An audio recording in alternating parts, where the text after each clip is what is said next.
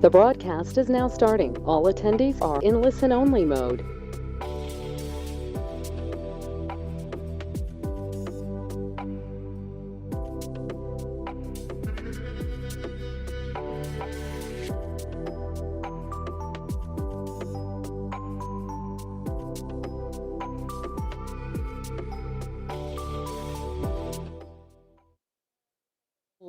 Evening council session.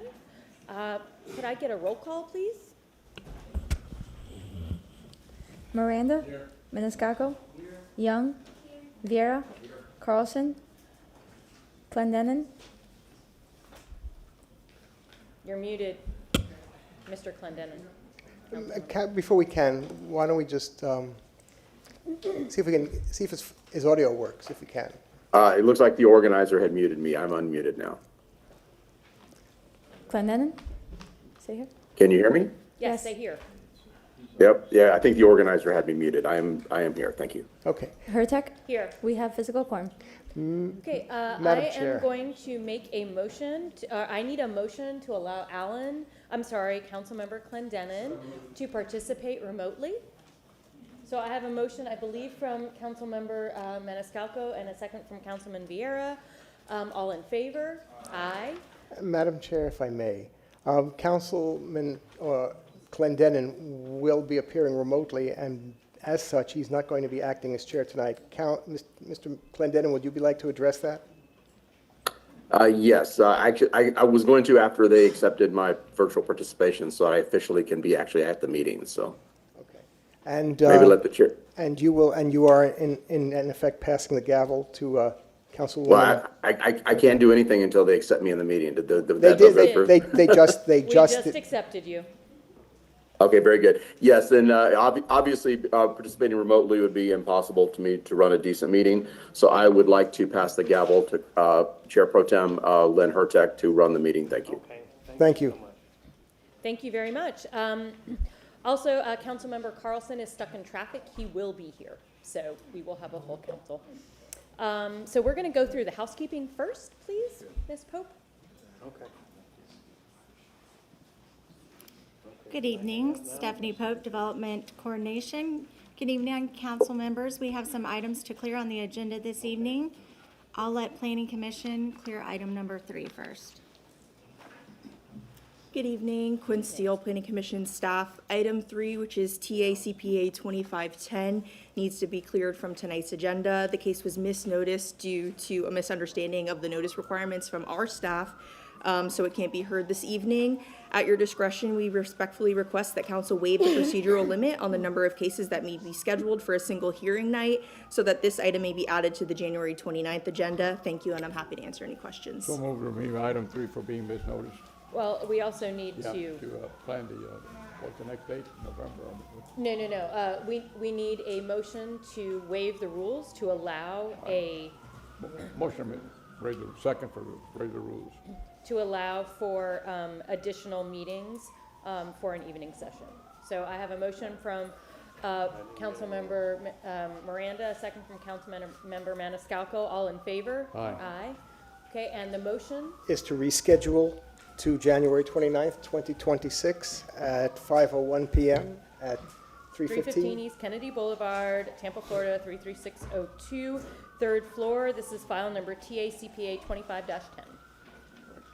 So move for the continuation, January 29th, 2026, file number TACPA 2510 at City Hall, 315 East Kennedy Boulevard, Tampa, Florida, 33602. Okay, I have a motion from Councilmember Miranda, seconded by Councilmember Maniscalco. All in favor? Aye. And that is Okay. rescheduling.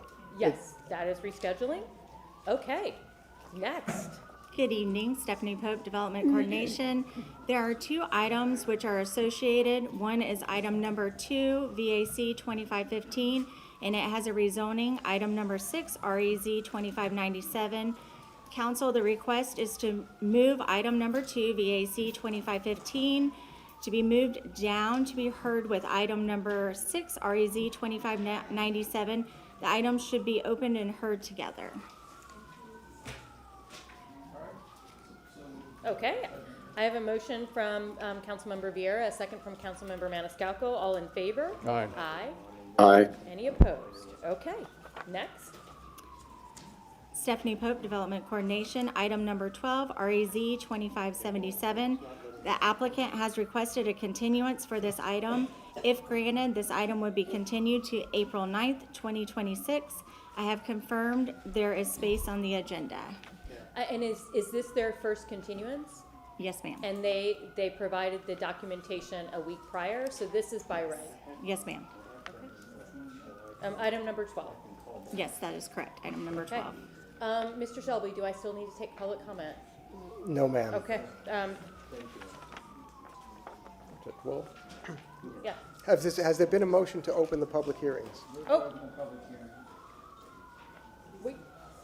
Okay, I have a motion to open the public hearings by Councilmember Second. Maniscalco. Second from Councilmember Miranda. All in favor? Aye. Aye. Okay. Okay. And now that it's open, it would be appropriate then to continue it to the date and time and location that council selects. You have the email suggesting April 9th, 2026? Yes, does anybody Yes. want to make that motion? To continue item number 12 to April 9, 2026, 5:01 PM, 315 East Kennedy Boulevard, Tampa, Florida, 33602. And that's Second. REZ 25-77. Second. I have a motion from Councilmember Maniscalco, a second from Councilmember Miranda. All in favor? Aye. Aye. Aye. Any opposed? If I can, Madam Chair. Just for the public, with regard to the case which involves 301 and 305 South McDill Avenue, this is the only notice that I believe you're going to get. So if you are interested in that case, please make note that it has been continued per council's rules as a matter of right for the first continuance to April 9th, 2026. So please do make a note of that. Thank you. Okay.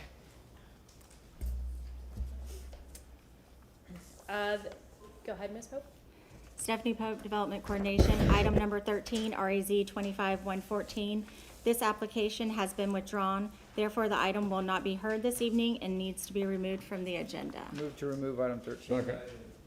Okay, I have a motion from Councilmember Maniscalco and a motion by Councilmember Maniscalco, a second by Councilmember Vieira. All in favor? Aye. Any Aye. opposed? Yes, Mr. Shelby. Is the petitioner or the petitioner's representative here on item number 12? Yes, Mr. McLeany is in the audience. If we could recall that item, please. Motion to recall item number 12. Second. Okay, I have a motion to recall item number 12 by Councilmember Maniscalco, a second by Councilmember Miranda. All in favor? Aye. Any opposed? Okay. Yes. Mr. McElhaney, I just want to be sure, I haven't looked at the calendar, but is this greater than 90 days? Greater than a we have 90-day continuance? I think Yes. you also have to waive the 180 days. Move to waive the 180 days on item number 12. Before we get to that, However, the question is that if the continuance is for longer than 90 days, that the applicant and petitioner agrees to renotice the public hearing. That's your request, or? No, it's not my request, that's the rules, unless, otherwise it's not granted as a matter of right. That's fine, we'll renotice. okay, so there will be a renotice and a waiver of the 180 days. So I have a motion from Councilmember Maniscalco To waive. to waive the 180 days. Do I have a second? I have a second from Councilmember Vieira, and that does include by council rules a renotice. So all in favor? Aye. Any opposed? Thank you. Thank you, Mr. McLeany. Thank you. Thank you, Mr. McElhaney. Are we clear? Is that good? Just wave your hand if you need me to stop. Okay? Stephanie Pope, Development Coordination. We're on to item number 14, correct? Yes. Item number 14, RAZ 2520, is a misnotice and will not be heard this evening and needs to be removed from Move the to remove agenda. item 14. Second. Okay, a motion to remove item 14 from this agenda, and I have a second, or a motion from Board Member Maniscalco, a second from Board Member Miranda. All in favor? Aye. Aye. Any opposed? Okay. This is all for the agenda and we're ready to move forward. Okay. Do I have a motion to approve the So moved. updated agenda? Second. Okay, I have a motion to approve this agenda from Councilmember Maniscalco and a second from Councilmember Miranda. All in favor? Aye. Any opposed? Okay. Item number 1.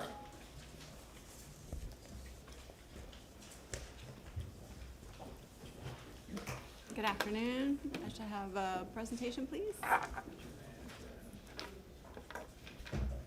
Thank you. I'm Michelle Boone, Housing and Community Development. Today we are here for our consolidated annual performance and evaluation report, or CAPER, for our required public hearing. Today we are going to talk about, if I can click the clicker correctly, there we go.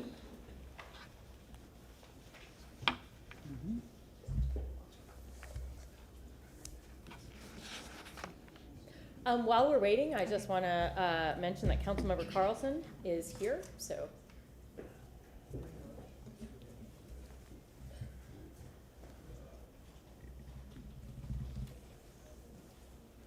Having technical difficulties with the presentation? Okay, we have it on our screen, so hopefully, oh, there we go. Okay, thank you. So we're going to talk about the timeline and the requirement for the CAPER, the resources and investments available for our federal dollars, which include our CDBG, home, ESG, and HOPWA dollars for the fiscal year of October 1 to September 30th. We're going to talk a little bit about the accomplishments of the priority goals and objectives that we established in our action plan for program year 2024 and the consolidated plan. We will accept public comments on the plan, as well as discuss our timeline. So today, the timeline is we ended our fiscal year and our program year September 30th. We finalized all the reports, gather all the data that we need, do our fiscal year-end financials, and then we schedule a public hearing for today. We are required one public hearing and a 15-day public comment period, which started on December 1. It will run through December the 16th, after which that point we will finalize our draft document itself and then submit it to HUD by December the 29th. So some of the resources, these are, again, our federal dollars, CDBG. These are our allocations for the year. We are generally allocated approximately $13,560,000. That includes an ESG rush allocation, which is a special allocation for homeless activities. And then we had some carryover CDBG CV money, our final money for our COVID dollars.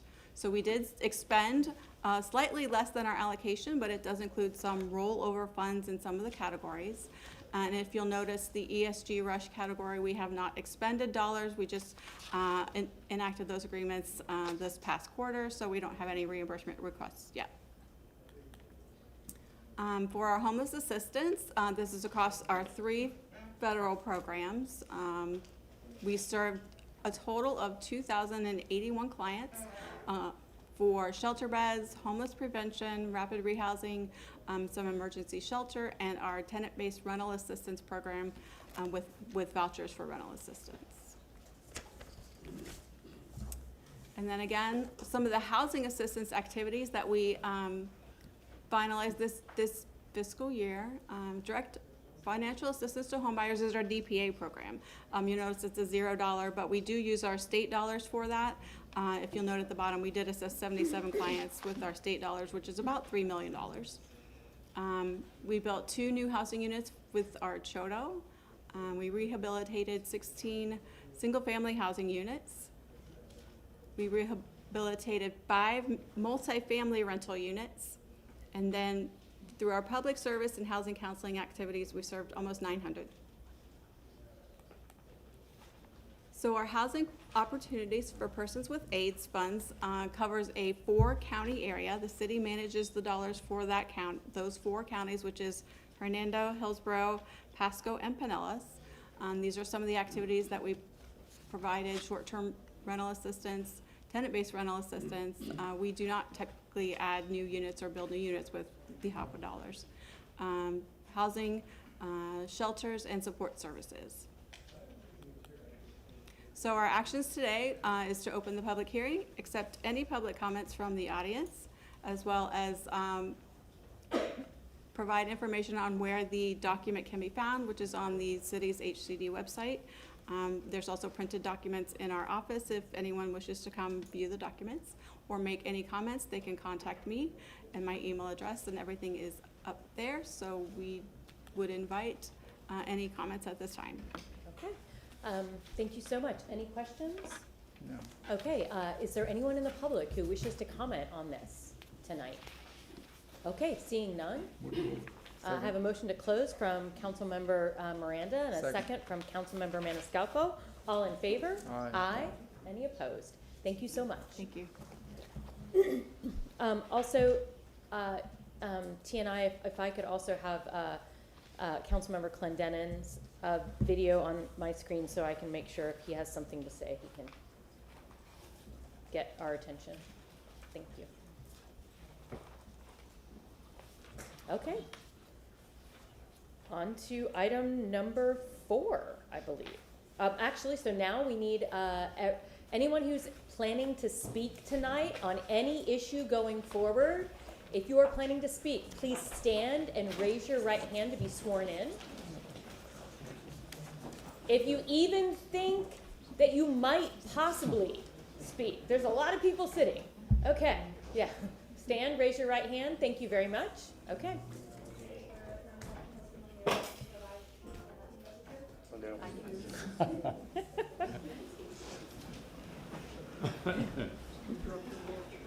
Okay, item number 4.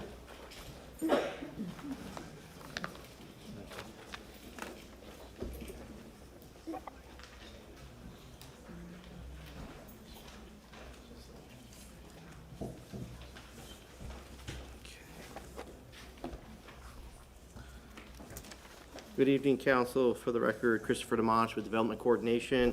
Agenda item number 4 is REZ 2576, which is a request to rezone 901, 903, 905, 907, and 911 East Ellicott Street from Seminole Heights Residential Single Family 2 planned development for single-family attached uses. We'll start with an aerial of the subject site, comprised of multiple parcels. The site is located south of East Ellicott Street, east of North 9th Street, and west of North 10th Street. The site is currently undeveloped. It is surrounded by single-family detached units to the north, east, and south, zoned Seminole Heights residential single-family, as well as single-family detached units to the west, zoned commercial general, with the applicant's proposed use providing a transition between commercial zone property and existing single-family detached uses. The site also lies within the Seminole Heights district and must comply with standards set forth in section 27-11 at the time of permitting. The subject site has a future land use designation of residential 20, which allows for development of up to 18 dwelling units per acre by right and up to 20 dwelling units per acre with a bonus provision. Given the size of the site at 33,553 square feet in area, a maximum of 13 units is allowed by right. We do have a site plan provided by the applicant.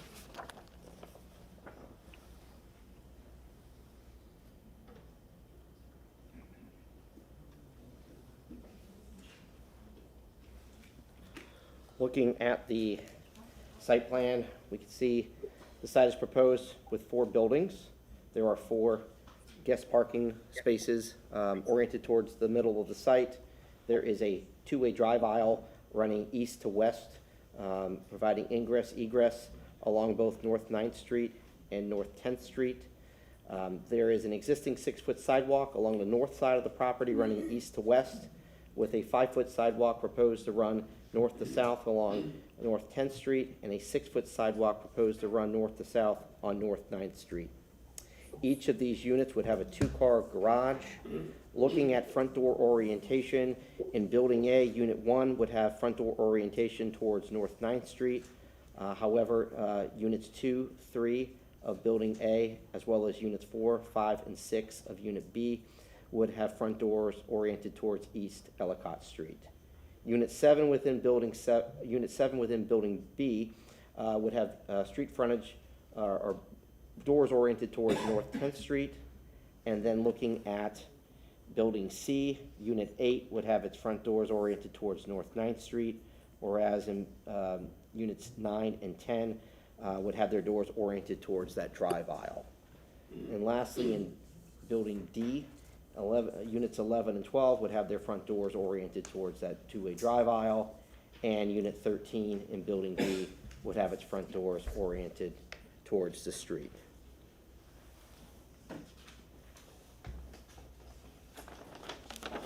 Next, we do have some aerials. We have for Building A, north, south, east, or east and west. It should be noted that the proposed heights for these buildings would be a max of 35 feet, which is in line with the max height for our RS zoning districts. Next, we have our aerials for Building B.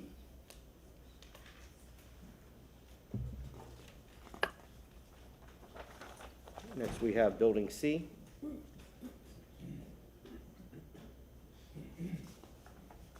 And lastly, Building D.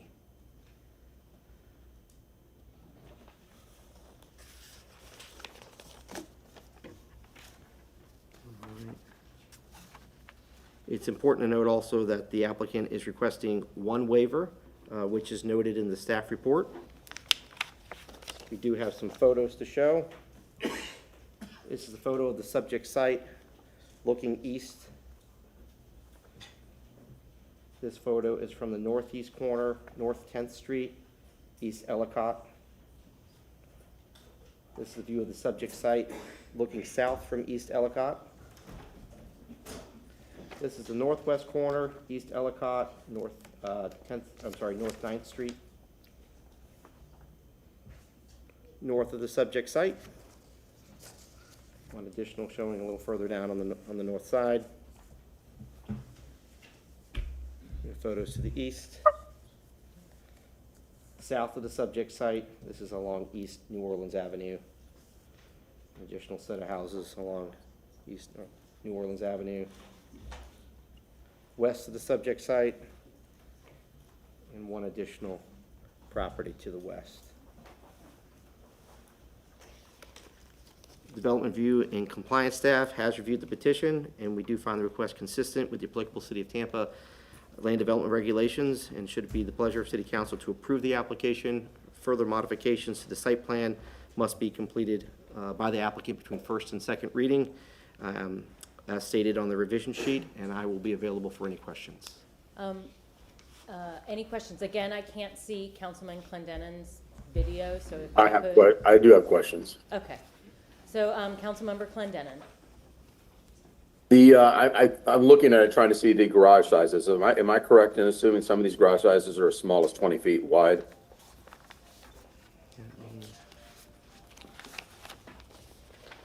I just want to make sure what I'm seeing is correct with what you guys have there.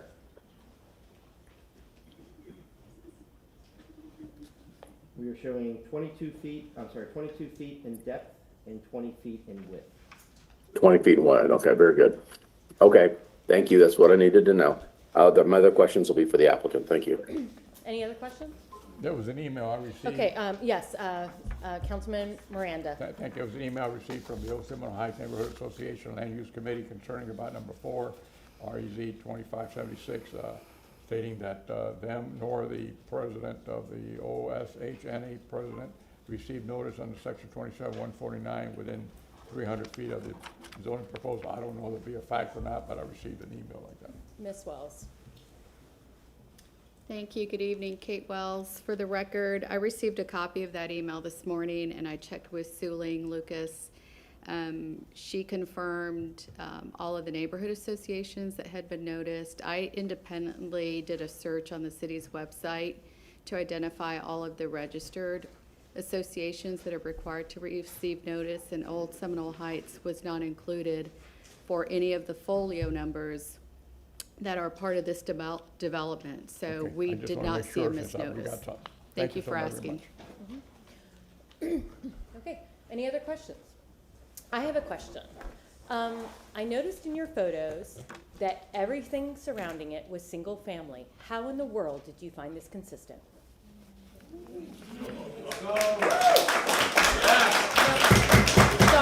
no, we can't, no. Oh, here's the no clapping. No clapping, because I'm gonna have to ask people to leave if you clap. In just a moment, let me grab my aerial here.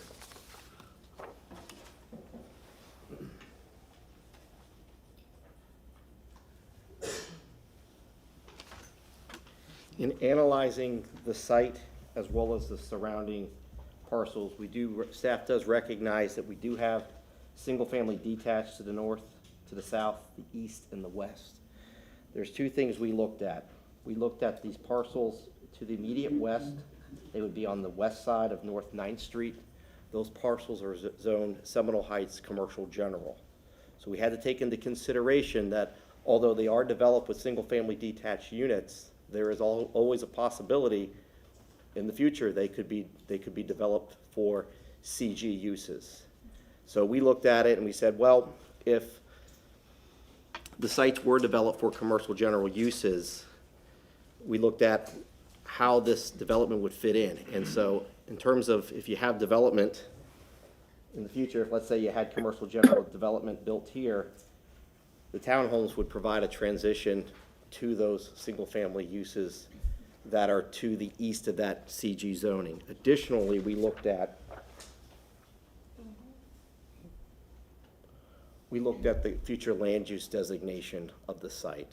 And residential 20 calls for medium and lower density uses, small single-family family units, but as well as duplexes, condominiums, townhomes, as well as multifamily. So we looked at not only the uses there, but also the density levels that are permitted under R20. So standard development up to 18. With the bonus provision, they can bump it out to 20 dwelling units an acre. But what, again, my concern is, we don't generally see this of, it could be commercial general. It's not. It clearly isn't. So, I mean, I just don't remember you making, rulings based on what could be instead of what is. Well, we have to factor in the permitted uses that are allowed under a zoning. So although there is not a use there, we do have to think not only what's there currently, but also in the coming years. Same thing with the comprehensive plan. We may not see what would look like R20 types of uses as well as density, but the comprehensive plan looks at this, what's the vision for this site and others, so. Okay, thank you. You're welcome. Okay, any other questions from council? Okay, applicant, and then Mr. Thomas, if you're available, I'd love to, oh, I'm so sorry, Planning Commission, apologies.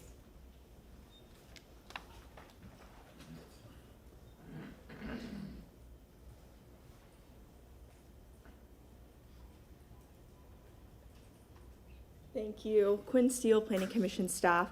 This site is within the Central Tampa Planning District, the Southeast Seminole Heights neighborhood, and the Seminole Heights Urban Village. It's also within Evacuation Zone E. The subject site is outlined in purple and designated Residential 20, which supports low to medium density residential uses, including single-family detached, townhomes, and multifamily development, with limited neighborhood serving commercial uses at a 0.5 FAR. R10 is located directly east and CMU 35 to the west along North Nebraska Avenue, which is a transit emphasis corridor. The request would allow 13 single-family attached dwelling units on a vacant site. This is consistent with the density anticipated under the R20 designation. Planning Commission staff found the overall design compatible with the surrounding area.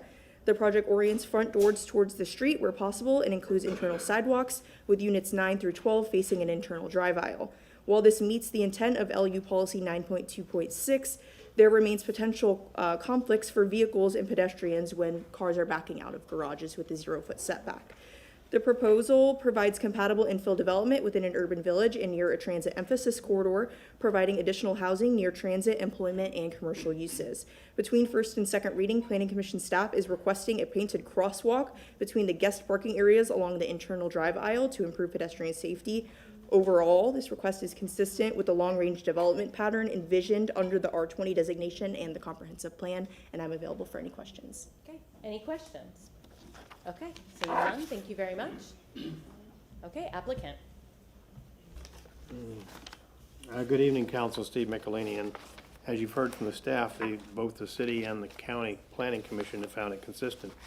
You know, it's difficult to overcome a question in advance of a presentation that seems to be leading toward concerns about the development that go beyond the professional expertise of both staffs.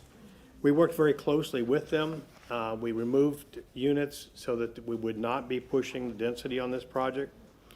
It is designated an R20, and it is an appropriate transition between the commercial to the west, as well as its close proximity to Nebraska Avenue, which is a transit corridor.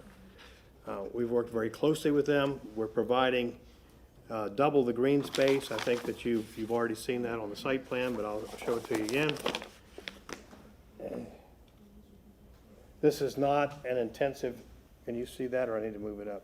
Is that better? Oh, there you go. We've provided ample green space in the center here and here, which provides an open space and potential recreation area, a passive recreation area. We faced all of the doors except for the couple of these units face the internal driveway. But all of the other ones face either 10th, 9th, or Ellicott. And we've also provided the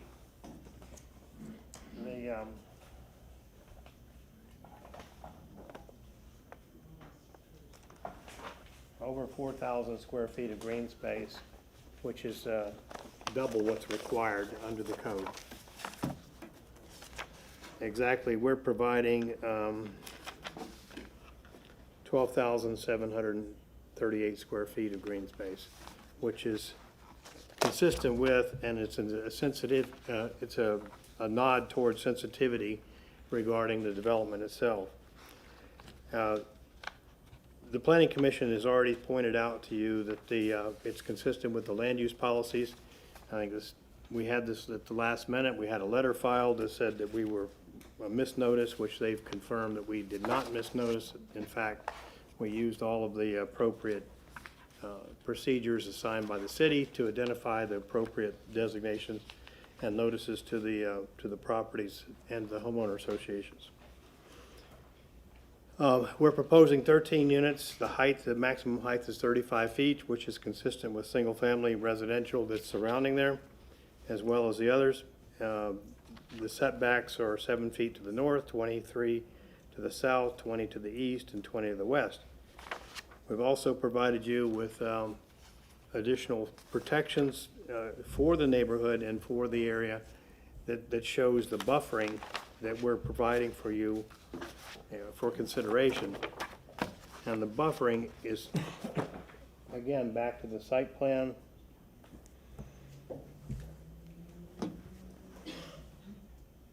It's 20 feet on this side and 20 feet on this side, and that's the areas that are closest to the rights of way.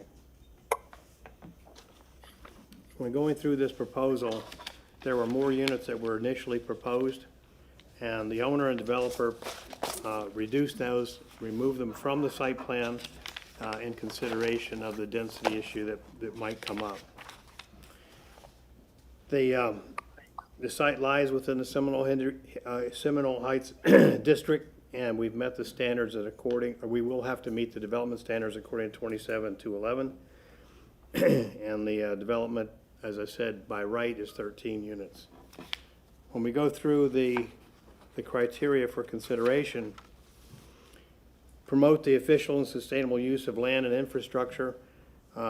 This, by the Planning Commission, has found that the site is currently undeveloped. The applicant proposes the development subject to 13 single units, and natural resources has met through the applicant's process. We'll be able to provide all of the required trees on site. The code also talks about promoting and encouraging development in appropriate location and character. The proposed developments will provide appropriate infill development, that again according to the code. The site is surrounded by single-family residential east and south, and the single-family development detached. The west zoning is Seminole Heights CG, which is the commercial designation, which is a much higher intensive use, which is immediately adjacent to the west. Promote the more desirable living and working conditions and environments. The site is currently the applicant, we're requesting the Seminole Heights PD, and the attached would not allow for the current zoning, under the current zoning. Promotes the architectural features and elements as provided for in the code, and the proposed elevations are complementary to the surrounding community. We've worked very closely with the staff over the several months to come up with a plan which we thought enhanced the proposed development and made a minimal type of impact for any off-site conditions at all. So in terms of being compatible, we've been found compatible with both the Planning Commission and the city staff, and we are certainly committing to making any revisions necessary between first and second reading should the council approve the project. Be happy to answer any questions. Okay, do we have any questions from, okay. I have questions. Oh, and, I left out the garage as being 20 feet by 22. okay, great. Councilmember Young. So when I think of developments such as this in single-family home neighborhoods, I think about there are some, I do believe there are townhomes that are on Central Avenue, and they, I think they're 2-story, and they have front porches, and they kind of fit in with the character of the neighborhood. And so I'm not sure exactly what what they will look like exactly, but as far as fitting in with the character of the neighborhood, is that something that you all are can I ask that? Is that something that you all are considering? Think since it is going into a neighborhood that is mostly single-family homes, so that it can fit in with the character of the neighborhood? When we look at the development, the actual design, council, we provide you with the general concept of a design. The actual design will have to meet the Seminole Heights design guidelines, and those design guidelines include porches, and that's why we also have the 6-foot sidewalks on 2 sides. But it includes a variety of features which we can't waive. So we will have something that will be looking like what you're asking for, but it'll be dealt with at the permitting stage and not normally at the zoning stage. Any other questions? Okay, Councilmember Clendenin. Mr. Michelini, one, this is a PD. I'm kind of surprised that you brought the project in this fashion with the garage sizes the way they are, knowing. So I'm surprised by that. But secondly, I'm glad Councilwoman Young brought that up, because it's something. This project was one of the reasons why I made an effort to get to this meeting tonight to participate. We passed a PD. You're bringing us designs. If the intent of this PD was to have front porches and something that blended with the neighborhood, that's what I would have expected to see tonight, not these boxes with no porches and no architectural details, just a square box. I'm trying to put too much on too little. What's your intention of showing this council the final designs so that we could actually approve? We would have to come back to you with designs, including if you wanted more detail on the actual layout. And certainly, I'm not opposed to coming back with a more detailed design, if that's your wishes. Yeah, I mean, my question would be, did you look at, I mean, I see you have these spaces for the visitors. Did you entertain requesting a waiver, reduce the visitor spots to be able to widen these out, to be able to have bigger garages, or be able to, do something a little bit more creative there to conform with what is a desire from council?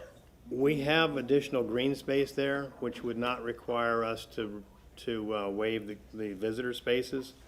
So we could consider widening the units to provide that additional width for garages, and to clarify the issue regarding porches in the front. Yeah, because what I'm seeing here is something that, and I kind of agree with what Councilman Hurtak had said earlier in this hearing, Mr. Michelini, is that the current built-out environment, generally what this council looks at is what the built-out environment actually looks like today. The theoretical aspect of this is kind of inconsistent with what we've done in the past. And even though that property between Nebraska and that street is zoned that could provide a different type of intensity, right now it's single family, so it just doesn't. I'm concerned about that, but generally that's one of my least concerns. My concern is, again, it doesn't look like Seminole Heights. It doesn't look like the neighborhood, and it just appears to me that you're putting these units trying to squeeze too much on too little. If the council would entertain a request to continue this so we can come back with better details, I would respectfully request that we would continue this hearing.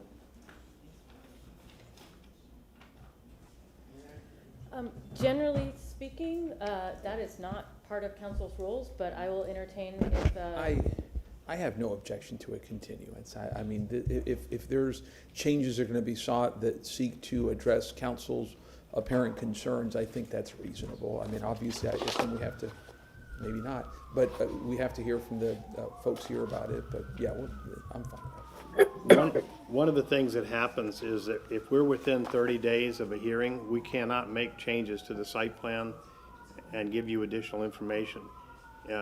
We could do that between first and second reading if it was approved on first reading, but I think that the changes, and the staff will probably tell you this, the changes are significant enough it would have to go back for staff review. Now, they can confirm that, but I don't think that's necessary. Does anyone actually want to entertain? And because this goes against council's rules. Yes, Mr. Shelby. Just if we could just have a staff to answer that question with regard to what it would take if council, in terms of substantial changes to a site plan. Well, we would have to bring it back to DRC. Christopher DeMonch, Development Coordination. looking at our calendar and our schedule here, we would be looking at having him bring his revised plan to DRC. So we would be looking at January 20th or 21st, and he would have to have that plan submitted by January 6th to us in order to get him scheduled. And that puts him out to April 9th for a tentative public hearing.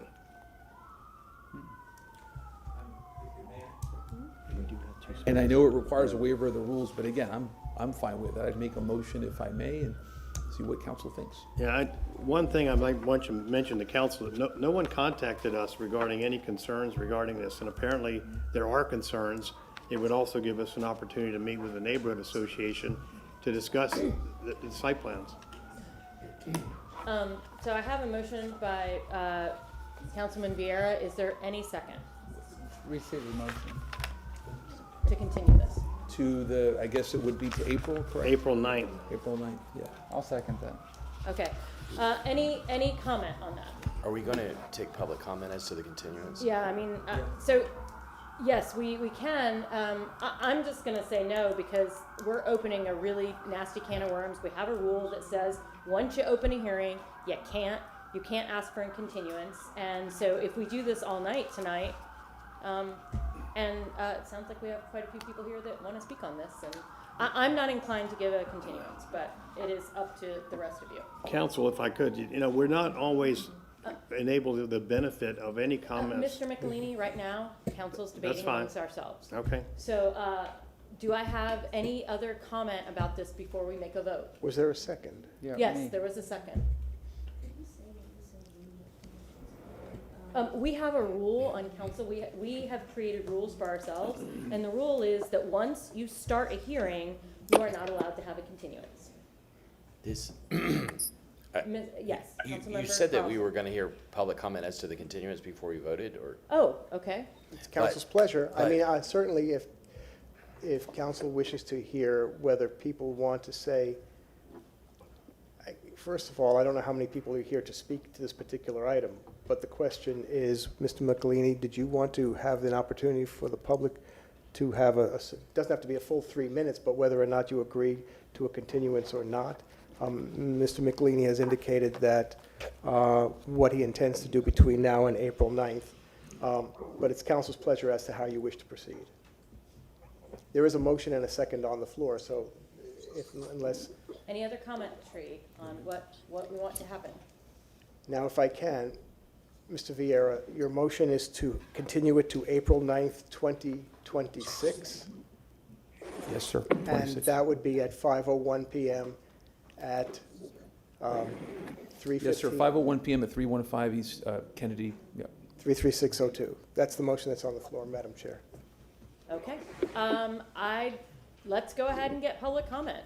Public comment on whether or not for a continuance. If you are here to speak on this tonight and wish to comment on a continuance, please stand But that's a up. continuance only, correct? Yes, only on the continuance. If anybody here wants to speak on the continuance only. So if you're here to speak on this tonight, come on up. Let's hear from you. Where's that email? Where's that email? Good evening, Stephanie Pointer. You know what? We used to allow people to continue stuff after they presented, after public comment, and then everybody who's here has to come back and do it again. It's unfair to the neighborhoods. There's a reason why this rule is in place. Some of you may have forgotten it. But honestly, we have seen this many, many times. Oh, I brought something that's crappy forward, and now I'm willing to fix it. Not before. You didn't meet with, he obviously hasn't met with all the neighborhood because there's people here who are unhappy about this. So we do not need to go down the road of making exceptions to the rules. We do not need to go down that road again. It's an ugly, ugly road. We did it a couple weeks ago, so this will be 2 times in a row. Let's stop it now. Stop it immediately. Thank you. Next. Carol Ann Bennett. I was here hour after hour after hour when we had to endure requests for continuances at the last minute. And sometimes after the presentation had been made, it was just a staggering waste of resources, of city resources, of neighborhood resources. It's extremely difficult for people to come down here. It is a tremendous challenge. And to ask them to come back again, it's such a barrier. And it was such a problem that the city council, in its great wisdom, some of you who were part of the council at that time, instituted rules about continuances. They have to be done a week in advance. There's all kinds of rules, and they were done for a good reason. The reason still exists. I please urge you, let's not backslide. Things are predictable. Vote no on the continuance. Thank you. Okay, thank you. Next. Good evening, Elise Batzel, Stearns Weaver Miller. Often I represent applicants coming before you, and in most other jurisdictions, there's the opportunity to ask for continuance, particularly in circumstances like tonight with Mr. Michelini's case, where he wasn't contacted by any neighbors. Staff recommended approval, and he hadn't heard concerns until that night. It sounds like there's simple things that he could do to come back that might address concerns. We often hear this when we come to city council, and it's often frustrating for the process as well when an applicant, particularly a very small applicant that doesn't have a lot of resources to do renderings and drawings, it really stifles their ability to move forward on an application. So I just wanted to put forward that other position. Thank you. Thank you very much. Next. Ishan Patel. Moving forward, I can't meet April 9th, so I won't be here to give my opinion on that time of the actual thing. So just, there's probably other applicants other people like that won't be able to make it back for those April 9th things. And so I say no to the continuance. Okay, thank you very much. Next. Debbie Zimmerman, and I would agree with many of these prior speakers that the continuance is inappropriate. Us and the public are coming back time after time after time for items in front of you that are requiring continuances. We're all volunteers. None of us are getting paid. And not only continuances, but delays. It just makes it to where it's less likely that you're going to have the full number of people there to speak to an item that aren't, like, for instance, here tonight. So the applicants need to be prepared and be ready to move forward, and I would request that you deny this continuance, please. Okay, thank you very much. Next, and if no one else is standing up, this will be our last public speaker. Okay, I've got some more people. Alan Nunez, I say no to the continuance. Like everybody else, we share the same sentiment. We're here, we made the time to come down, 5 o'clock, rush hour, and, as a educated architect, if I showed up to a jury presentation not prepared, I'd get crushed. So no to the continuance. Okay, thank you very much. Next.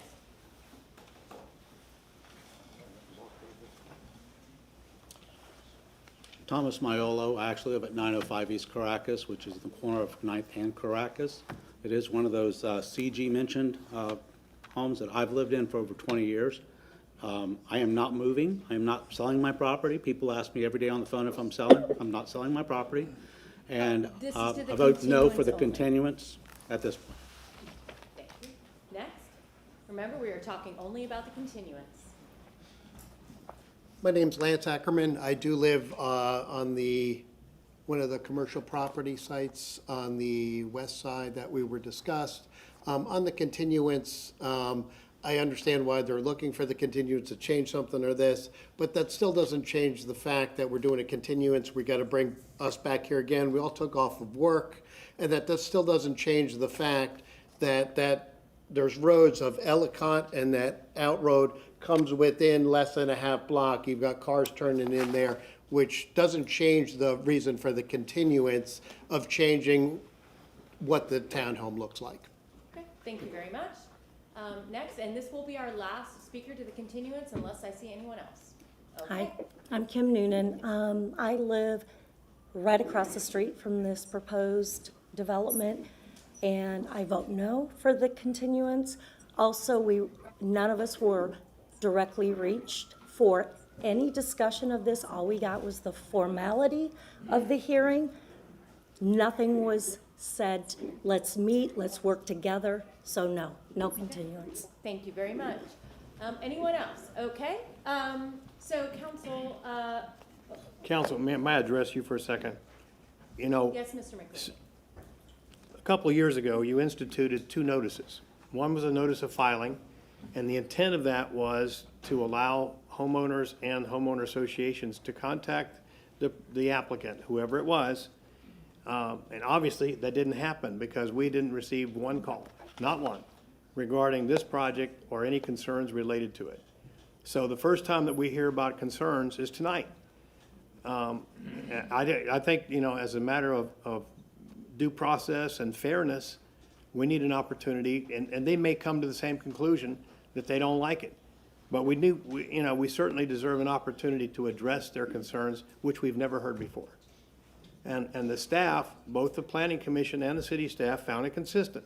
So here we come in here, and it's not a matter of not being prepared. We are prepared. We're prepared to go with their recommendation and follow what they reviewed that was submitted to them. So when we come down here, and I feel for the neighbors that came down to talk, but they had a certain obligation, and the council put that obligation on the homeowner associations and on the neighbors. And they said, okay, we're going to do 2 notices, which is an extraordinary measure to begin with. We're going to post the signs up there, so you have a contact phone number. You have a scan that you can go and scan to see what the project looks like. No one took any advantage of that. Mr. McElhaney? And so I'm just saying, as a Okay, matter of thank you. fairness, we would appreciate it, and I know the council rules about once you start a presentation, I'm aware of it. I'm just saying that there are extraordinary circumstances here that we deserve an opportunity to change the plan and meet with the neighborhood. Okay. Thank you, Mr. McElhaney. Yes, Mr. Shelby. Martin Shelby, City Council Attorney.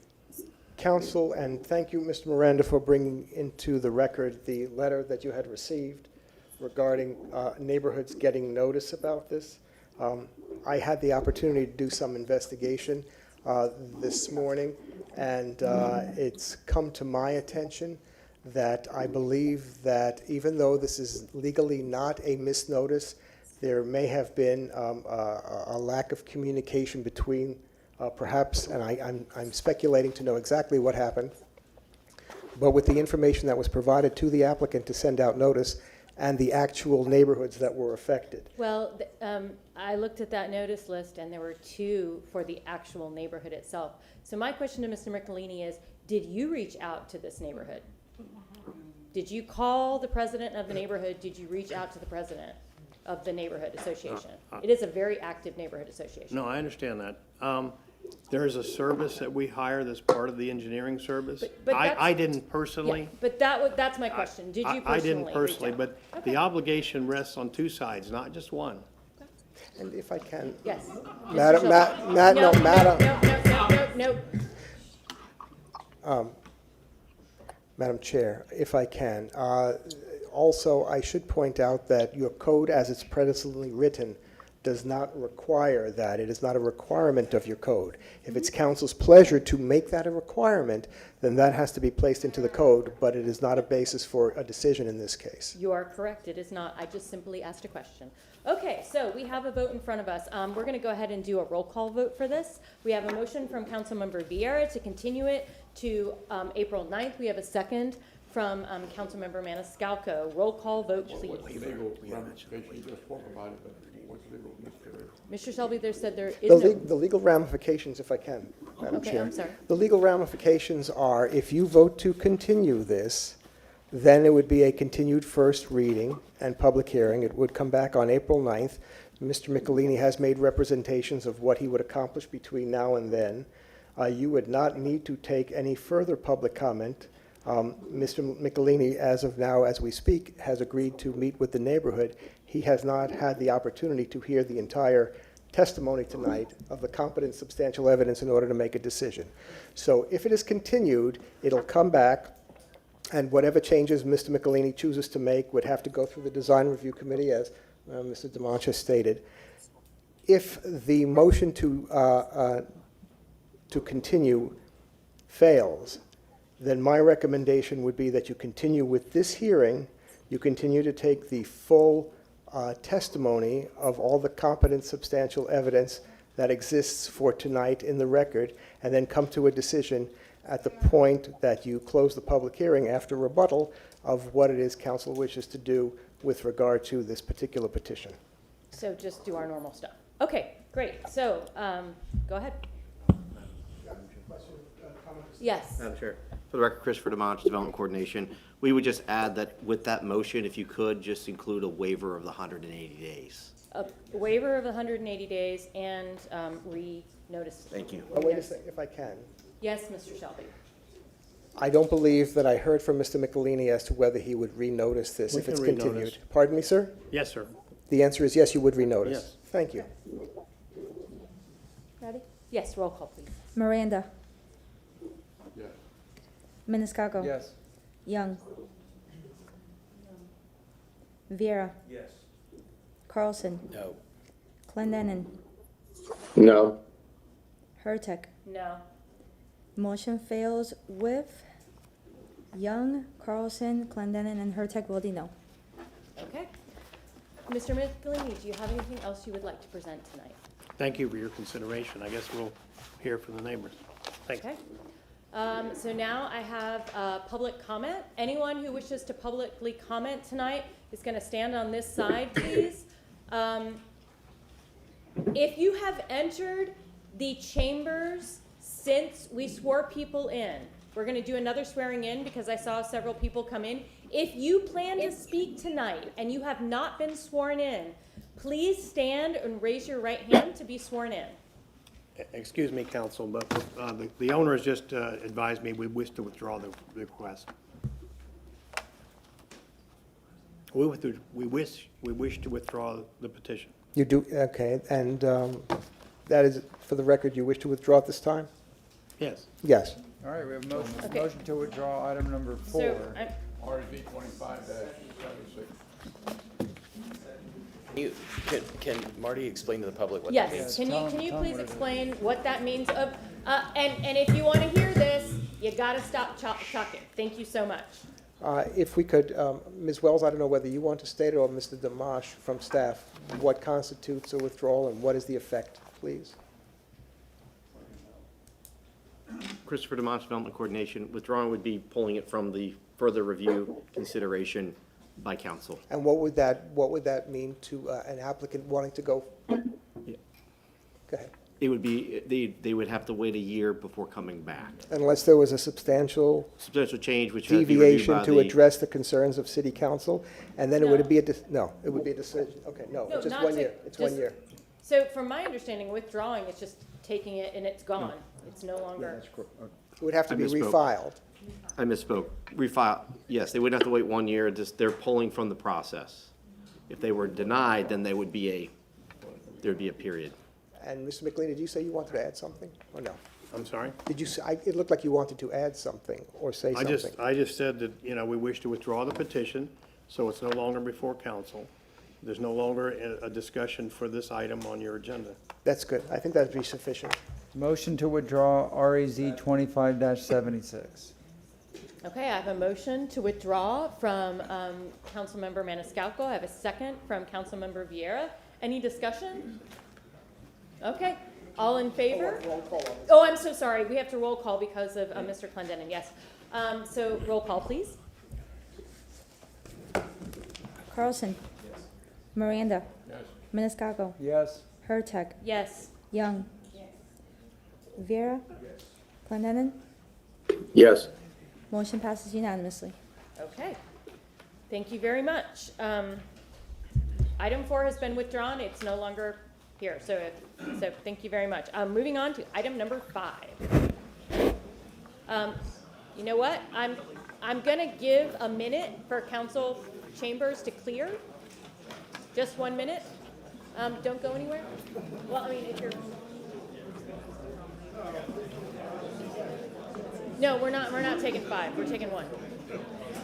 I'm just gonna let these people leave.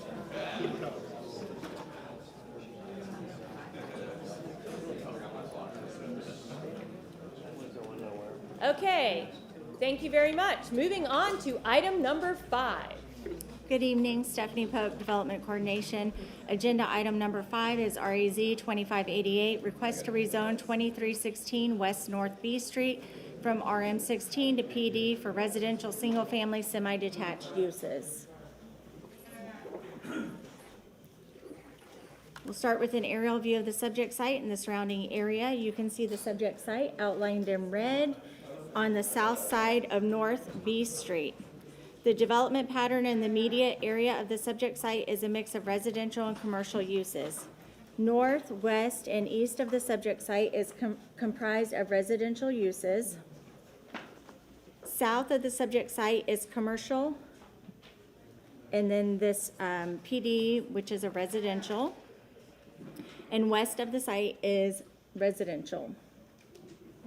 There are several planned developments in the area, including one west of the site, recently approved with residential, single-family, semi-detached uses. And there are a few in the general area. That one is here. There's one here that was approved for residential office uses. And then this one, which is the planned development, which was approved for multifamily residential condo use. Next, I'll show you the site plan.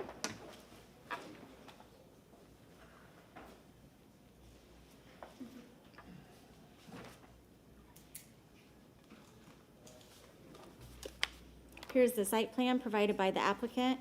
The applicant proposes one building comprised of 2 units.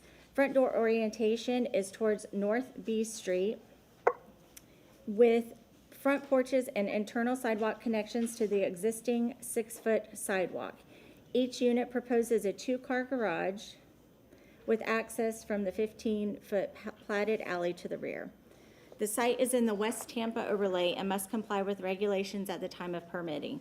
The future land use is R20, which allows for up to 18 dwelling units per acre by right, or 20 dwelling units per acre with bonus provisions met. Given the size of the subject parcel, a maximum of 1 unit can be developed by right and 2 units with bonus provisions. The developer is proposing a bonus provision, thereby permitting the construction of 2 units. Next, I'll show the elevations. Here you can see the south, north, west, and east elevation. Then also show some photos. This is the subject site.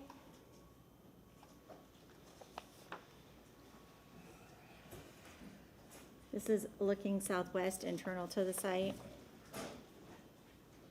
This is north, looking across North B Street. This is looking south from internal to the site, and that's that multifamily condo unit. This is that newer development west of the site. This is northwest. Looking west down North B Street, and then looking east down North B Street. Development coordination and compliance staff reviewed the application and find the request to be consistent with Land Development Code. There are no waivers as part of this request. If City Council approves the application, the modifications to the site plan as shown on the submitted revision sheet must be completed between first and second readings. I'm available for any questions. Any questions? Okay. Planning Commission, please.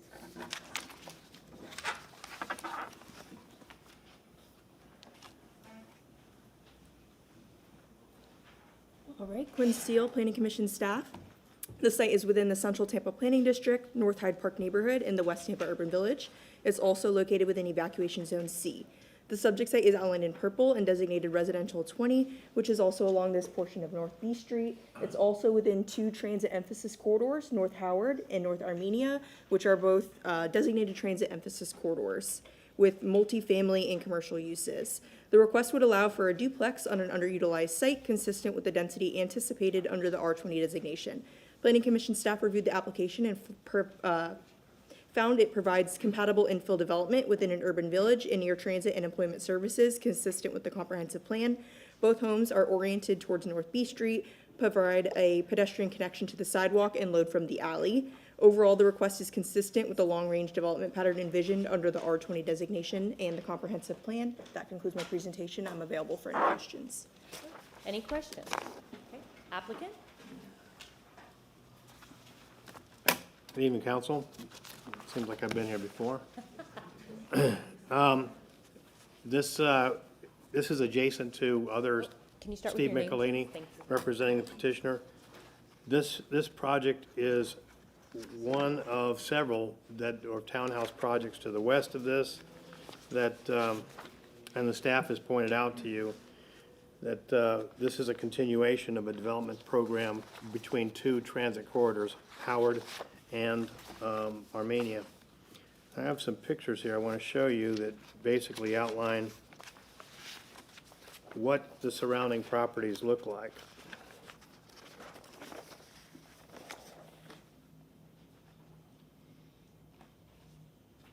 I gotta move it up. There you go. So the subject property is over here. You see the intensity here, all in the offices, and down here you have an 8-unit apartment building. Within the area I've outlined in purple, everything you see in purple is either multifamily, medical office, and the subject site is here. And there are only 3 properties on North B Street that are not, they still have the same land use designation of R20. But this entire block is either commercial, medical, office, or apartment buildings.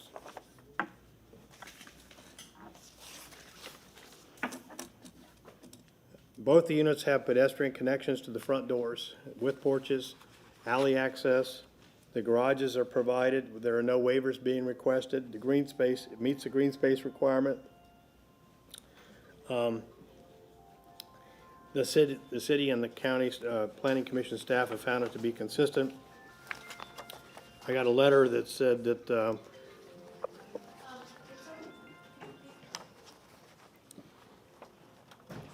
this was deterioration of a single-family developed block pattern. It simply isn't. The block pattern is already commercial, as I said, residential, multifamily, or it's medical office or other apartments. There's a 10-unit apartment complex. It says it's less than 10 units. It's just a little bit, a couple of lots down to the west. I'm sorry, to the east. There was a question raised regarding parking, traffic, and safety concerns. This is access off the alley, and there is plenty of, what was that? That was me.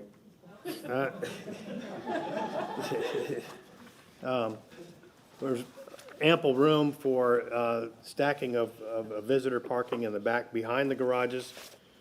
And I'll show you the site plan. What you'll see is has the, can't move this up.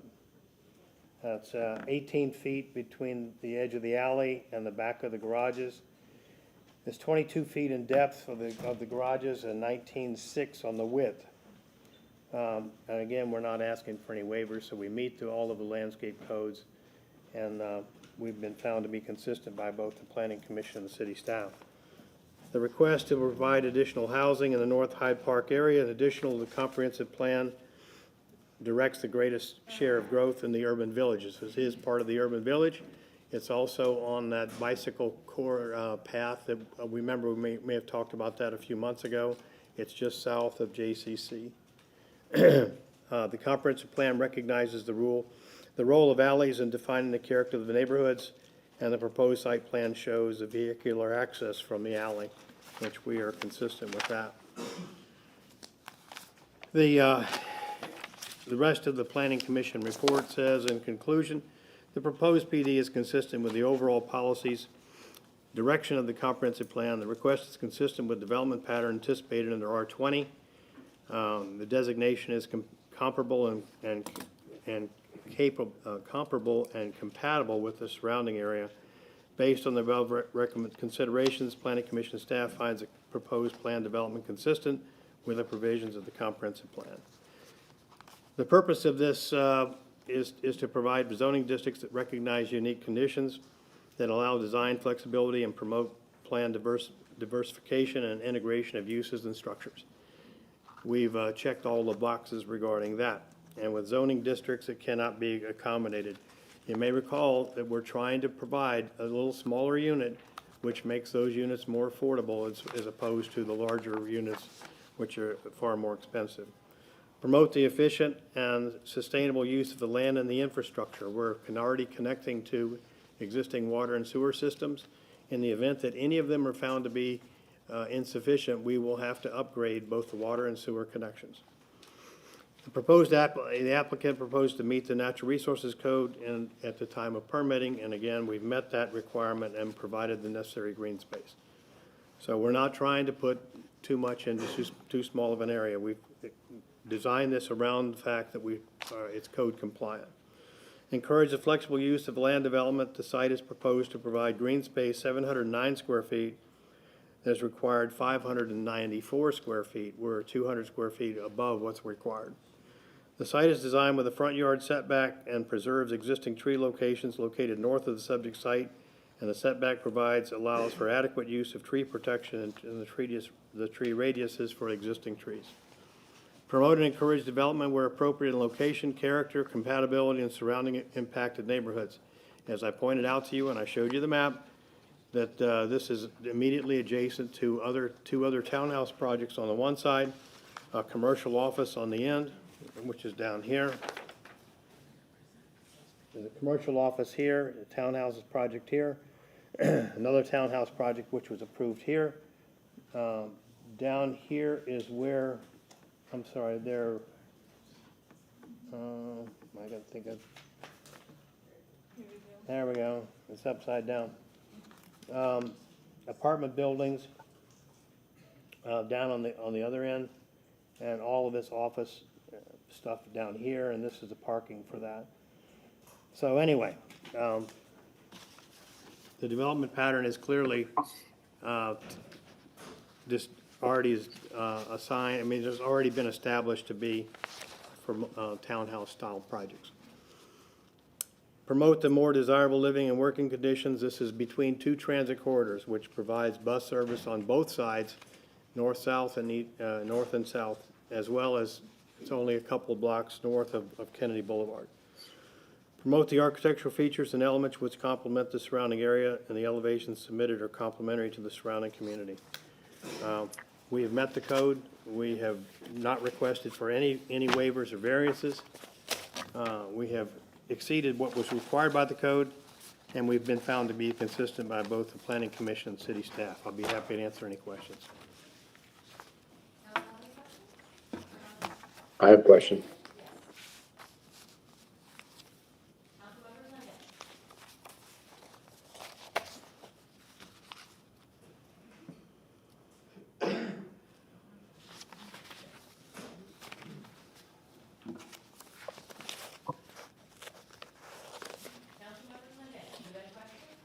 Oh, yeah, I don't think your microphone is on, Chairwoman. Oh, gosh, I'm so sorry.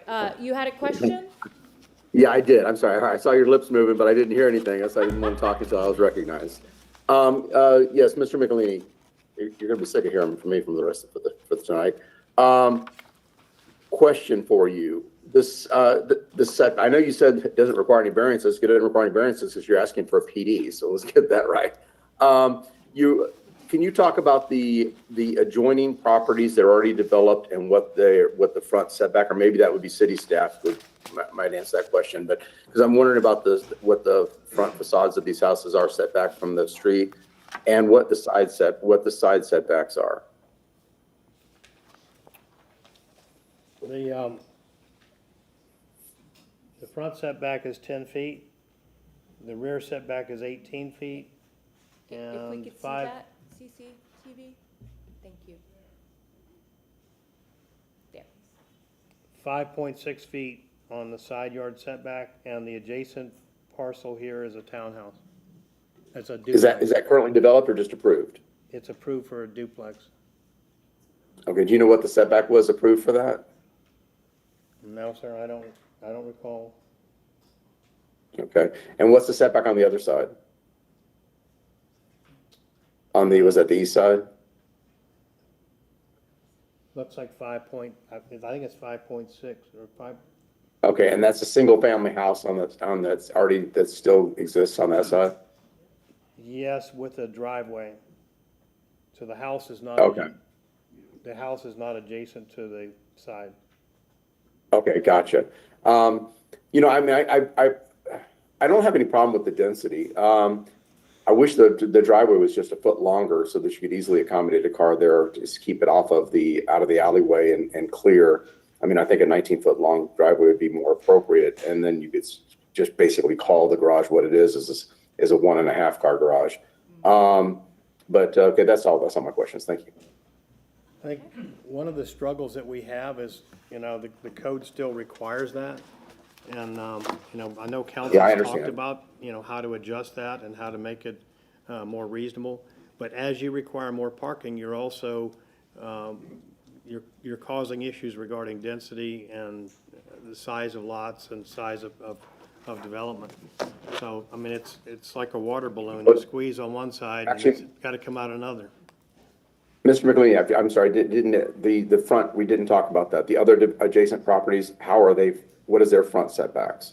In other words, is this being developed with the same setback as adjacent properties? Yes, sir. On the front side? This is in line with the other properties on that, on North B. Okay, and staff, can you confirm that?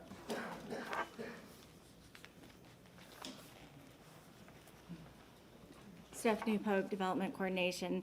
Since this is in the West Tampa overlay, they would have to meet the block average, and that would be calculated and given to urban design, and they would make sure that they meet that.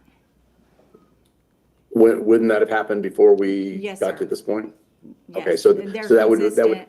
imply they're in compliance. They're consistent, urban design was found consistent, yes. Okay, very good. Thank you so much. Any other questions? Okay, if you're here to speak, please come and line up on my left, your right. Give me a minute.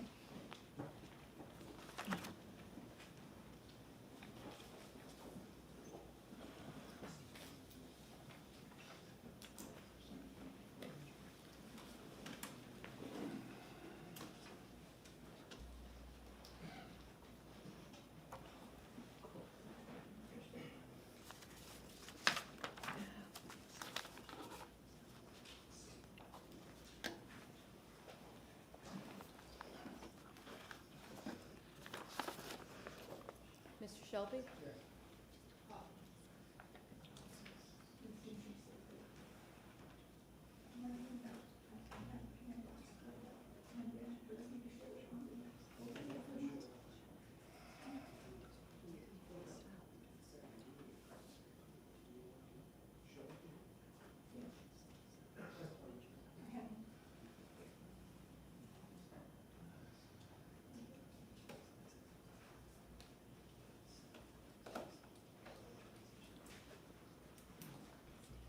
Sanchez has 3 names. If you could just acknowledge that you're here to waive your time to give her an extra minute. Adrian Laramie, thank you. Carol Ann Bennett and Debbie Zimmerman, thank you. 3 additional minutes for a total of 6.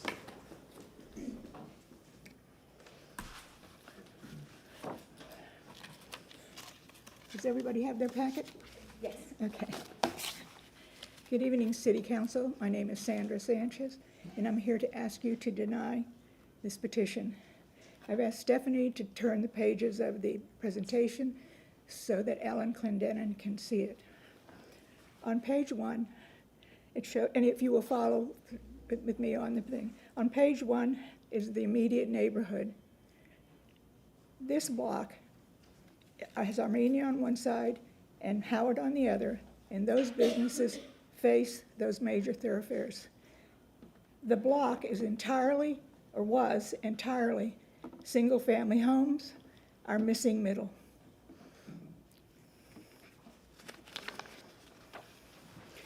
I want to bring to your attention on page 2, the West Tampa overlay.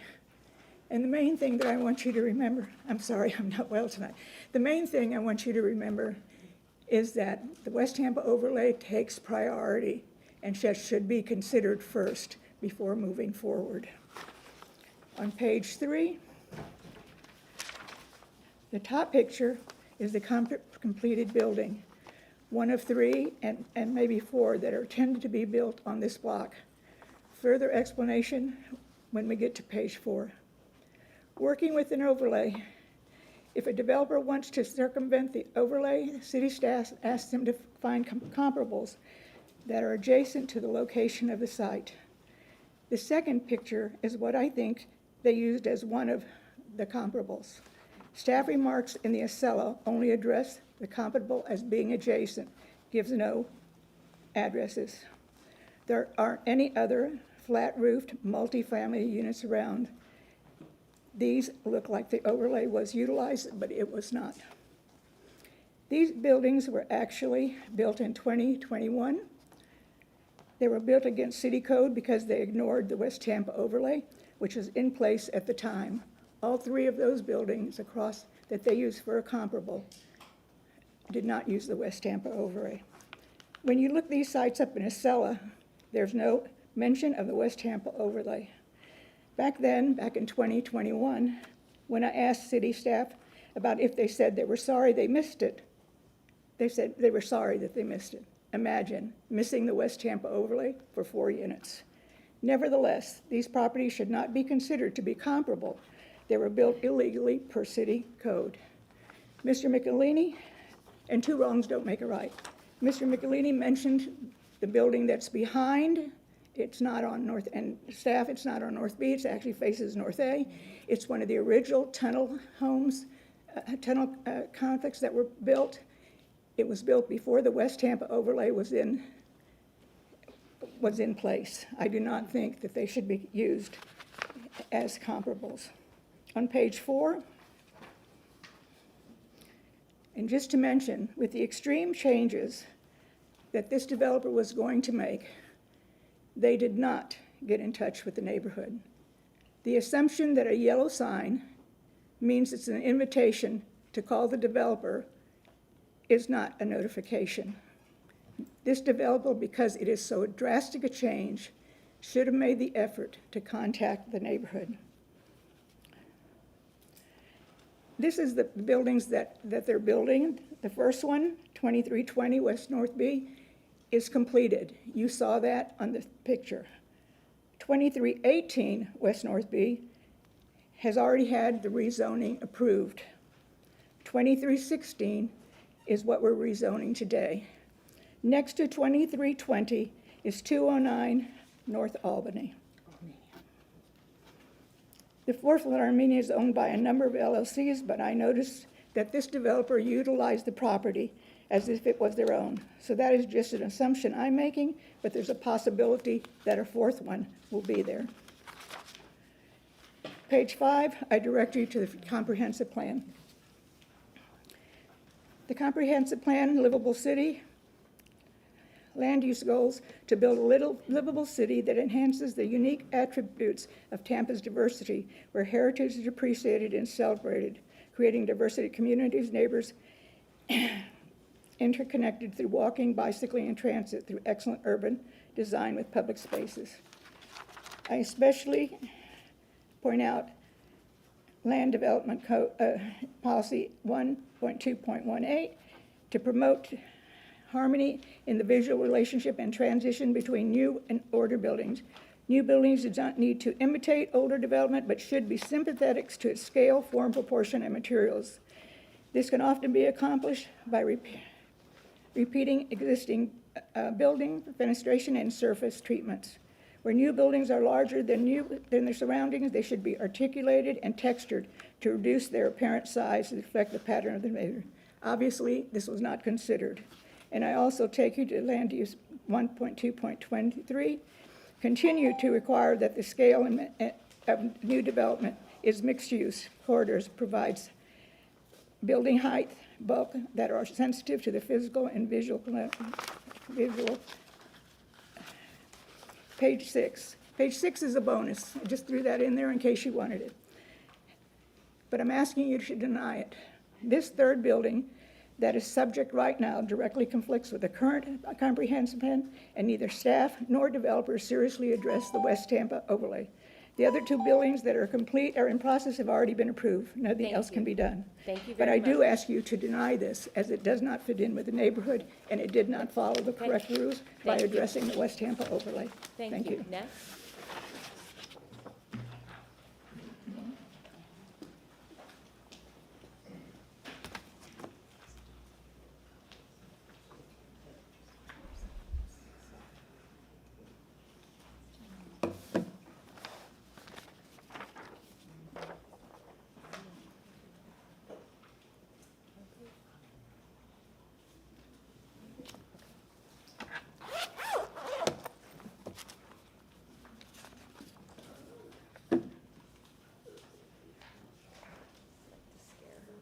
Yeah, there's. Okay, we're almost set. Okay. Good evening. I'm Winston Evison, North Hyde Park Civic Association, also District 5. Very similar to what Ms. Sanchez stated.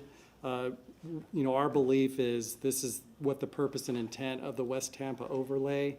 And our belief is that the current project does not fall in line with the existing neighborhood, nor the maps that were utilized by Mr. Michelini. It only showed one side of the block. If you look on the other side of the block, it actually shows all of the single-family homes there. So that's kind of one of the other things I wanted to bring up. And then similar also, I promise I didn't plagiarize Ms. Sanchez's presentation, but similarly, I used land use objective 1.2 also, where you do want to kind of preserve the heritage of the neighborhood.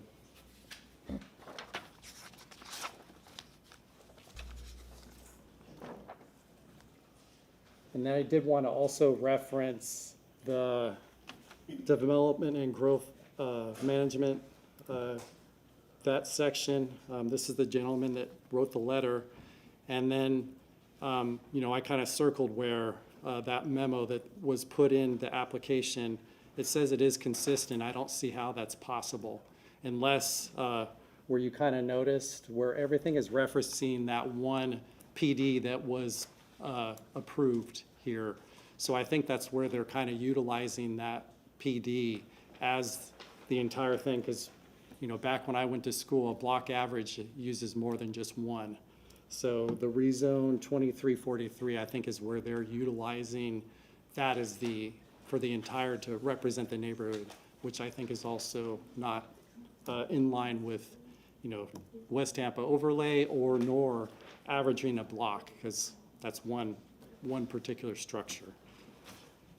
And then finally, just wanted to also say that, so based on the current neighborhood, the Tampa Development and Growth Management only referencing the one PD and the neighborhood framework provided by the West Tampa Overlay and Land Use Policy 1.2, the North Hyde Park Civic Association urges you to vote no. Thank you for your time and attention. Thank you very much. Next.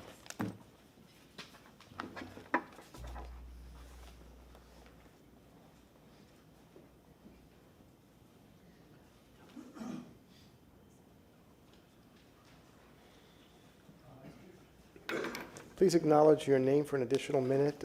Gail Evison. Thank you. 4 minutes, please. Good evening, council member. Oh, sorry. Wait, if you want. There we go.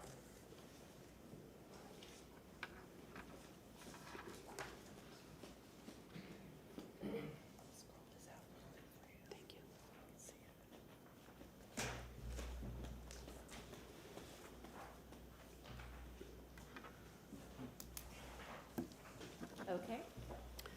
Good evening, council members. I'm Nicole Ancinus. I live on 1513 West North B Street, and I'm the president of the North Hyde Park Civic Association and Neighborhood Watch. And I'm speaking in opposition to this proposed rezoning to PD.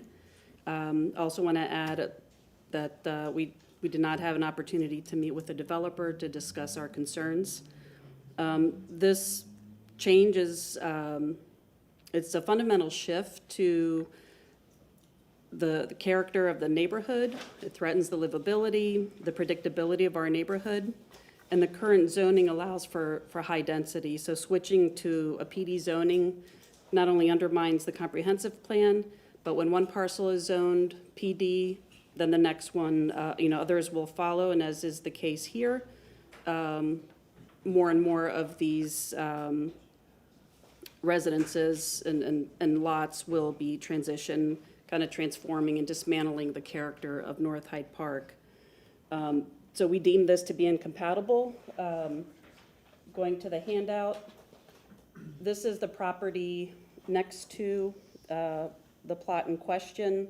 It's a 3-story townhouse. It's an anomaly on the street. It's inconsistent with the West Tampa overlay. There are no trees on the lot. And just to the right is a 1-story business that this not only overwhelms that one business, but all of the homes on the street. My view is a little bit different of the street. I'm looking at all of North B from Armenia on the west to Howard on the right. I'm going to show you a series of pictures that reinforce that this street is filled with 1-story bungalow, single-family homes, the majority. So starting on the northwest corner, I'll loop around. The box in red is the current residence, and then the one in orange next to it is the one that they keep referencing. So starting at 2323 on the top left, as you work your way across, you can see that the street is filled with 1-story single-family bungalows. The one exception is this 2313. It's a Craftsman 2-story, but it matches nicely with the rest of the homes on that street. On the second page, this is now the south side, starting at 2304, 1-story bungalow. 2308 is a 2-story legacy building, but then the remaining 3 homes, 2310, 12, and 14, single-family, 1-story bungalows. 2316, a beautiful lot with, I counted about 30 trees, and I think they're only being required to keep 3. That's a shame. Shouldn't be allowed. And then again, 2318 next to it, which was a PD. Again, it's a monstrosity. It doesn't belong in the neighborhood. And then the last picture, please? the last picture shows that how overwhelming it is compared to the 1-story next to it. Now, we're not opposed to smart development. We just want it to be compatible and complementary to the comprehensive plan and the West Tampa overlay. So these are 2 homes. They're on North Albany, duplexes. These are RM16s, but they're complementary to the neighborhood. They're 2 stories. They don't overwhelm the surrounding houses next to them. So we're just looking for something that's a little more consistent. Our neighborhood deserves growth that respects context, safety, and heritage, not developer-driven exceptions. So we urge you to reject this rezoning and stand with the residents of North Hyde Park in protecting the character and livability of our community. Thank you. Thank you very much. Next.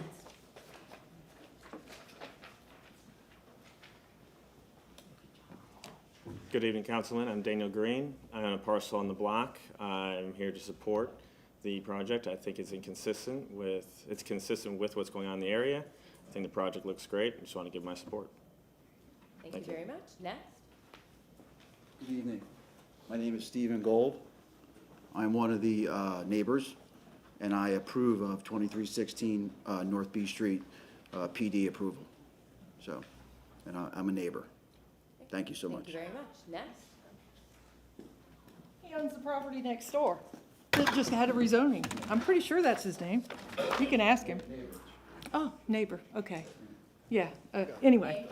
Please ask me about the setbacks on 2320. Stephanie Pointer. I'll be more than happy to tell you what they are. Good evening. First of all, I need to disclose that I manage the property that abuts on the east side. This belongs to the Pakalskis, and they are in Germany. They're online to speak. Can we see it, please, CCTV? Oh, sorry. Don't count my time. Oh, shit.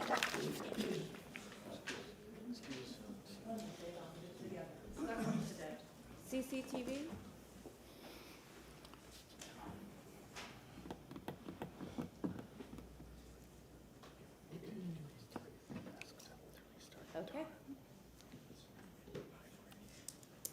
Okay,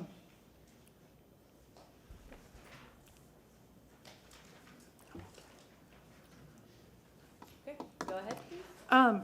Flat roofs are not allowed in the West Tampa overlay. So why are we here? Why are we here? It's not about the density of this project, it's about the design. Next one. In this design, 35 feet stops here. 35 feet stops right here. What is this nonsense above it? Oh, they quoted you, and I gave you a copy of it, 27-158. Well, that says it can only go 5 feet over the 35-foot limit. What are we doing here? Again, what are we doing here? Go ahead. So we have to take into consideration RM18, 35 feet. We don't go up to, until we get to RM24, we do not go to 60 feet. This is not 35 feet. This is 35 feet and a doorway on top of it. Last I checked, they're 8 feet tall. Just me. Next. And that part of the code says that they need it for access for equipment. Guess what? Here's your air conditioners on the side of the building. The air conditioners are on the side of the building. They're not on the roof. So these people want to have access to the roof so that they can have an entertainment space on top of everything else. Go ahead, Carolyn. We are here for a PD because they want to go over the height and squeeze 10 pounds of crap in a 5-pound bag. And we learned at the synagogue hearing that they don't have to put in for a waiver because you guys automatically approve height difference. You guys automatically approve that. So why would we approve this? Now I want you to see this, Sandy and this other lady both showed you the house on Armenia. This is before. This is Google Maps. Oh, I'm sorry. This is before. See the nice trees behind it? This is what those folks have now with 2320. This house, I have video on my phone. I'm not going to have time to show it, but it does not receive full sun until noon. I've got video at 11 o'clock in the morning. It's just starting to sunshine on that house. How? Are you kidding me? Let me see. I was on the plane for the last hearing. I missed it. These folks deserve better. They deserve to have their home in the sunlight. And this is from the West Tampa overlay, which I'm kind of disgusted that I didn't hear much of anybody talking about until the public got up here. The effects of the overlay designation. You guys can't change it. You can't change the regulations of the West Tampa overlay. There's a reason for it. Why are we even here? Besides, somebody wants to build another monstrosity. And ask that gentleman if he owns the property abutting. Because I think he does. When we looked up all the records, it was there. Thank you very much. Thank you. Next. Oh, okay. So does anybody else want to speak? Okay. So are there any questions from council? Okay. Rebuttal, please. Steve Michelini, design is not part of this request. That's handled by the urban design section of the city. And as the staff has already told you, what we presented to them was found to be consistent. We've also been found to be consistent by the Planning Commission and all of the other reviewing agencies for the city. The reason that we have a request for a PD here is because having 2 units requires a bonus agreement, which we have to request. There are no waivers, so there's no height waiver. We're not trying, it says very clearly on the site plan, 35 feet. I don't know what mechanical equipment they're proposing on the top, but whatever it is, the roof height is clearly identified as 35 feet.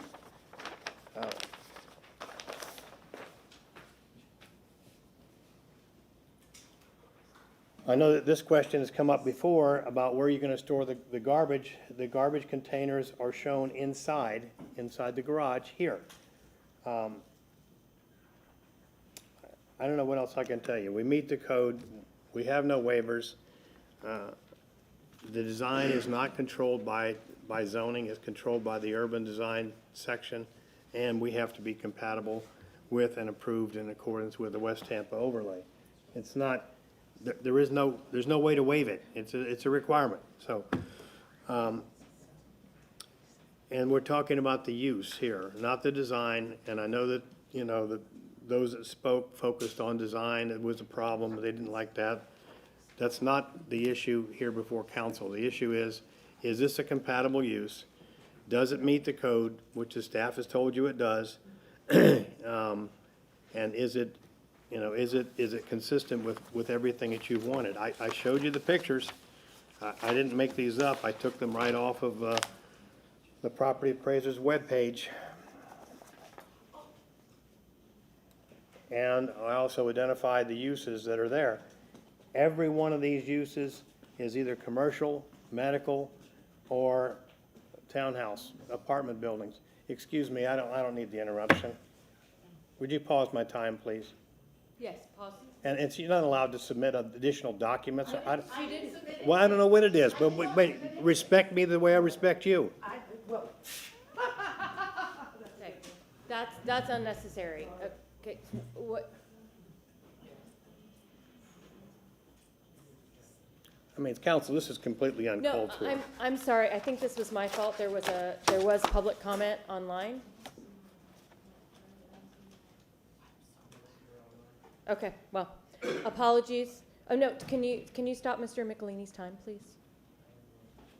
Yeah, we're gonna have to add more time. That's my fault. I'm supposed to be keeping time of, public comments online. Apologies.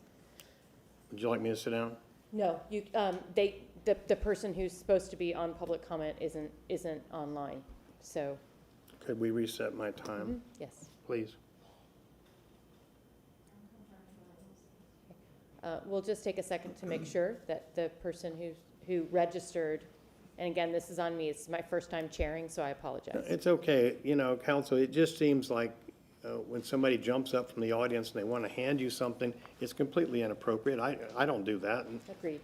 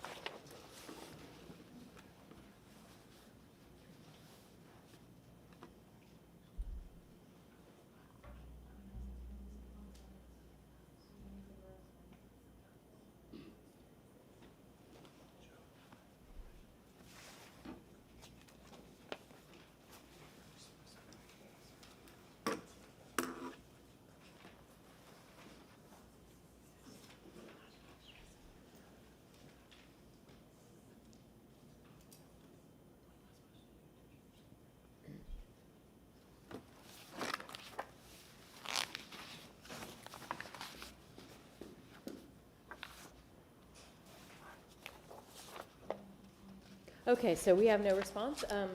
Mr. Michelini, go right ahead. Well, council, when I'm presenting material to you, I don't make this up. I mean, these are clearly official records. Okay. Oh, I'm so sorry. Can you speak in, clerk? My GoToWebinar is having issues right now. Celine says she confirmed that she is willing to speak. If you can give us a moment, that way we can allow her to speak on the public Okay, comment. yes. Oh, I see a face. I see a wave. We just have to put it on our screen. Okay, they're unmuted. Then if we can allow this person to speak, Madam Chair, and then allow after that, Mr. Michelini to have his Yes, of course. Yeah, rebuttal. he'll have his full time. Thank you. Mr. Falkowski, can you please raise your right hand and be sworn in? Do you swear or affirm that the testimony you're about to provide is the truth and nothing but the truth? I do. Thank you. You have 3 minutes. Go ahead. All right, I'm also here and obviously in opposition for the new design, new build of the townhome. I came last time and discussed a few things, but much of it got, I believe, dismissed. As we mentioned in the last couple speakers, a lot of the houses that he was presenting obviously don't meet the fit characteristic for the rest of the house. The homes across the street, as the other speakers have mentioned, were not included. And I believe the sheet that he has displayed, where he said there's only 3 parcels on our side of the street, I believe there's actually 4, if I'm not mistaken. So I think there might be a Ms. Mayor, but as far as the other pictures that you've seen with the lights, that'll be, I'm the house directly next to where this massive building is going to be built. So I will also be affected by the 12 o'clock noon, or rather the afternoon sunlight in that case. So potential any damage with moisture, I think we all know Florida's a fairly humid state. So my house could potentially be at risk for higher mold, things like that. Going into the street itself, as it's mentioned, it's in between two thoroughways, so two one-way streets with Armenia and Howard. Because of that, this street is extremely busy. There's cars usually that go through there constantly. There's been multiple crashes on that street. I think the addition, even if they are in the back, realistically, there's going to be a lot of traffic still with those people in the front. We can all say they're going to park in the back all the time, but we can all be realistic. Outside of that, just I'm worried about the implications that it could have on my house. I don't want to say health-wise, but just the total construction of it. Any type of water that may be run off from their property, if it's elevated at all during the construction process. Again, the light, but outside of that, it's just I'm opposed to this rezoning. Thank you. Thank you very much. Okay. Mr. Michelini. Oh, I'm sorry. Go right ahead. If you don't mind, I want to ask questions before you do rebuttal, so you'll have a chance to respond. Did you want to ask of this? No, sorry, I want to ask legal. May I ask, who's here from legal? Okay, sorry, my eyes aren't that great tonight. The public, so Mr. Michelini talked about how this was found consistent, it met all the rules, but the public talked about it not meeting the rules, the guidelines of the overlay district. So how do we come to terms with those two differences? Kate Wells, Legal Department. So the PD request that is before council notes that there are no requested waivers. So while the elevations do not appear to comply with the overlay district guidelines, if the project is approved at permitting, the design would have to comply with the guidelines because none of those overlay district guidelines or standards have been waived. Thank you. Any other questions? Okay, Mr. Michelini, rebuttal. I just wanted to point out a couple things that there are no waivers again. We meet natural resources. That whether they have traffic volume or not, transportation didn't object, and we're utilizing the alley, which is part of the West Tampa overlay requirements. So your access for your garages, in this case, are being provided in the rear. The height of the structures are stated at 35 feet. I mean, that's statutory. We can't all of a sudden raise the roof. We're not going to do that. I pulled this off of the property appraiser's webpage and outlined everything except these three are all either multifamily office or medical office, including very high intensive down here. This is not a high intensive project. This is 2 units on the proposed lot that is being requested. I showed you the site plan with the porches. We're 17.5 feet away from the back of the sidewalk for the building and 10 feet to the front of the porches with the walkways going up. Again, storage for garbage is inside the garages, so we're not causing any kind of clutter associated with that people frequently cite as being a problem.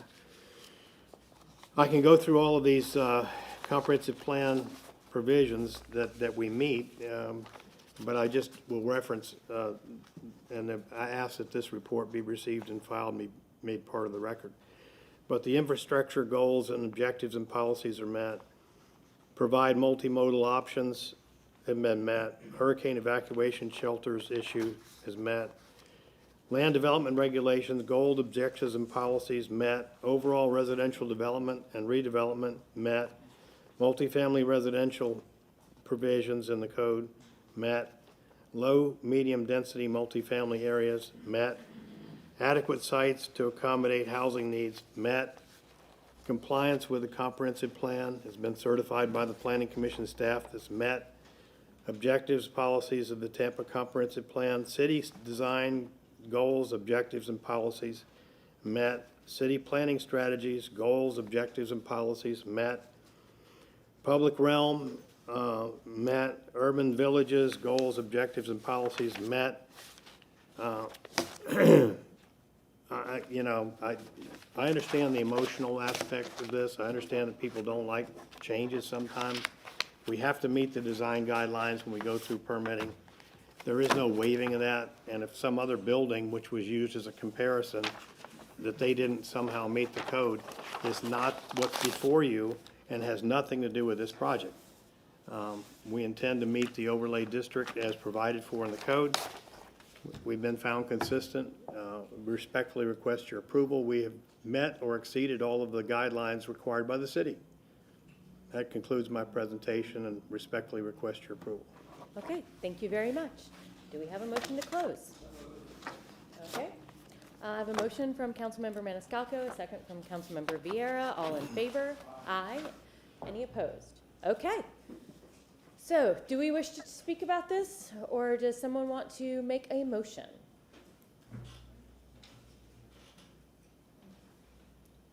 I'll speak about it if somebody wants, you want me to. Councilmember Clendenin. Yeah, this is a tough one. As I said, I'm not opposed to the density and the location, but I do have some, I think, concerns that make it fatal. One, as we talk about the parking, and parking in this area is particularly harsh and bad, and having a substandard garage with a relatively short driveway on an alley that, I mean, while it's, I applaud you trying to use the alley, but there's not a lot of extra room there.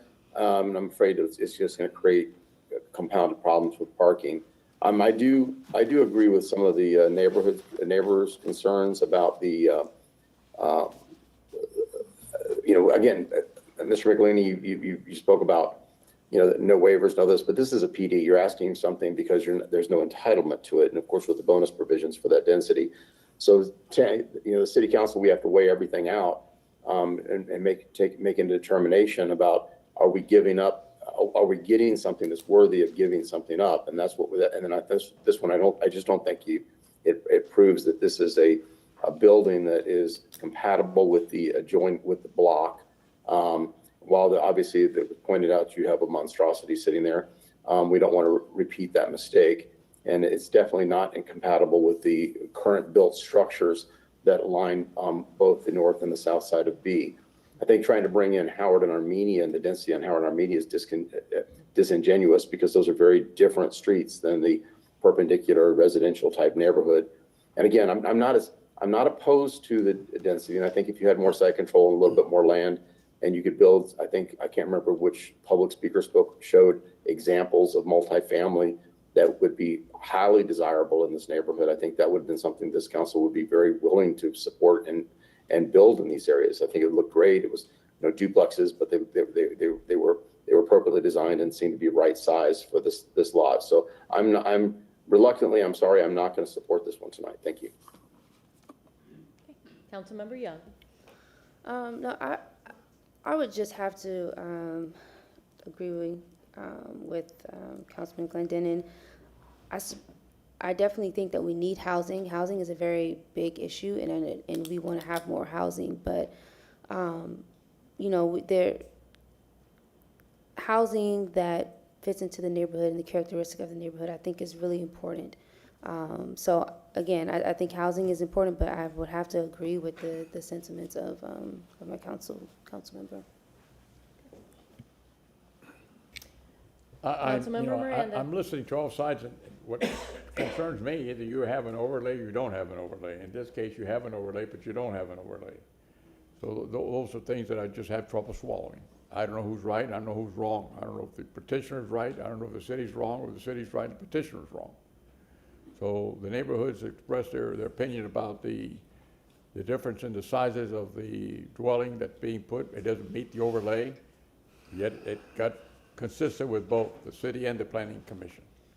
So this is one that in my many years of public service, I've never had one like this, where it's supposed to have something it doesn't have, but yet it's still consistent. That's all. Thank you very much. Yes, Mr. Yeah, Vieira. it just, general, I mean, do we have, can we have like a finding on whether or not it's inconsistent with the overlay? Is there, Do you want to reopen the hearing? if I may? Yeah, Okay. very briefly. Motion to reopen? Thank you. We have a motion to reopen by Councilmember Vieira, second from Councilmember Maniscalco. All in favor? Aye. Any opposed? Staff? That appears to be a relevant issue for some of us. I know it would be for me. That would be a determining issue.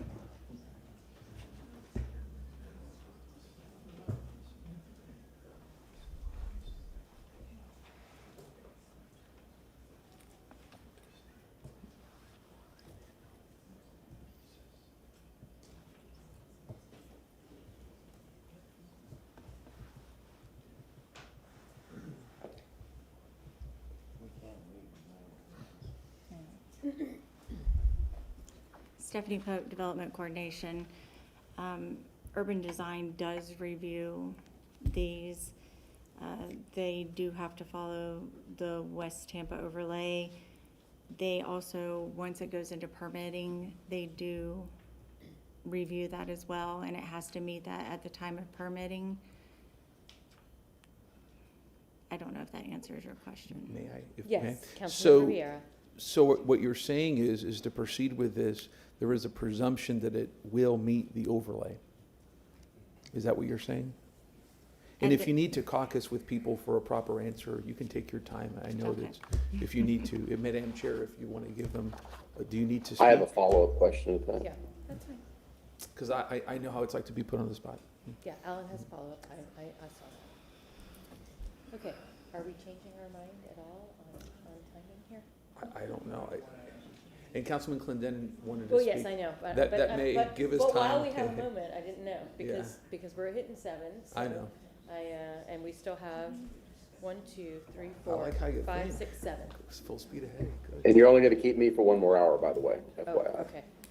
So if anybody, like, I don't, they if have. you want to order food, now is the time. Oh, you is mean what I'm saying. food. Yeah. Oh. Yeah, we have 7 more items. I'm fine. Okay.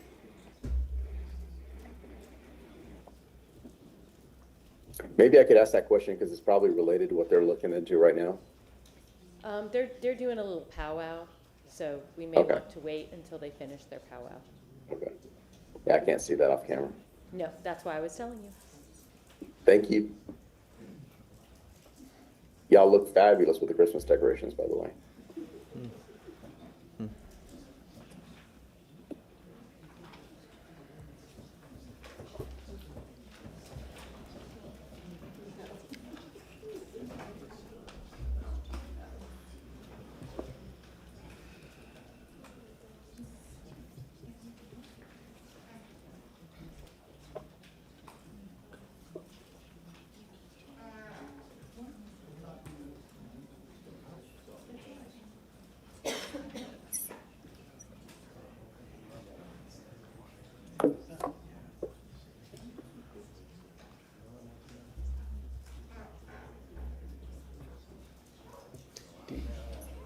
May I, Madam Chair, may I say? Yes, For Councilman purpose. Vieira. Thank you, ma'am. For purpose of, board member or Councilman Miranda, were you saying you wanted to eat something, or you?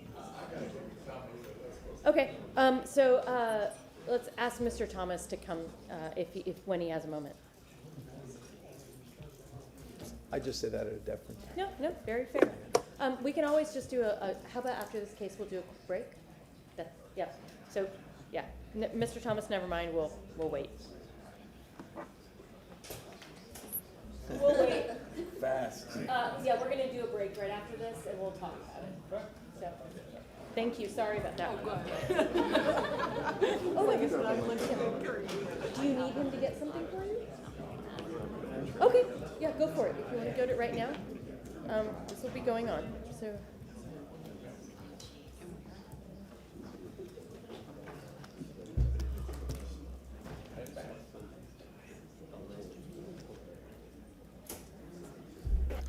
Madam Chair, do you think it would be wise to maybe take a 3-minute recess?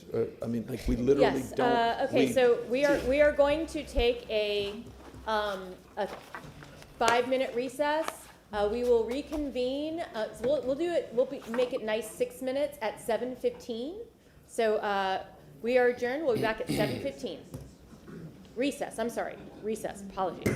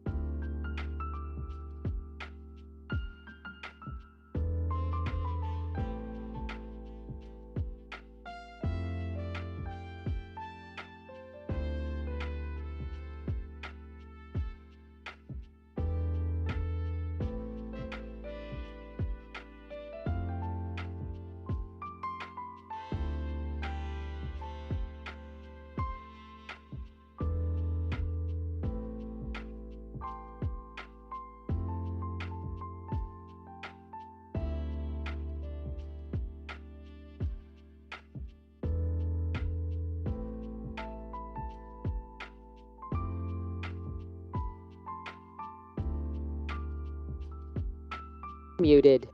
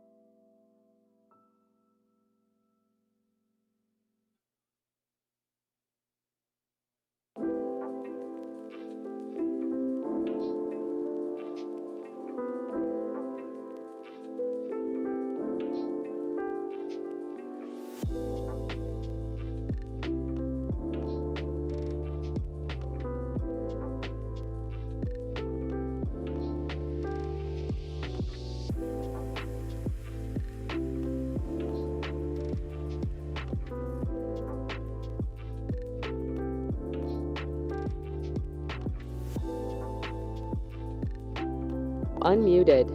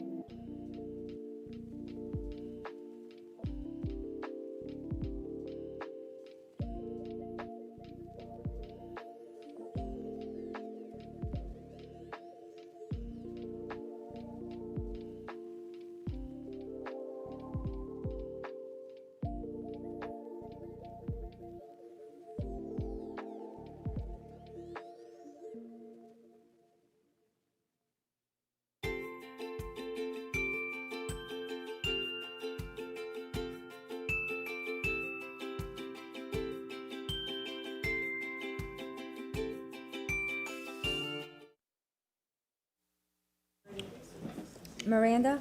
Maniscalco. Young. Viera. Carlson. Here. Clendenin. Here. Hurtak. We have physical quorum.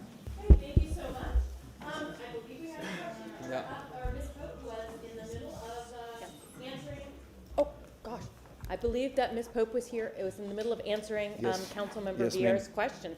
Councilman Viera, would you like to restate your question? Yes, ma'am. It was whether or not the applicant needs to comply with the overlay district just by operation of moving forward. In other words, that's my question. Number one, does this violate in any way the overlay, and do they have to be in compliance? Is that a presumption? Because that seems to be relevant for some folks, including myself. Yes, sir. Stephanie Pope, Development Coordination.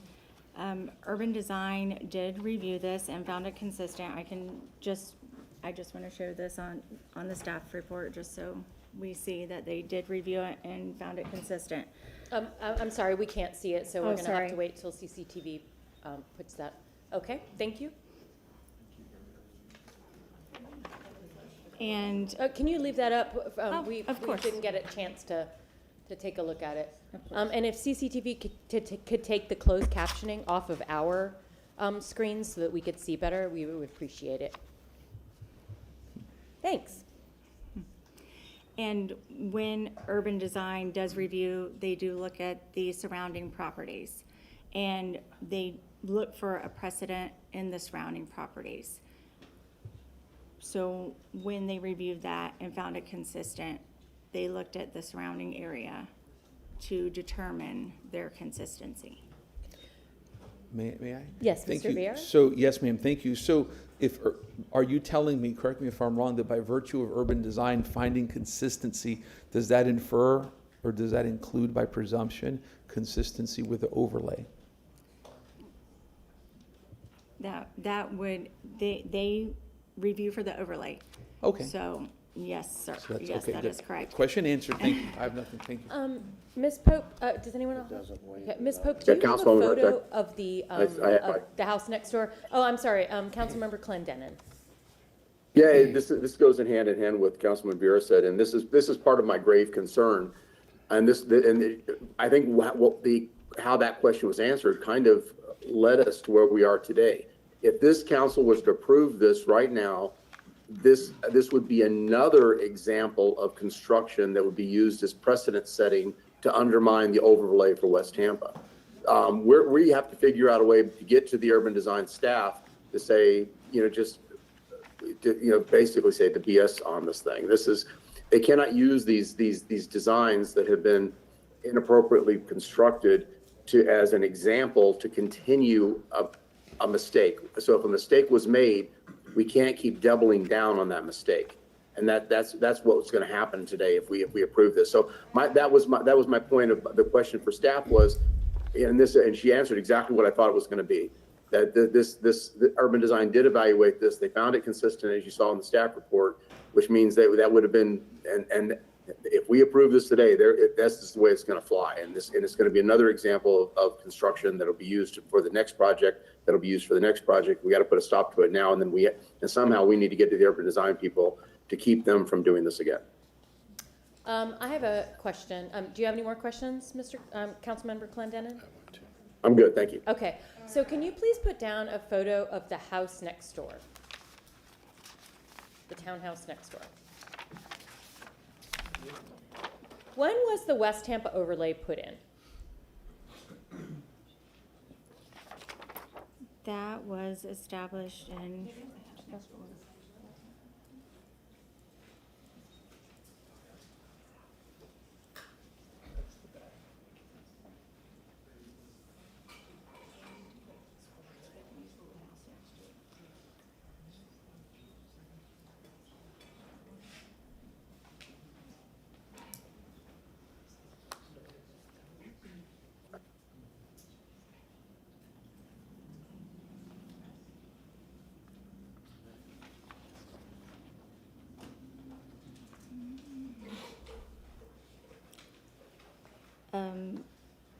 according to the West Tampa overlay, if a lot of record was established. And My question was, when did the West Tampa overlay go into, or when was it put in? What year, when was the West Tampa overlay developed?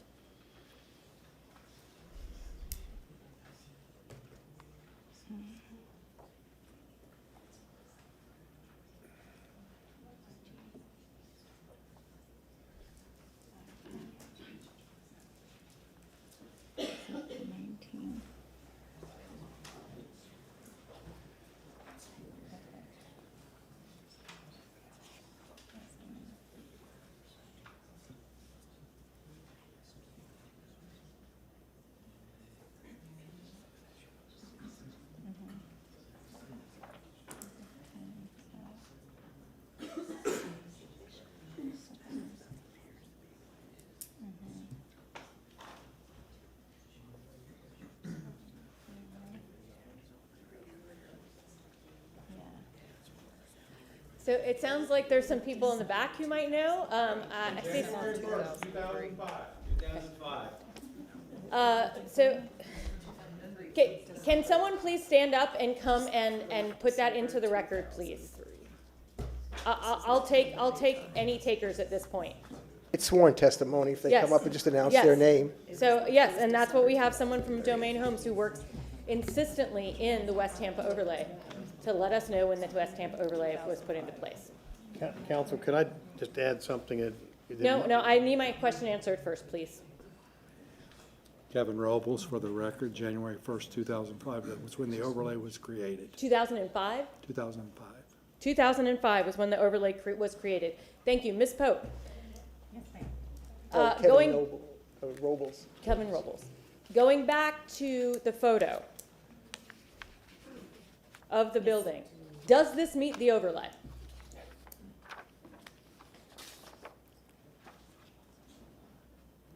I do not review for urban design.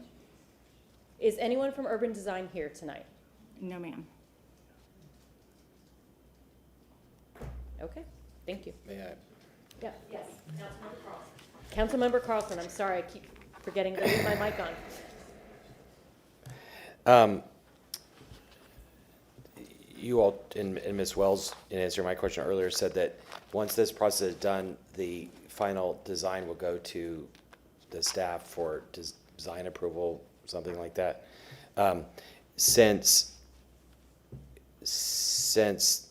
the staff has already said that this is consistent, and if we approve this tonight, wouldn't that go to them and presume that it would be approved by design, or is there a chance that it would be rejected? I mean, wouldn't it be the same staff that found it consistent who would be reviewing the whether it met the criteria for the overlay district? Stephanie Pope, Development Coordination. At the time of permitting, there are several reviewers in urban design who review when it goes into permitting for the overlays. So it may not be the same reviewer. So my other question is, when you showed that sheet that was blown up for us, I read it quickly just now, but the way I read it, it was silent as to the overlay district. I didn't see any reference to the overlay district. So I wonder if somehow the overlay district was not consulted in the recommendation of consistency. Which sheet was that? I'm sorry. The one that was just put up on the Elmo. Yeah. It's still here. This one for urban design here? That's just a summary sheet of their finding. But shouldn't a note have said that it meets the criteria of the overlay district? Stephanie Pope, Development Coordination. We generally just put the note into the staff report at the time of permitting. They must meet the overlay requirements. Council, could I add a comment here for just a second? Just one moment. Council, I think we are going off. We can't approve this based on the overlay. We can talk about density and size and scale, but the overlay is out of our hands. Mr. DiMaggio, did you have something? Okay.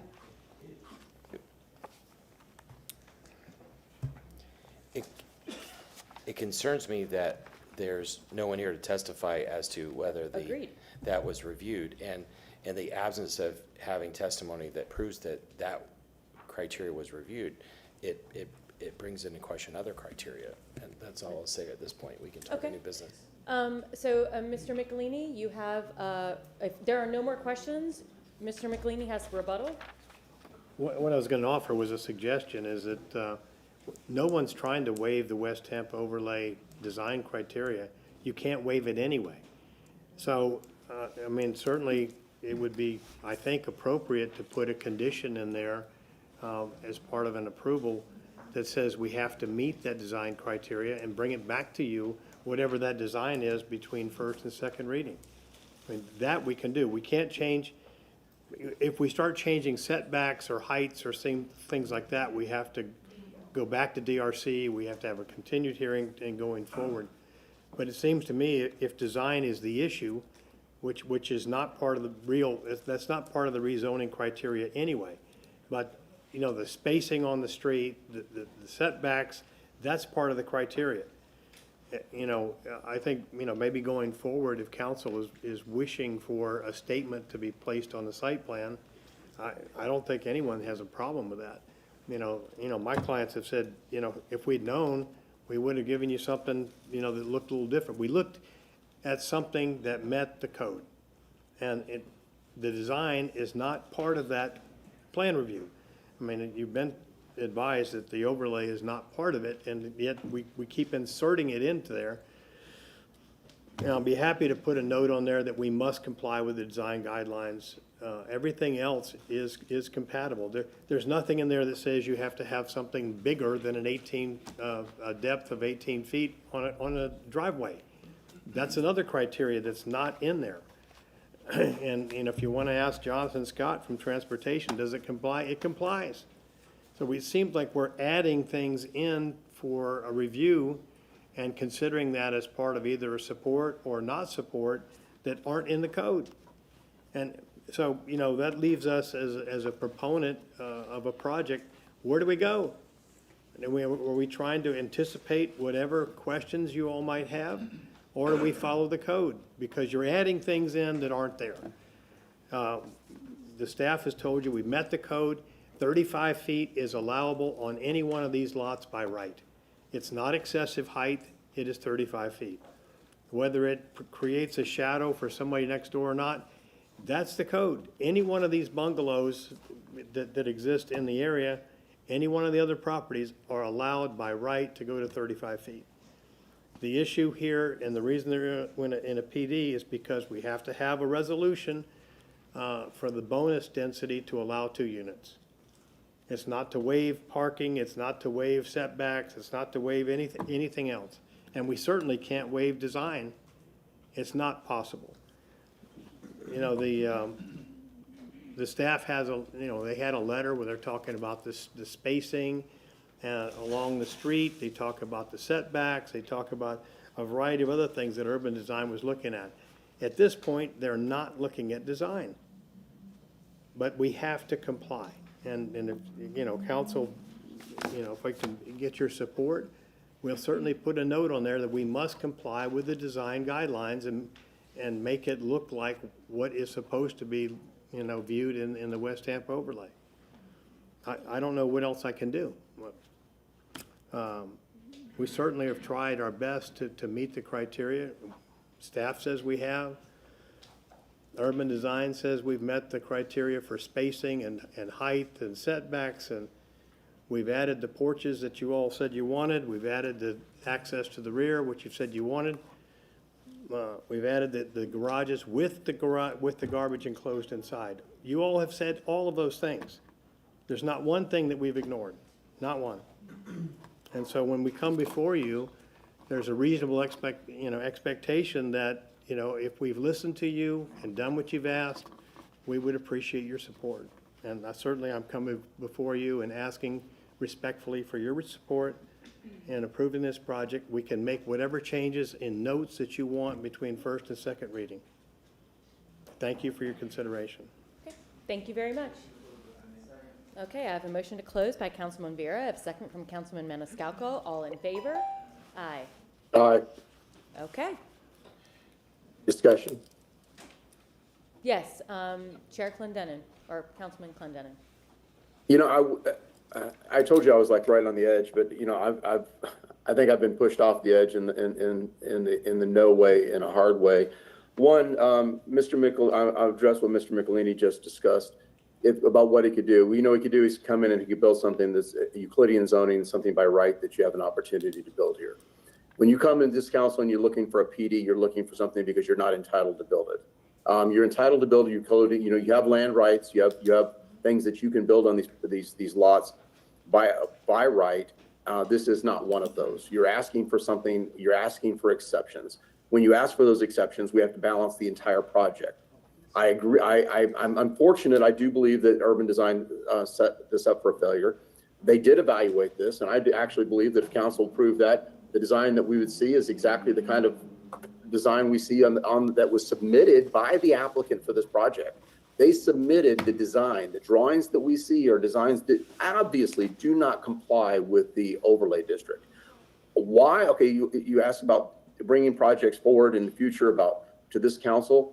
I suggest all applicants bring projects that are vote ready, that actually accurately reflect what the applicant intends to build. Why you would bring something forward that does not pictorially accurately reflect what you want to build on the first reading is beyond me. I don't understand it.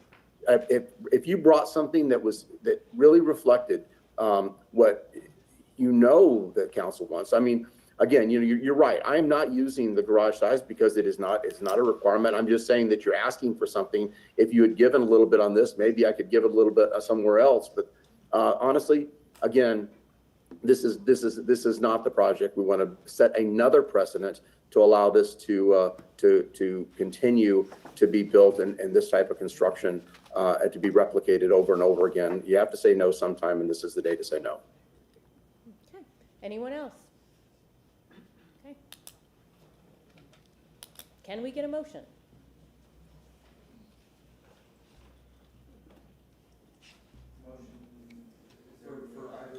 Either. I need someone to make a motion. I'm chairing tonight, so I'm not making motions.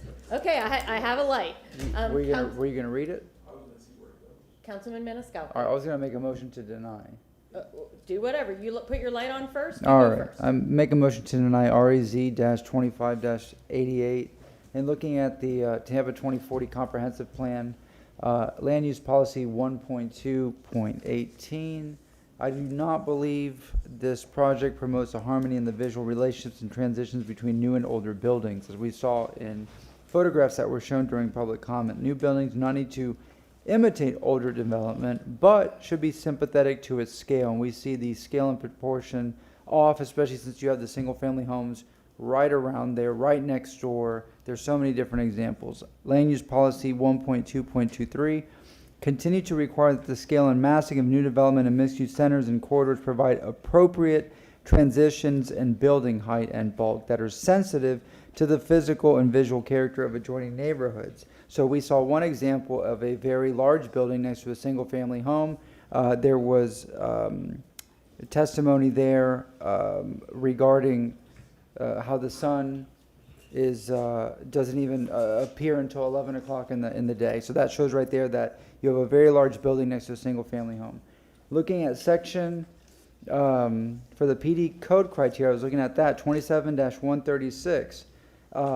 6, promote and encourage development where appropriate in location, character, and compatibility with the surrounding impacted neighborhoods, built environment, and existing geography. We see a lot of historic single-family homes. We talked about the West Tampa overlay, and let me see what else.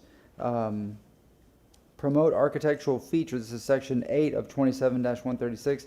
It's not promoting architectural features and elements which complement the surrounding community and enhance the overall quality of the development. And we see that not just with the height of the 35-foot plus, but again, it's surrounded by single-family homes. Thank you very much. That's my motion of denial.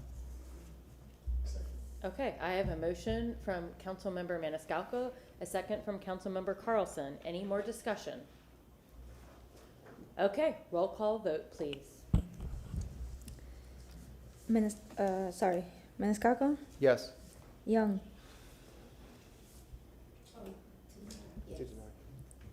Viera, Carlson, Miranda, Yes.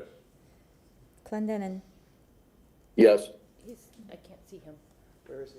Yeah, he disappeared. I need to be able to see him when he says that. Okay. Can you say that again? I said yes. Hurtak. Yes. Motion passes to deny What's the vote? What's the vote, please? with Viera voting no. Thank you, council. Okay. Moving on to item number 2, which is a comp plan. I'm sorry, a vacating. Apologies. Vacating. Madam Chair. Yes, I'm sorry, Mr. Shelby. Yes, thank you. Martin As Shelby. you leave, if you could be quiet, please. Thank you. Refreshing council's recollection, you had moved item 2 down to be heard with item 6, a companion. Council, I'm going to remind you that item 2 is a vacate, which is a legislative matter, whereas item 6 is quasi-judicial in nature. So really, that's really 2 different criteria, 2 different matters of review. My recommendation is to take item 2 first, and then and if you want to wait, you could take item 6, but if you take item 2 and vote on that, then it's appropriate to immediately follow with it. doing. Thank you. Okay. Mr. Sammons. Ross Sammons, Development Coordination, presenting file number VAC 25-15. This is a proposed vacating request. The applicant, I want to point out to council for record, this is, John and Ruth Bolzer is actually the owner of the property that the application was submitted under. The actual applicant is Kareem Brantley. The representative name is Elise Batzel, and the property address is 3003 East 15th Avenue. This proposed vacating request is vacate a portion of 15th Avenue, 31st Street, an alley lying north of I-4, south of Columbus Drive, east of CSX Railroad, and west of Yale Street. This application was filed June 26, 2025. The right-of-way is currently improved and unimproved. The existing right-of-way is approximately 35,250 square feet. The reason for the request, Ashley East Tampa Development, a private public partnership to provide affordable housing. It's an aerial view of the proposed vacating in yellow, North 31st Street, 15th Avenue, and the alley.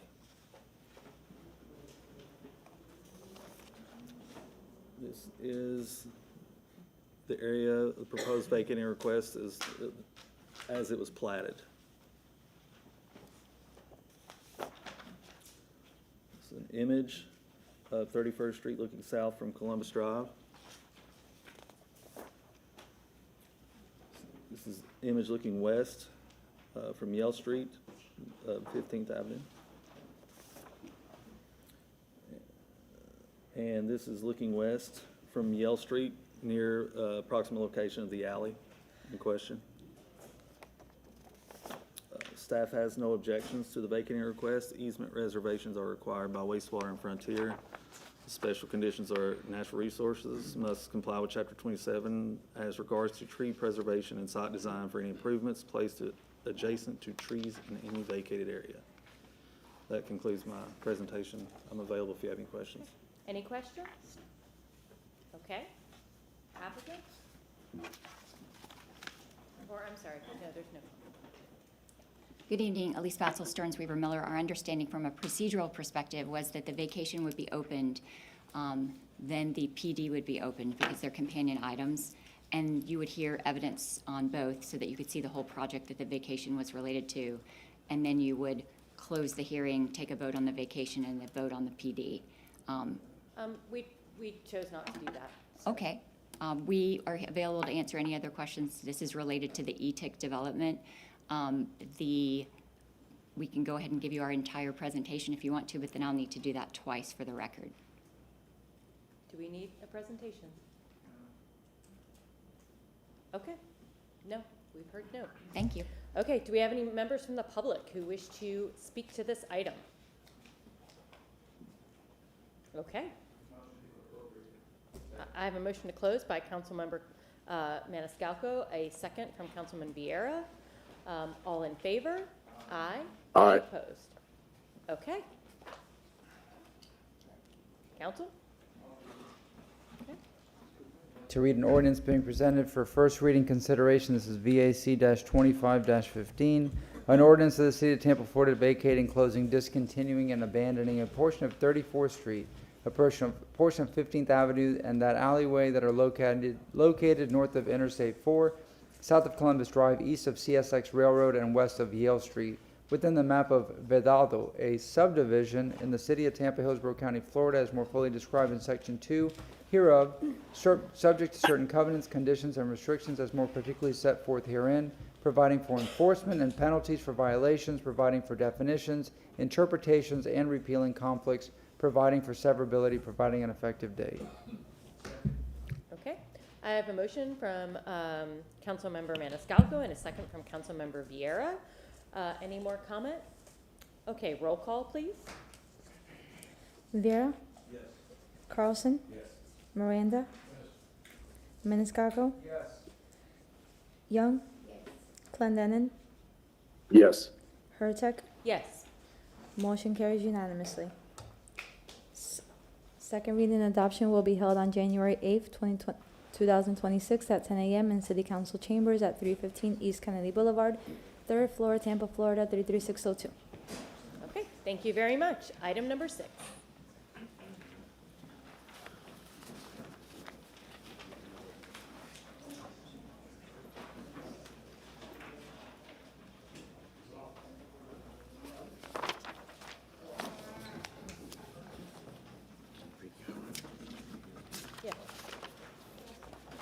Good evening, Council. Again, for the record, Christopher DeMonch with Development Coordination. Before I get into the normal presentation, I just want to provide a very brief overview about the city-initiated affordable housing effort for Council's knowledge as well as for the public, given the timeline that we have had with getting to this date today. So if you don't mind, I'll just read briefly just some timeline items here. In addition to the land use considerations before you tonight, it's important to note that this site is part of a city-initiated affordable housing effort. The city acquired the assemblage in 2022 with a combination of CDBG and ARPA funds and subsequently issued a competitive RFP in 2023 for the development of the property. In January 2025, a proposal from Integral, doing business as Ashley East LLC, was selected, and the city entered into a 99-year ground lease in June of 2025 to secure long-term affordability. CRA funding was awarded in July of 2025 to support both adjacent property acquisition as well as construction. While this background is not part of the rezoning criteria itself, we are providing it in recognition of the council's request that staff ensure full context and transparency on city-supported housing initiatives. We want to make certain that council has complete awareness of the public investment and intent underlying this project. Thank you. I have a question. Is this really a 3-page revision sheet? It is, ma'am. How? I don't think I've ever seen a 3-page revision sheet. There were some items that we had to discuss and address with the applicant, and It sounds like, okay, but that's significant. it is. We worked with them over the past few days to get it finalized, and Okay. all right, thank you. Again, for the record, Christopher DeMonch, Development Coordination. Agenda item number 6, this is REZ 2597. This is a request to rezone 3105 East Columbus Drive, 3001, 3003, 3004, 3007, and 3010 East 15th Avenue from RM16 and planned development to planned development for residential multifamily. We'll start with an aerial of the subject site. Subject site I'm is sorry, outlined Mr. in red. DiMaggio. I'm gonna have to stop you right here. Yes, ma'am. Because I'm really concerned about this revision sheet, and I don't want to go through what we did again earlier.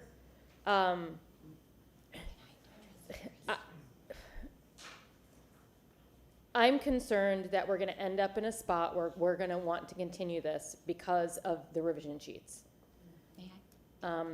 Ms. Batzel, this doesn't look good.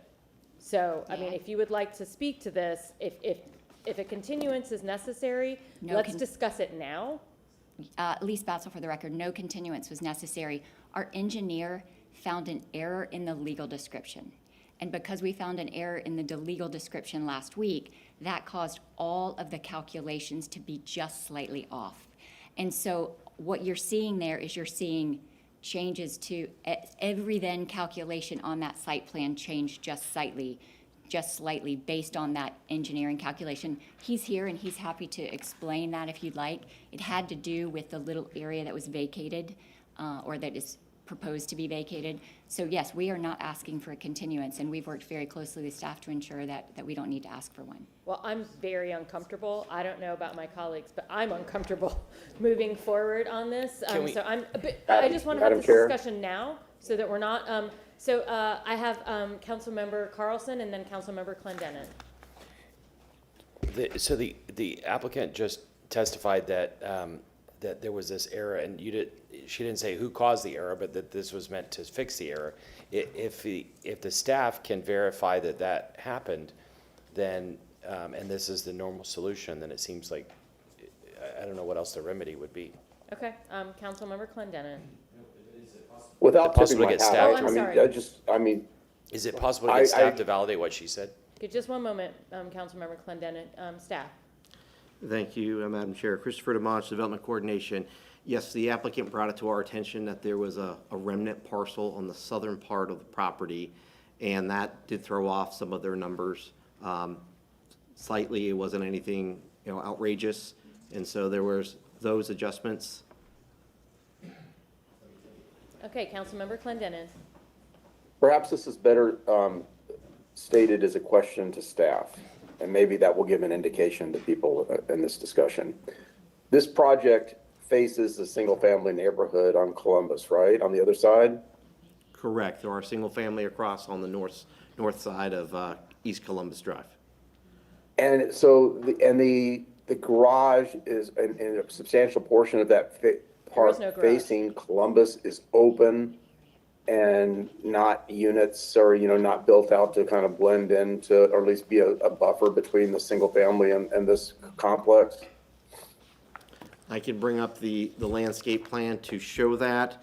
There is an item within that revision sheet with wording and from the Planning Commission requesting that visual screening or architectural elements are provided along the open-air parking facing East Columbus Drive. So there is an item. Yeah, I did see that, but wouldn't it be more appropriate in a transition to have? Councilmember Clendenin, that's a question for after we have a presentation. We're discussing the fact of seeing whether or not we wish to continue this because of the revision sheet or not. I guess I was trying to provide leading questions. Thank you. To give an indication of where I was at. Okay, Councilmember Vieira. Yes, ma'am. I mean, again, I'd like to hear from the appropriate staff, et cetera, on this, but the petitioner's attorney has told us that this was kind of a domino effect where, something small happened that caused a bunch of other things. Okay. Anyone else? Councilmember Young? Microphone. So I have a couple of concerns. But is it about the waivers?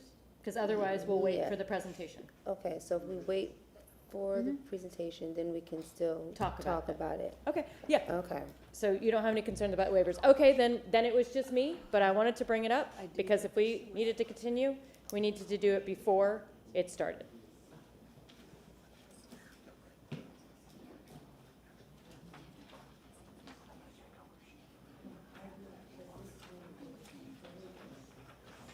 No, I'm sorry, the revisions, not the waivers. Apologies. Okay, so go ahead, Mr. DiMaggio.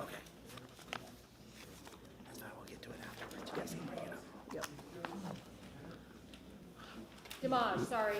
Apologies. Madam Chair, for the record, Christopher Demonch, Development Coordination. Would you like me just to start over? Yes, please. Okay, fantastic. I'm not going to do the overview. I'll just start with where we normally would. Agenda item number 6 is REZ 2597. This is a request to rezone 3105 East Columbus Drive, 3001, 3003, 3004, 3007, and 3010 East 15th Avenue from RM16 to planned development for residential multifamily. We'll start with an aerial of the subject site. It is outlined in red. It is comprised of 6 parcels, 5 of which are vacant, one of which is constructed with a manufacturing facility. The site is located along the south side of East Columbus Drive. It was located between what was previously North 31st Street, that was just vacated this evening, and it's also located to the west of Yale Street. The site is surrounded to the north as well as to the east by RM16 zoning, comprised of single-family detached units.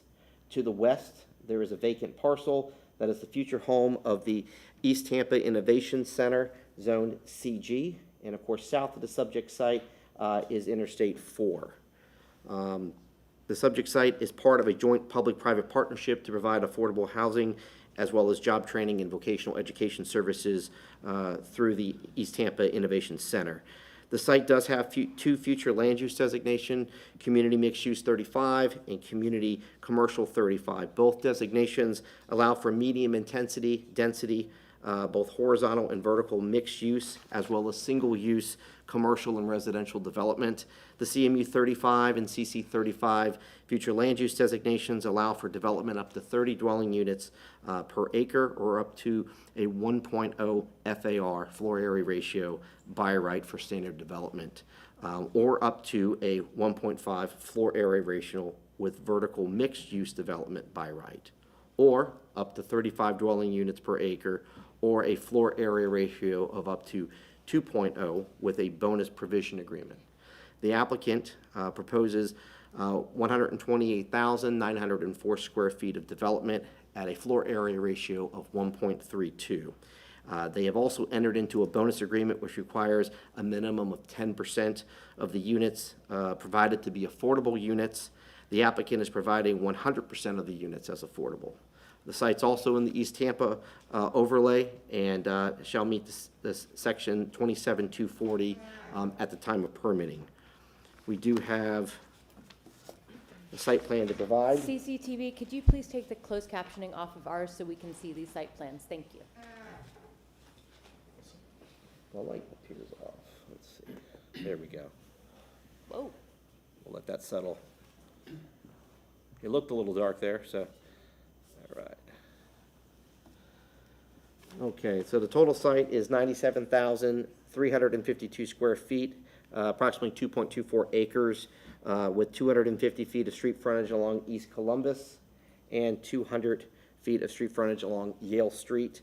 The proposed development includes North 31st Street, a portion of East 15th Avenue, as well as a 10-foot alley right-of-way, which were approved for vacation tonight by council.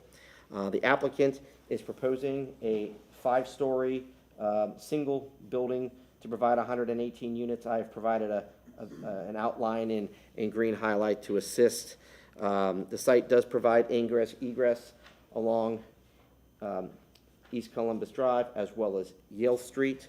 The site is adjacent to an existing 5-foot sidewalk which runs east to west along East Columbus Drive, and the applicant is proposing a 5-foot sidewalk to run north to south along Yale Street. The proposed multifamily building provides both surface as well as under-building parking areas, and pedestrian access is provided along a main entrance along East Columbus Drive. There's an additional entrance that faces the western side of the property, and there's one additional entrance underneath the building facing the east side of the property. We do have elevations to provide.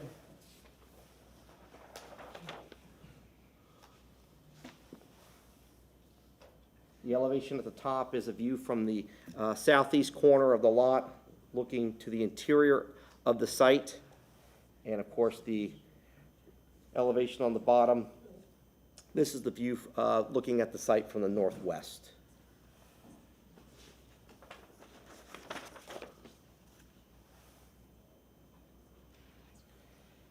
View of the top is of the west, north, and east. And of course, the max height on this is 67 feet. Lastly, we have some additional views. East of the west wing, south view, and then kind of a breakdown and section based by floor as well as unit type provided. As I mentioned, the building has a proposed max height of 67 feet. The applicant has is requesting 5 waivers that are identified in the staff report. We do have some photos now to show of the site.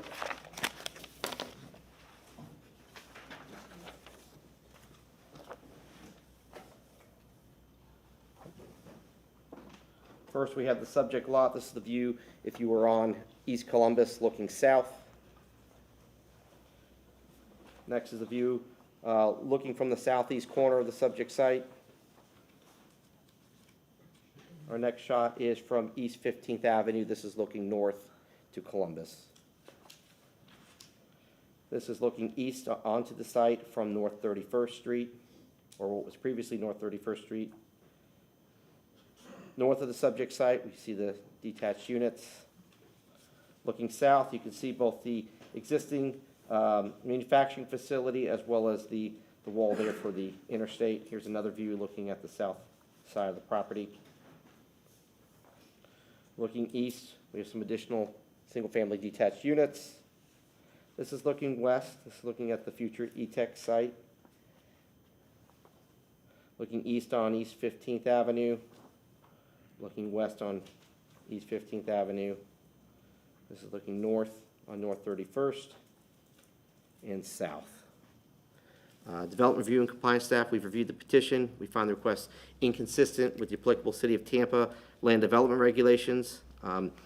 Should it be the pleasure of City Council to approve this application, further modifications to the site plan must be completed by the applicant between first and second reading of the ordinance as stated on the revision sheet. And these revisions will not resolve the issues of transportation's inconsistent finding. And I'm available for any questions. I have a question, and I would like, just in general, when there are waivers, it would be great if you could just always tell us what those waivers are. Sure. Instead of just saying they're in the staff report. So if you could say what the waivers are. Absolutely. Chris DeMonch, Development Coordination. The first waiver is to Section 27283.15. This is to allow a 19-foot by 41-foot loading space in lieu of the required 12-foot by 60-foot loading space. Waiver 2 is to Section 27283.7. This is to reduce the required number of overall spaces from 198 required to 120 provided. This would be a 39% reduction under this waiver. Third waiver is to Section 27284.4.1. This is to reduce the percentage of retention quality trees preserved for a non-wooded site from 50% to 30%. The fourth waiver is to Section 27284.25F1. This is a request to remove 4 non-hazardous grand trees, specifically tree number 7, a 54-inch live oak rated C5, tree number 10, a 36-inch live oak rated C5, tree number 1, a 36-inch live oak rated C5, and tree number 12, a 33-inch live oak rated C5, as shown on the 2 reasonable reconfiguration exhibits. And the fifth and final waiver requested is to Section 27284.33. This is a request to reduce minimum landscaped area for multifamily with VUA from 350 square feet per unit to 194 square feet per unit, subject to landscape in lieu of fees at the time of permitting. Okay, thank you. Councilmember Clendenin, you had questions?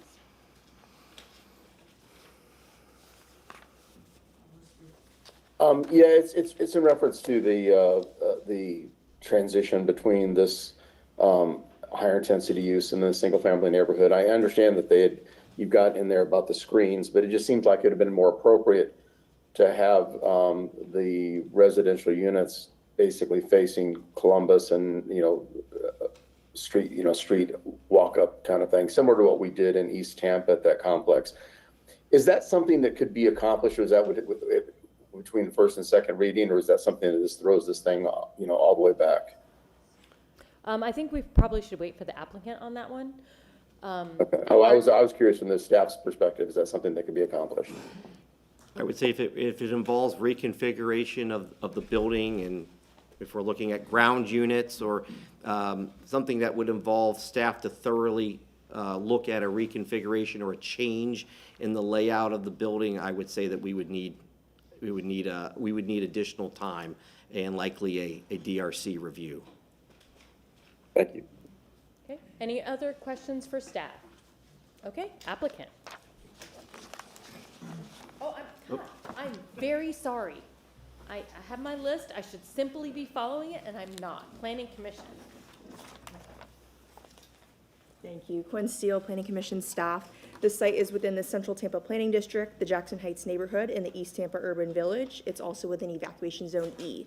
The subject site is outlined in purple and has 2 future land use designations, Community Mixed Use 35 in pink and Community Commercial 35 in red. These categories support medium-intensity residential, commercial, and mixed-use development.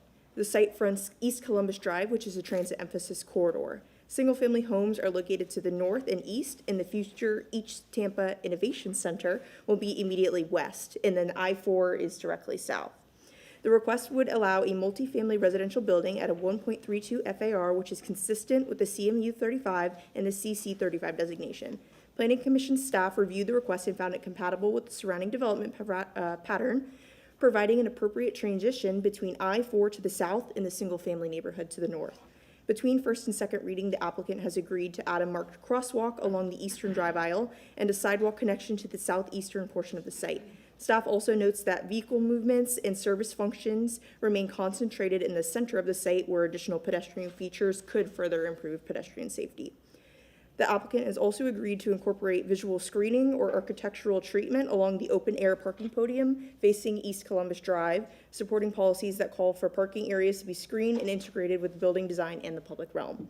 Overall, the proposal will provide infill housing within the East Tampa Urban Village and near transit and employment options, and is consistent with the comprehensive plan. That concludes my presentation. I'm available for any questions. Okay, thank you. Are there any questions for the Planning Commission? Seeing none, applicant. Elise Batzel, Stearns Weaver Miller. Kate Wells was bringing up an issue with the legal description. Can I have just one moment to confer with her? Yes. Thank you.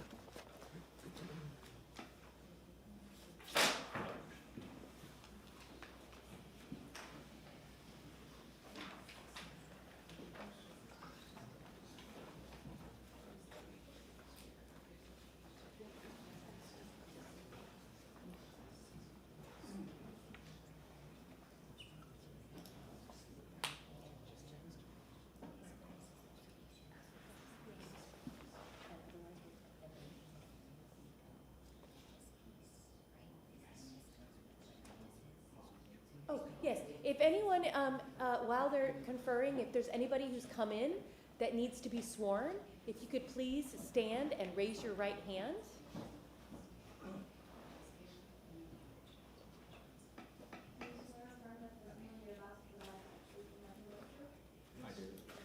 Thank you. That was a good use of time. Appreciate you. Stearns Weaver, I'm sorry, Elise Batzel, Stearns Weaver Miller. It appears that from a legal description perspective, we are going to have to go to first reading at another hearing because the legal description attached to the PD ordinance that you are reviewing may be incorrect. Okay. Mr. Shelby, would it be appropriate now for council to talk about some of the concerns they have with this project? We are happy to present fully if you would like. I know Councilmember Clendenin has some issues. I have some issues.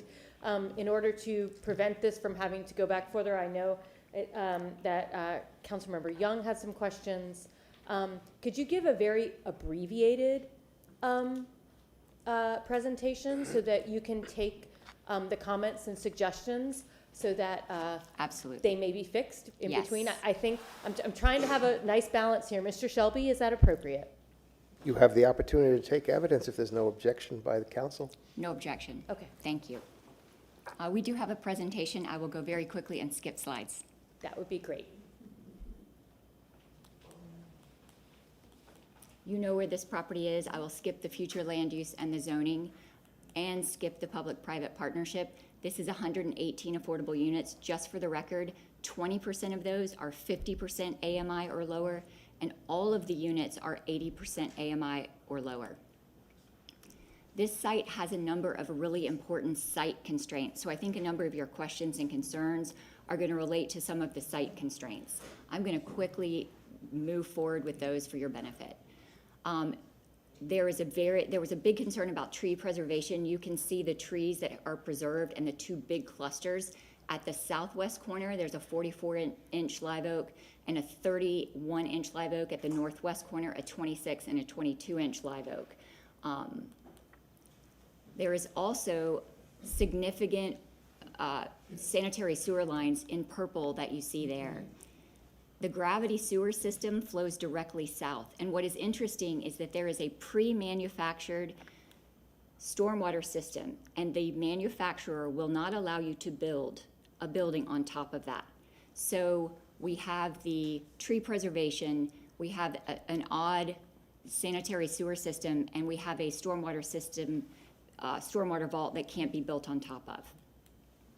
In addition, our geotechnical report discovered an anomaly. Remember, this is city property, so after we got the RFP and did all of our due diligence, we discovered a very large anomaly in the area that you see as the white circle. That is unsuitable for a building area. We also have to comply with the East Tampa Overlay District design requirements. So front doors have to be located towards the front yard, surface parking has to be in the rear and the side, and different setbacks apply to this property. So when you take all of those things cumulatively, there is really no other way on this property to configure this site to deliver the affordable housing units that were promised in the RFP and to make this site work effectively. So there are a number of waivers. Really quick, I'll just go through those in case you have questions about those. We are asking for a parking reduction from 198 to 120 parking spaces. That is 1.01 dwelling units per unit. The parking, we do have an alternative parking study, and it does say that that's an appropriate amount. I did want to just note that even though this is not a Live Local Act project, your Live Local Act affordable requirement is 0.8 spaces per unit. We're exceeding that by 1.01 spaces, just for your information. The same with green space. We are asking for a green space waiver, but your new Live Local standard requires 100 square feet per unit. We are providing 194 square feet. So, you know, this provides the code requirement, the Live Local standard, and of course what we are providing for the project. From a tree retention perspective, we are removing 4 non-hazardous grand trees. That's that cluster. But as we discussed, between the unique site constraints, the geographical anomaly, and the East Tampa Overlay District, we did have to remove certain trees. The loading space berth reduction, we have changed the size of it, so it is a waiver, but it's more than sufficient for the move-in, move-out truck for the 2-unit apartments that will be available. We made some significant changes to the plan to address staff concerns. We added the addition of an additional 4 replacement trees over what is required by code.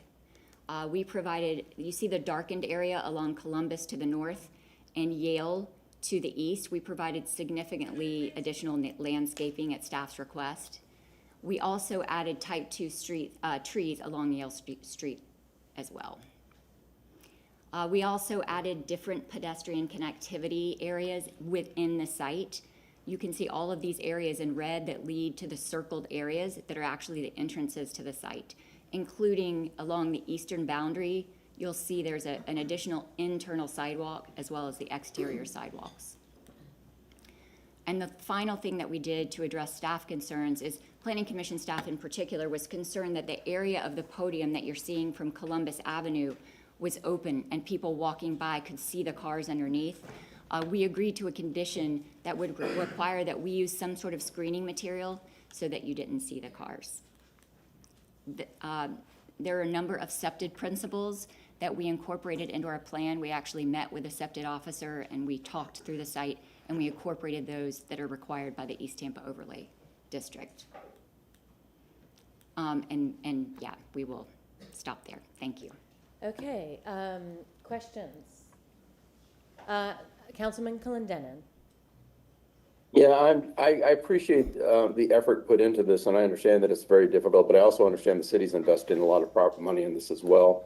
So I think trying to find the best case scenario, and that's what I was trying to lead in when we were talking about continuance, and I was trying to lead you into some of my reluctance on this, and it has to do with the integration with the single family neighborhood. And, you know, our expectation, especially now this is in the East Tampa overlay, that, you know, we're building neighborhoods. And I think that having that garage, just like we talk about these garages and these dead spaces. And again, it's a single family neighborhood across the way, that if we had like, you know, just a line of studio apartments, even if it meant reducing the parking waiver, you know, to get down to what you're talking about, the live local level, if we had studio apartments or something there that was street facing units for residential units that would provide, again, a sense of community, as opposed to just this being this segregated, walled off complex that's not working or working in orchestration with the rest of the area. Because that's what I'm seeing. I'm just seeing a really suburban, walled off building that's not integrated with the neighborhood, standing alone, and that's some of my concern. I mean, the other stuff, like you said, Ms. Basil, is that, I mean, I get it. I get some of the constraint that you have with the sewer system and the tree issue that you're dealing with, but I really would like to see, especially it's on Columbus, you know, it's a big major transportation corridor. And again, it's all single family across the street. So I just think we could do better down there on that garage level. And landscape screening just does nothing more, or even your artificial screening does nothing more than it compounds the problem of keeping this place walled out. Okay, Councilmember Carlson.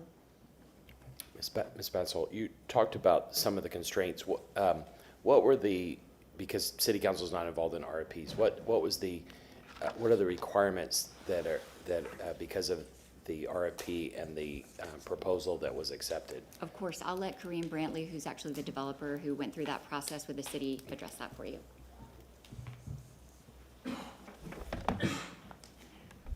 Good evening.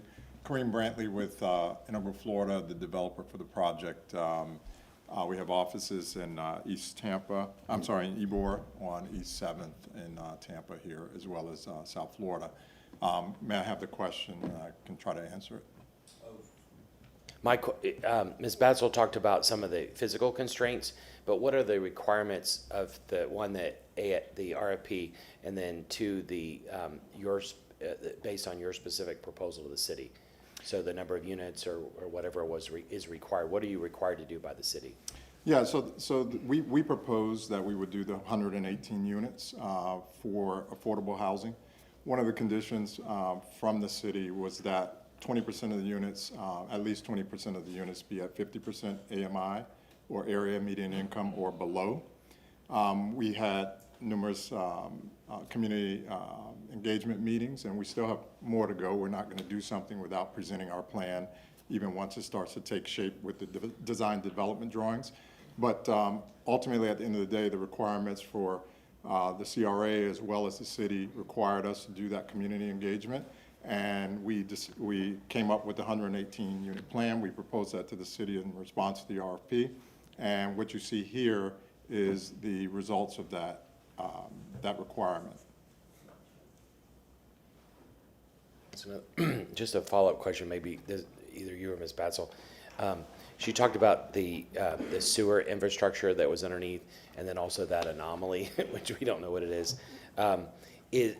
Was the city aware of those things? And no. Are they city facilities that could be moved, or what? What, in your discussion with the city, are there any other possibilities of what to do with that, or does it all have to stay right Sure. where it is? With respect to the anomaly, it is an anomaly. I mean, I'm not going to call it a full sinkhole because it doesn't say it's a sinkhole. It's a void. It is a void. It's considered a void. And the geotechnical report was very clear that that area and a protective radius should not have a building located on top of it. So that was just a further constraint. With respect to relocating the sewer, our engineer, John Evelyn, is here, but that, we have worked with the city and FDOT because we're tapping into some of the FDOT vaults there. John, I don't know if you want to talk more specifically, but that location is the relocated area given all of the other issues. So we have worked through those issues from an engineering perspective. Yeah, I can speak to it. John Evelyn with Stantec, 777 South Harbor Island Boulevard. The reason that we have to relocate the sewer is because it's currently running down 15th Street. So it goes down 31st and 15th. It's a large 18-inch, I believe, trunk line that serves a majority of the neighborhoods to the north. So we have to and we're putting the building right over 15th after we vacate it. So the building has to come down through there, so we have to route the sewer around the building. We can't run the sewer under the building per City of Tampa. Can you repeat your name, please, for our Oh, work? sure, John Eveland with Stantec. Thank you. Any So, others? No, that so- answer your question? Yeah, thank you. Sure. I guess procedurally, Ms. Batso, you said that legal has said we have to continue this, or? Well, Kate brought up that the legal description, although our staff was dealing with the city staff, we didn't touch base on that, and so we think there's potentially an issue with the legal description that's attached to the ordinance. So we wouldn't want to move forward and have an incorrect legal, because we'd have to come back to you again. Okay. Anything else? No, should we just get legal? We have more questions. So, Councilwoman Young. Well, one, I think it's great for East Tampa, especially with the Innovation Center being next door. I think it's going to be really great. But I also, with the city investing, $9 million, I think, we should do our best to do the best that we can. I'll be honest, I totally understand as far as the constraints. I'm not happy about the trees. I totally understand, but that part really, we have a habit here, well, not we have a habit here, but just in our, construction, instead of thinking of our trees as how do we, move around them, we kind of sometimes dispose of them. But I understand, I understand, but from the presentation, why, but I'm not happy about it. I just have to state that. I think also to Councilman Clendenin's point, the transition from, the neighborhood to, to the housing, I think is something that we should really consider. And I again, I'm not an architect, so I don't know, what it would look like, but, is it something that we can consider to have, different architecture features? Maybe, it's some, can we do like, walk-up units on Columbus, or just something so that it kind of, fits into the neighborhood, because there are single-family homes that are right across the street. So maybe that is something to consider. And then also, I didn't see, when I was looking at the site plan, the walkways, is it just the 5 inches, or is it going to be the wide? Because I saw on the project, it had the wide public walkways. Are they going to be wide, or is it going to be the 5? Because the 5 is what's standard with the code, yes. John? Yeah, these will be You have to state your name again. I'm sorry. It's a I'm so record. sorry. Kareem Brantley, Hanover, Florida. The sidewalks here are designed to be much broader. They're designed to basically have more activity at the sidewalk level. So if people are passing by, if you're rolling a carriage, if the children are playing in the park area in front of the building, it doesn't constrain the area so much. And if you look at Columbus Drive, one of the things we wanted to do was really activate the area. So now you have this sidewalk that's kind of giving some life to the neighborhood. It's also in that setback that's creating a lot of distance from the single-family homes across the street. So when you really look at this project, one of the things we wanted to be really thoughtful about was making sure that the context of the neighborhood was not interrupted so much that you have this big eyesore building relative to the homes. And just to give you an idea of what I mean by that, if you look from the southeast, you have the building pushed back, so that all that area is open for that area on the east side. And then if you look at the building in context in terms of height, I'm a little over 6 feet. This building to the highest habitable floor is 48 feet. So when you look at that, it's 8 of me, just stacked on top of each other. So we also want to do that in a context where we're not making the interior living of the units so crammed. If you think about it, back in the days, you used to have 7'4" above finished floor, but that was done before you had all the requirements for fresh air requirements. You had all these soffits that had to reach to the outside. So we've really been thoughtful about how we design the building such that the interior living is respected, but also the exterior of the building is respected to the community, so we're not building out of scale. The way the building is situated on the site, with the ETIC being to the west, you also have a situation where nothing is staring over top of neighboring housing. So you have big setback on the face at Columbus. You have a large setback on the east. On the west and the south is the highway, and the west will be the ETIC. So we've taken all of that into account as we've designed. That doesn't mean that the exterior presentation is final. That can be worked on, and I think those are just more aesthetic things to do. And then, If you can put the overhead on, I just want to point out one thing. Yes, CCTV? Thank you. We originally had a lot of park areas sketched out here, but we were so constrained on green space that we took the hardscape away. You know, if city council would like to see that all re-implemented, we can certainly do that. It's just that we, you know, obviously our green space waiver would be bigger than it is now. Any more questions? no. I'm going to go ahead and echo what they've said. If you could leave that on Yes, the of course. overhead. And if, yeah, CC, thank you. It looks like there's maybe a dozen parking spaces there that we could turn into front-facing units. Because with the center that's going next door, this will be a walkable neighborhood. And if you put a wall there and greenery, that's not adding to the walkable feel.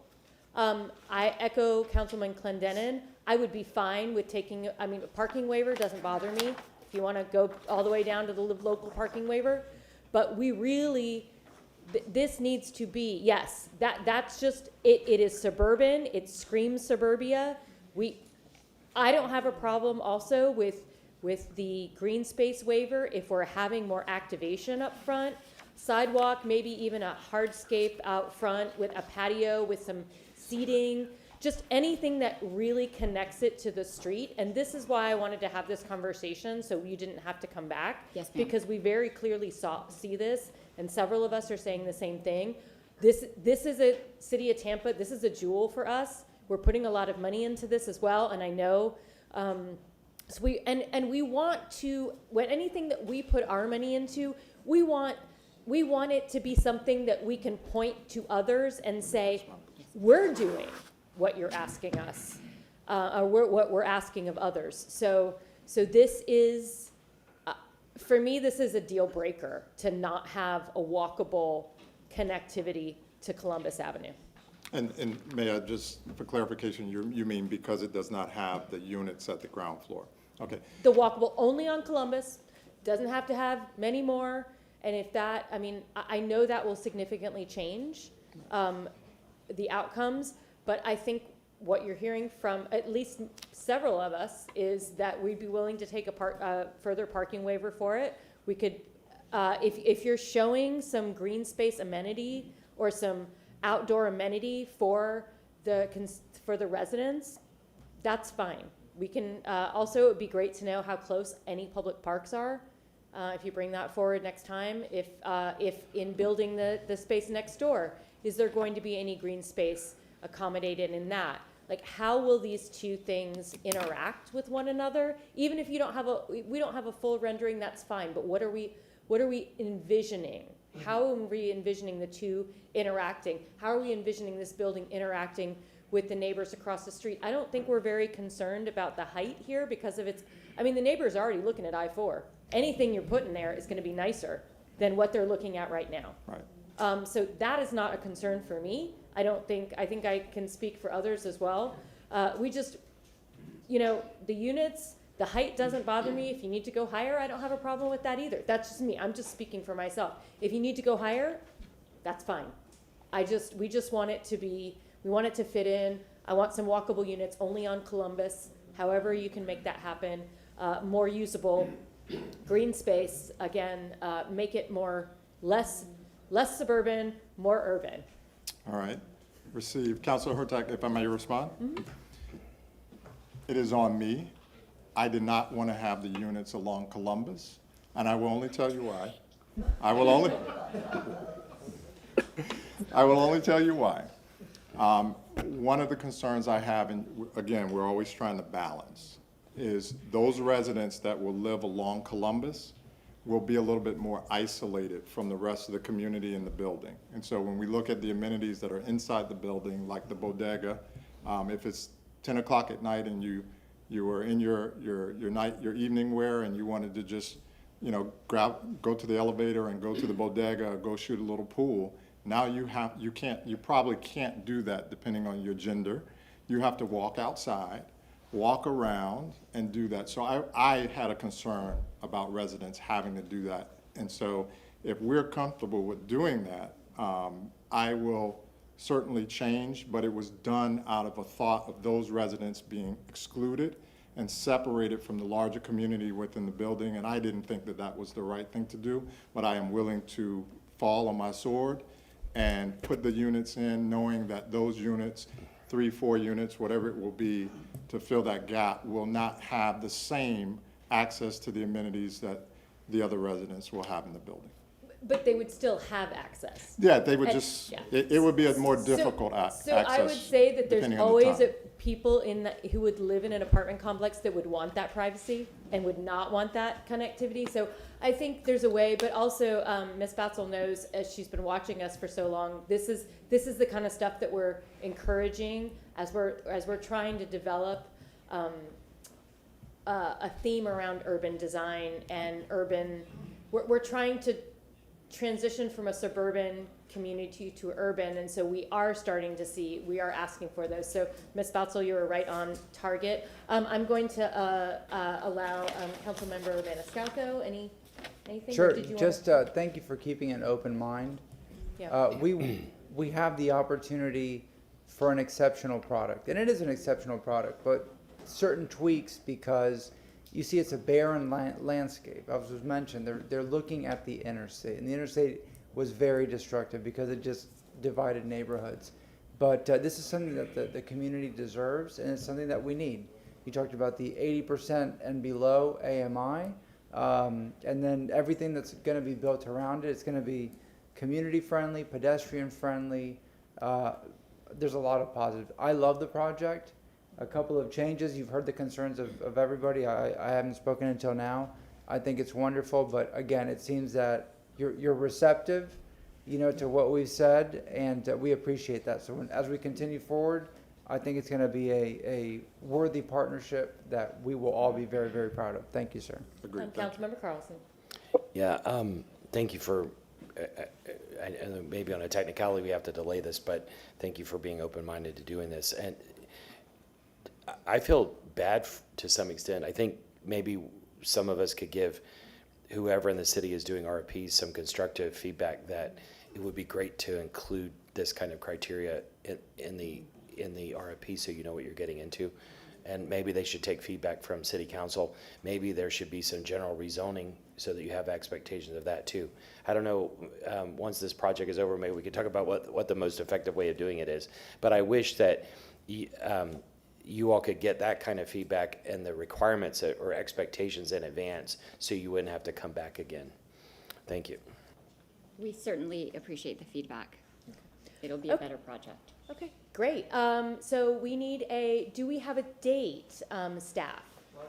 If you don't mind, could I just coordinate with the applicant because we have to look at Okay, you need to resubmitting. come to the microphone, sorry. Sorry. Christopher DeMonch, Development Coordination. I would just like the opportunity to speak with the applicant because we need to look at timeframes on when they could resubmit to us to begin a review. We do have some openings in the months ahead, but it would really depend on their timeline and their ability to turn around. 5 minutes? I think it could work. 5 minutes. Okay, we are in recess for 5 minutes. We'll come back at Councilwoman Hurtak? 8:40. Councilwoman Hurtak? I can't start my DD until we. Hey, Lynn, can you still hear me? So like, for example,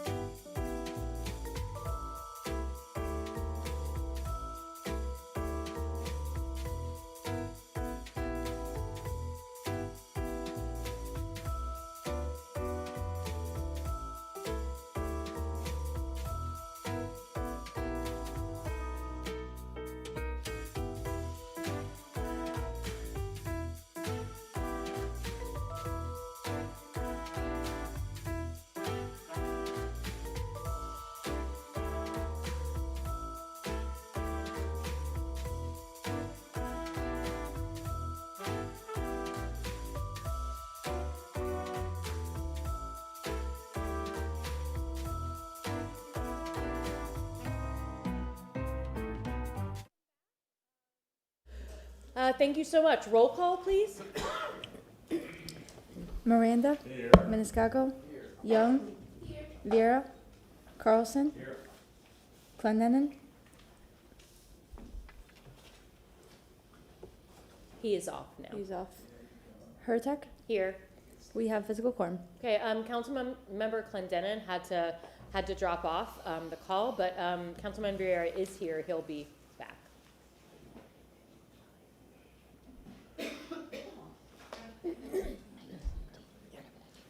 February 12th.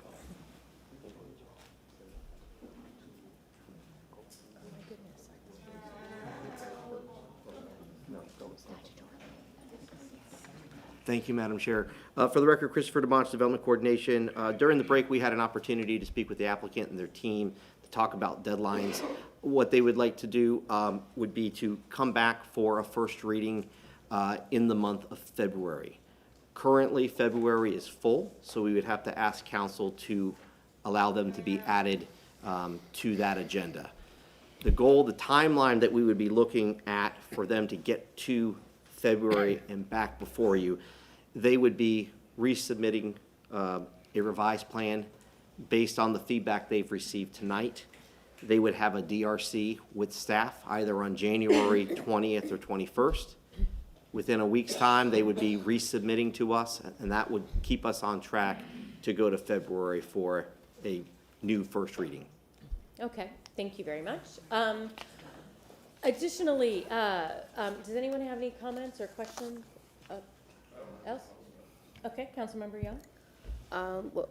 Well, since it sounds like they're going to do a continuance. Yes, they are. I would just like to reiterate the importance of making sure that we are including what is in the project proposal.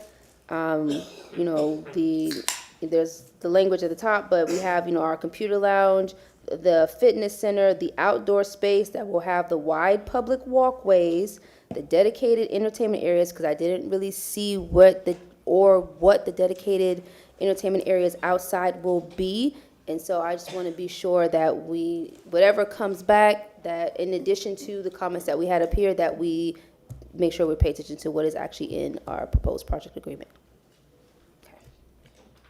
Attorney Shelby. Yes, Martin Shelby, City Council Attorney. Just a question of process. Is this going to be reset and rescheduled and renoticed, or is it just going to be a continuance? It's going to be a continuance just for tonight to the next meeting? To February 12th. February 12th. Thank you. But we need approval from council to add them, as we don't currently have any. So that would be a waiver to allow that. And if I could I just reiterate some of the items here that we're asking of the applicant in their revision. So we want walkable connectivity to East Columbus. That was discussed.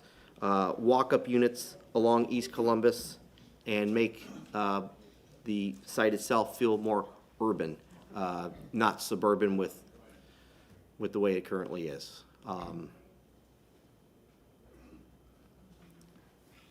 And if you wouldn't mind, could we just get the applicant to state on record they understand and agree to those changes? Yes, for the record, Elise Batzel, Stearns, Weaver, Miller, yes, we understand the changes and we plan to incorporate those into the next DRC and the hearing before City Council. Move to continue. Second. We have to waive the rules as well. And to waive the rules. How many, Yeah. so, I think. I believe we also have to waive the 180. okay. Yes, sorry. So waiving 180, waiving our rules, setting for February. First reading for February 12th. So moved. Date, time, and place? I don't remember the address. Old City Hall. 315 East Kennedy Boulevard, 3rd floor, Tampa, Florida, 33602. And it's February 12th, 5:01. 5:01 p.m. Thank So you. I have a motion from Councilmember Carlson. I have a second from Councilmember Maniscalco. Any conversation? Okay. All in favor? Aye. Any opposed? Okay. Ayes have it. Thank you very much. Thank you for your time.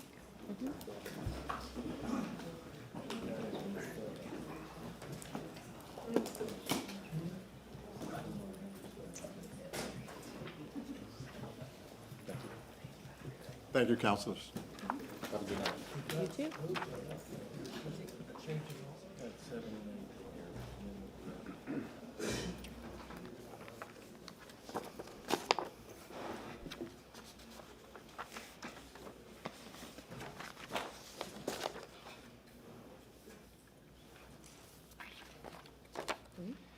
Thank you, Madam Chair. For the record, Christopher DeMonch, Development Coordination. Agenda item number 4 is REZ 25104. Seven? Item 7? Item 7, sorry. Item 7, agenda item number 7 is REZ 25104. This is a request to rezone 4311 West Gray Street from RS50 to planned development for single-family attached uses. We'll start with an aerial of the subject site. Subject site is outlined in red. It is located on the north side of West Gray Street. The block is located between east of North Manhattan, and it is west of North Hubert Avenue. The surrounding properties consist of single-family detached units zoned RS50 to the north, to the east, as well as to the south. We also have south of the subject site planned development zoning. These are sites that have been approved for single-family, residential single-family attached. We also have to the west RM18 zoning, where we have single-family semi-detached units. We do have a survey, a site plan provided by the applicant.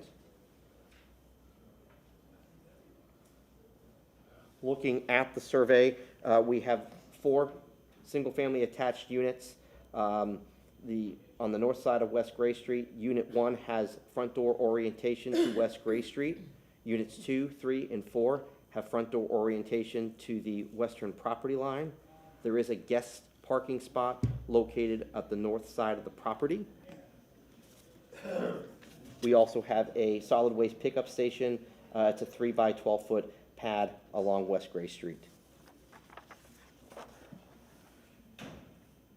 Next, we have elevations. These proposed elevations are a max of 40 feet in height. I should say each of these units have a 2-car garage.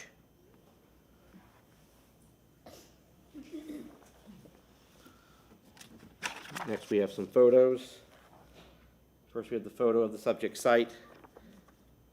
There's a single-family detached unit there. North of the subject site, we have another. South of the subject site. One additional photo south of the subject site. During the site visit, it was under construction.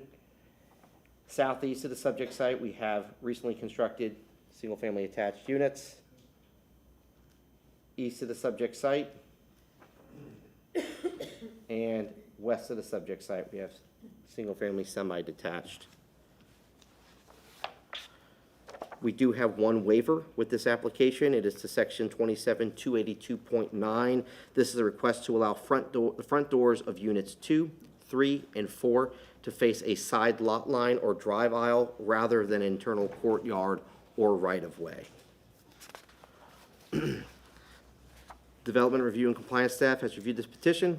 We find the request consistent with the applicable City of Tampa land development regulations. Should it be the pleasure of City Council to approve this application, further modifications to the site plan must be completed by the applicant between first and second reading of ordinance as stated in the revision sheet, and I'm available for any questions.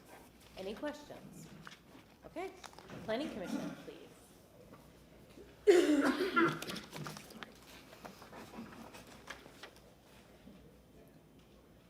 Quinn Steele, Planning Commission staff. This site is within the West Shore Planning District, the West Shore Palms neighborhood, and Evacuation Zone B. This subject site is outlined in purple and designated Residential 20, which also surrounds the site on all sides. The west is a recently approved townhouse development with the West Shore Plaza located several blocks further west. And then further south is West Shore Baptist Church, and then it's just south of I-275. The request would allow 4 single-family attached units on an underutilized site. The density is consistent with what is anticipated under the R20 designation. Planning Commission staff found the request compatible with the surrounding development pattern. The neighborhood has had several recent approvals of similar 2- and 4-unit projects over the last few years. The PD provides front door orientation to West Gray Street and a sidewalk connection to the right-of-way for Unit 1. Units 2 through 4 orient toward an internal drive aisle with a connecting sidewalk. While this meets policy intent, staff notes that there is still potential conflict between pedestrians and vehicles as they exit garages. Overall, the request is consistent with the long-range development pattern envisioned under the R20 designation and the comprehensive plan. That concludes my presentation. I'm available for any questions. Any questions? Okay. Applicant.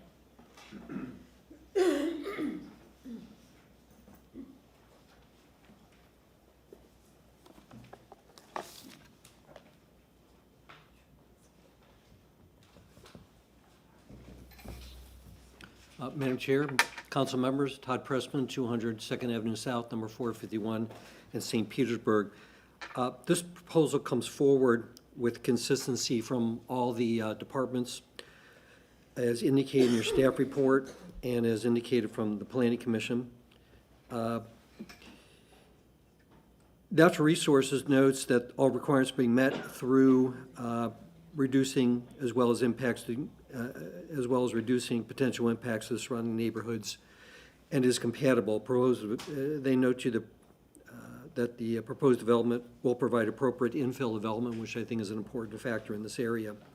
One important item that you see from the Planning Commission is that they do talk about how the site in a particular area and vicinity is in transition, and there's been a lot of rezonings. So that's why, as presented from the staff, you'll see that there's multifamily, single-family, duplex in the immediate area. I do want to show you one elevation, which is a very nice elevation for the PD, which is an improvement of the existing home, which is built in 1958. This will be obviously a quite nice improvement, and abutting to the site to the west is duplex multifamily. I can also tell you that James Escara, who is the developer, has touched base with neighbors, and the site being here, in the file is support from this neighbor here, and verbally from this neighbor across the street. These are the duplexes next door, 2-story, which would be, as your staff have found, is compatible to the neighborhood. So we're not aware of any opposition to the request. We think it's a nice improvement, infill property, compatible, and we appreciate your consideration. Happy to answer any questions you might have. Are there any questions? Okay. Is there anyone in the public who wishes to speak on this item? Please come and stand up this way. Okay. Good evening, council. My name is James Lascare. I'm the owner of the site. I've already been sworn in. So yeah, if you're the owner, you are part of the presentation and not with public comment. And there's time in the presentation. You may go ahead and speak, but you have to. Yeah, how much time was left in their presentation?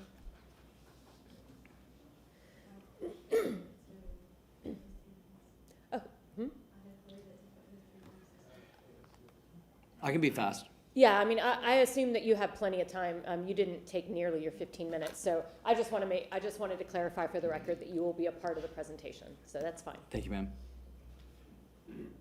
Okay, I can be fast. Go right ahead. Okay, thank you. Just quick background about me. So we're a service-disabled veteran owned small business. I served 15 years in the Navy, and the entire time was in the SEAL teams. Upon separating from service, I received a 100% disability rating. This business and conducting thoughtful development has been a good option for our transition out of service because I've come to know the Tampa area pretty well. Since starting the business in 2021, we've completed 11 projects with a focus on quality and community value. Excited to hear the report from staff with consistency across the board. Community support has also been strong. I believe there's 6 letters in the record from neighbors and 0 opposition. We did quite a bit of outreach to neighbors to make sure we're engaging with our community members. So it's great to have their support, and especially with 2 of the neighbors that we received written support directly adjacent to the property. I think this proposed rezoning is important for our community infill growth and well-being. Answers the increasing demand for housing options near our urban core as our population grows and more people call Tampa home. Having a mix of housing types from single family to multifamily ensures that we can accommodate various residents' needs, including families, young professionals, and seniors. In conclusion, I respectfully request council to approve this rezoning. Thank you for your time. Okay, thank you very much. Now, are there members of the public who would wish to speak to this item?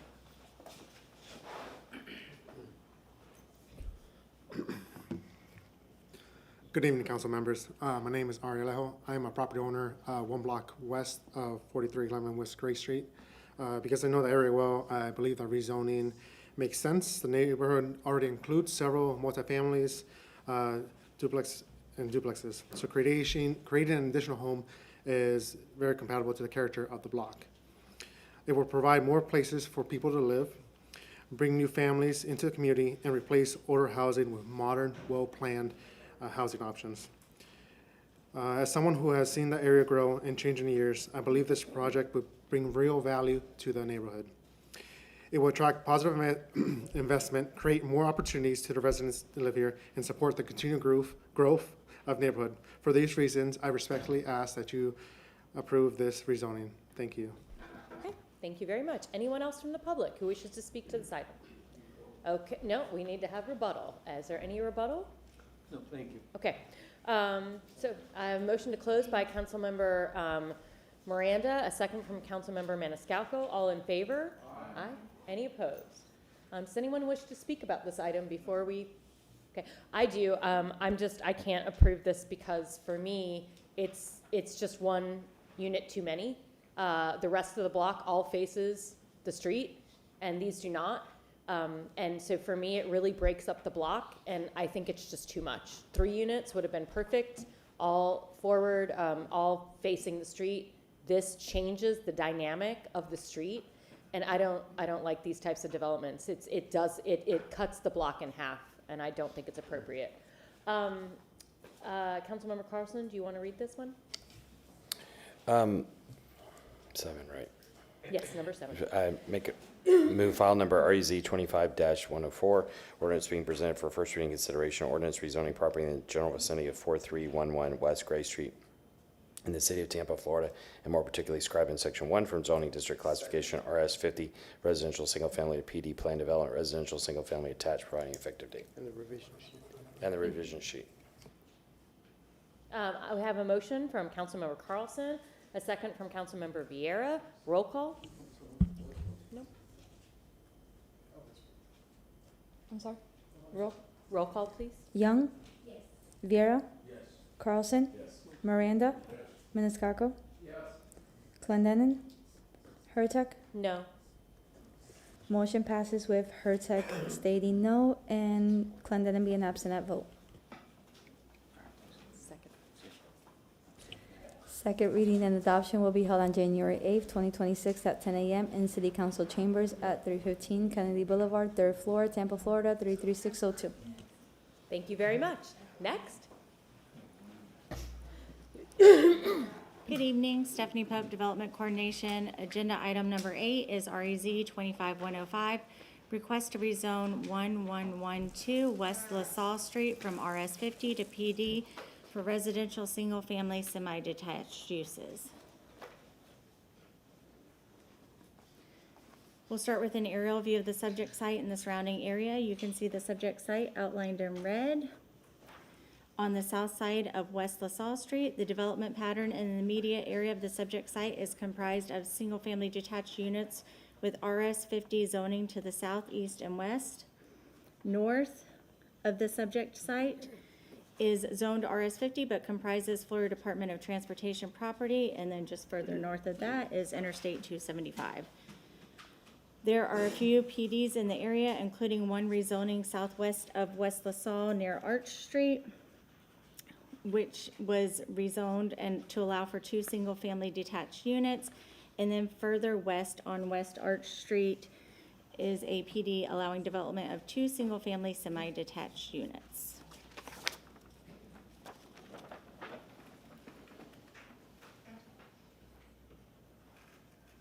Here's the site plan provided by the applicant. The applicant proposes 3 two-story buildings with 6 semi-detached units. So here are the buildings.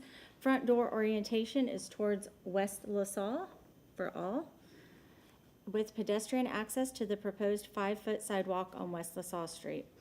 Each unit proposes a 2-car garage here, and this one. This unit has a 1 car with one in the driveway.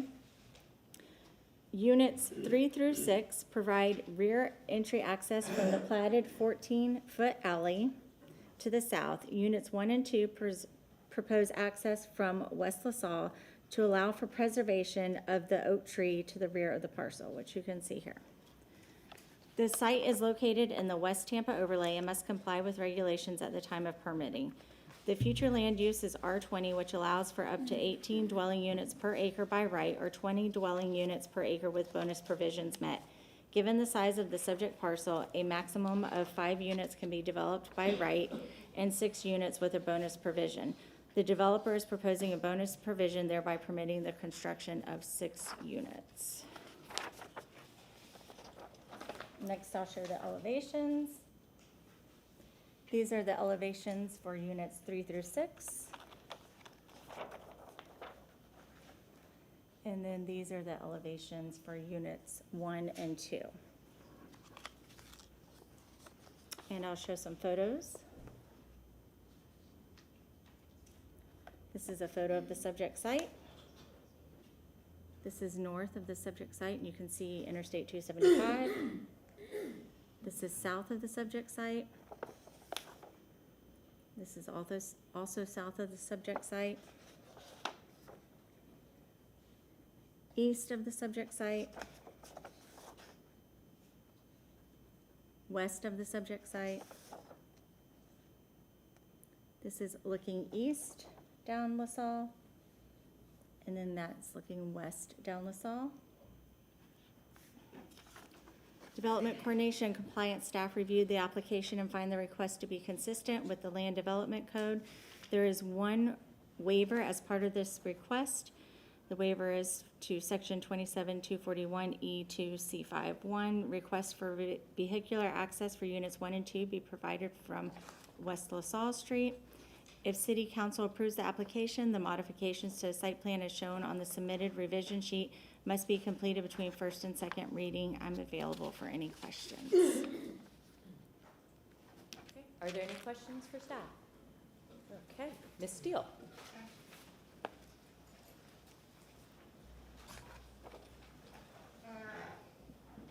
Quinn Steele, Planning Commission staff. This site is within the Central Tampa Planning District, the West Riverfront neighborhood, and the West Tampa Urban Village.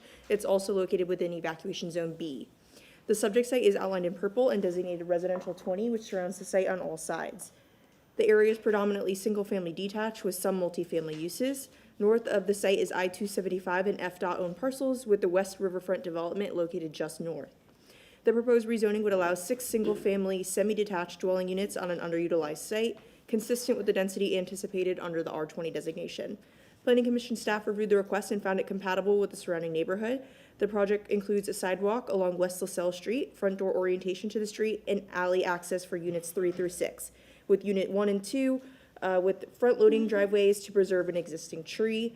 These features align with the policy direction of the comprehensive plan. Overall, the request is consistent with the long-range development pattern envisioned under the R20 designation in the comprehensive plan. That concludes my presentation. I'm available for any questions. Any questions? Okay, applicant. Good evening again, staff, or excuse me, good evening again, council. James Lascara, I'm the owner and applicant. I live 2 blocks away. We really love doing projects in our neighborhood. The only waiver that I'm requesting is so that we can preserve a beautiful, grand live oak tree that's on the site to the west. So that is the only reason that we are front-loading the garages for units 1 and 2. Have strong neighborhood support, no opposition. I actually walk this block every single day, get outside and take a walk around the block. So all the neighbors support this, and we're excited to have their support. I know that the design guideline, I heard some earlier discussion and earlier applications from the design characteristics of West Tampa overlay. That's certainly very important to us, and it's something that we incorporated into these elevations. I do want to mention this is in the West Tampa CRA, which we're also very excited about adding units in the area. I think they're very much needed, and we are considerate in our use of the alley, which is why we're providing alley-loaded parking for units 3 through 6, and as I mentioned, the waiver to preserve the grand oak for units 1 and 2. That concludes my presentation. I'm available for any questions. Okay, are there any questions for the applicant? Okay, is anyone here in the public that wishes to comment on this item? Okay, I have a motion to close from Councilmember Miranda, a second from Councilmember Maniscalco. All in favor? Aye. Any opposed? Okay, Councilmember Vieira, would you be willing to read this item? Yes, I would. Thank you, ma'am.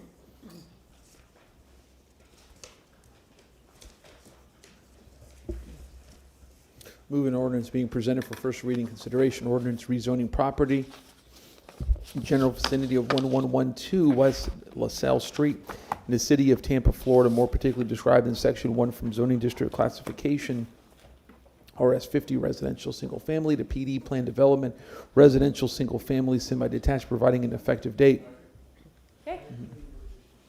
including said revision sheet. Okay, there's a motion by Councilmember Vieira, a second from Councilmember Miranda. And this one, I love because it does face the front. I just have a thing. So really do appreciate that effort to save the tree as well. So roll call, please. Rivera, Yes. Carlson. Yes. Miranda. Yes. Maniscalco. Yes. Young. Yes.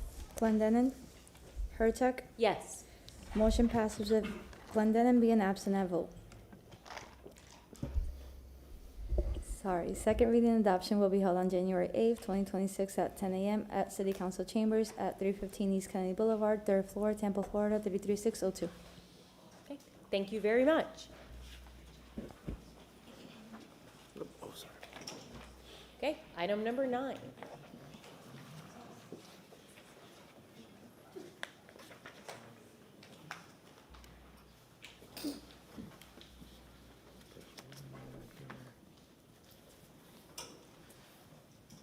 Good evening, Council. Again, for the record, Christopher DeMonch, Development Coordination. Agenda item number 9 is REZ 25-123. This is a request to rezone 3215 West Santiago Street from RM16 to RM18. We'll start with an aerial. Subject site is outlined in red. It is located on the north side of West Santiago. The subject site is located east of South Ferdinand and west of the Selman Expressway. The site is developed with a one-story, single-family detached unit. Next, we have a survey. And I should also note that on this particular street, there are multifamily, 3 multifamily units to the south, single-family detached to the east. There is a single-family semi-detached unit to the west, and then we have commercial uses along West Bay to Bay. Survey shows the outline of the subject site marked in red, 50 feet of street frontage along West Santiago, and 100 feet of depth. The subject site is 5,000 square feet in area. The maximum number of units allowed by the RM18 zoning would be 2 dwelling units. Given that the surrounding uses do consist of single-family detached, single-family semi-detached, as well as multifamily units, the requested RM18 zoning is consistent with the development pattern of the neighborhood. Since this is a Euclidean, we do not have any site plans or elevations, but we do have some photos to show. This is the photo of the subject site. North of the subject site along Bay to Bay. South of the subject site, these are the 3 multifamily units or buildings. East of the subject site, we have the single-family detached. West of the subject site, we have the single-family semi-detached. This is looking east on West Santiago and looking west on West Santiago. Development Review and Coordination, Development Coordination and Compliance staff has reviewed this application. We find the request consistent with the City of Tampa land development regulations, and I'm available for any questions. Are there any questions? Okay, Ms. Steele.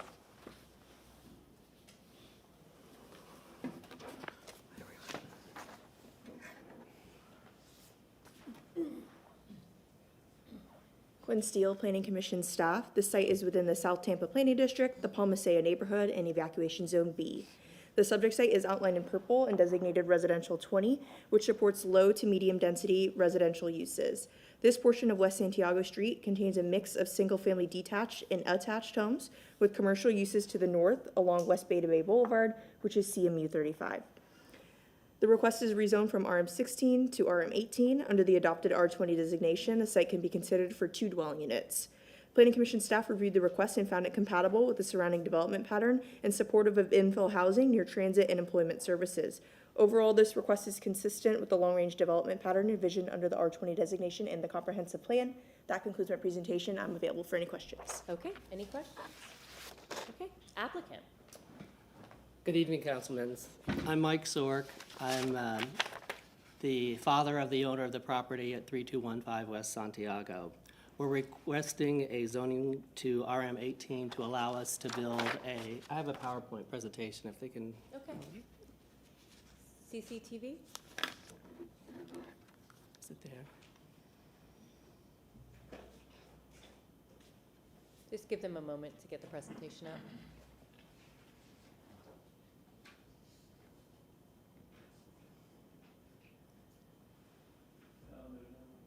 They don't have the presentation? Or it's not, I'm not sure what All that. right, I'll wing it without it. I'm not really sure what that meant. But I don't know what that means. Does that mean they don't have it, or does that mean it's not working? Did you send it into CTTV? I sent it into the website that they told me to send it into, or the email. Okay, thank you.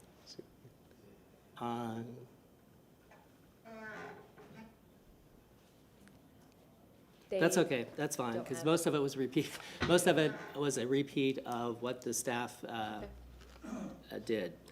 But I think basically the lot size is 5,000, that's why we have to rezone to an RM18 to allow for the duplex that my son would occupy. Repeating from a compatibility standpoint, within that street, as they said, across from us are 3 4-unit dwellings. To the west side is 2 multifamily units that have been done. To the north side is commercial because it's 1 block off of Beta Bay.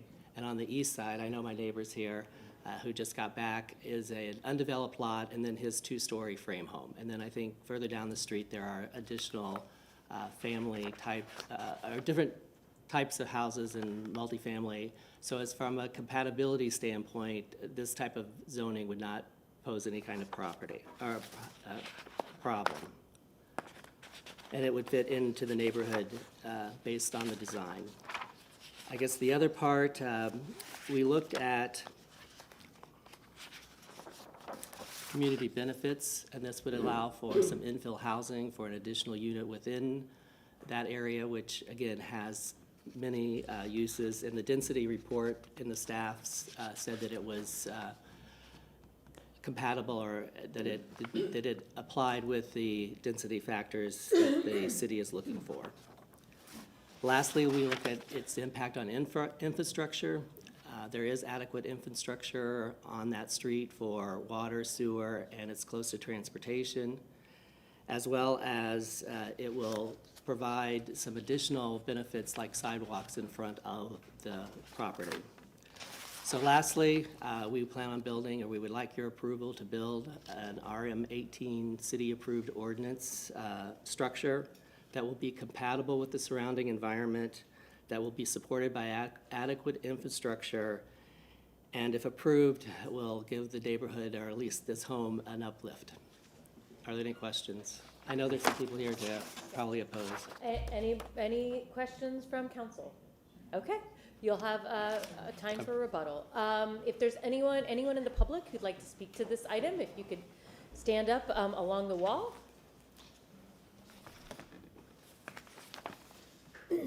Just going to take this time again to make sure folks have been sworn in, and if anybody needs to be sworn in or doesn't know what I'm talking about, go ahead and raise your hand. Okay, so might as well just get a secondary chance to swear in. If you haven't had a chance to swear in, or you think you don't remember, you can swear in again. So go ahead. Do you swear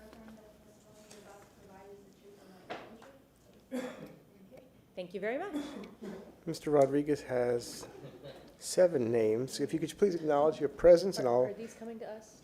Yeah, that's being passed around. It's going to go into it's going into the record. Oh, okay. Can you start? Oh, I thought it was that.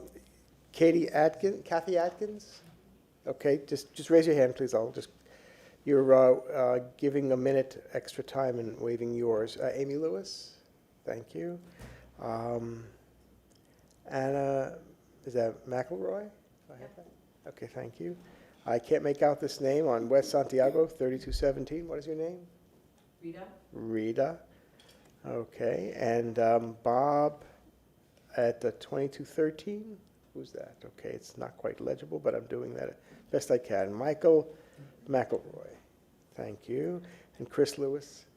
7 names for a total of 10 minutes.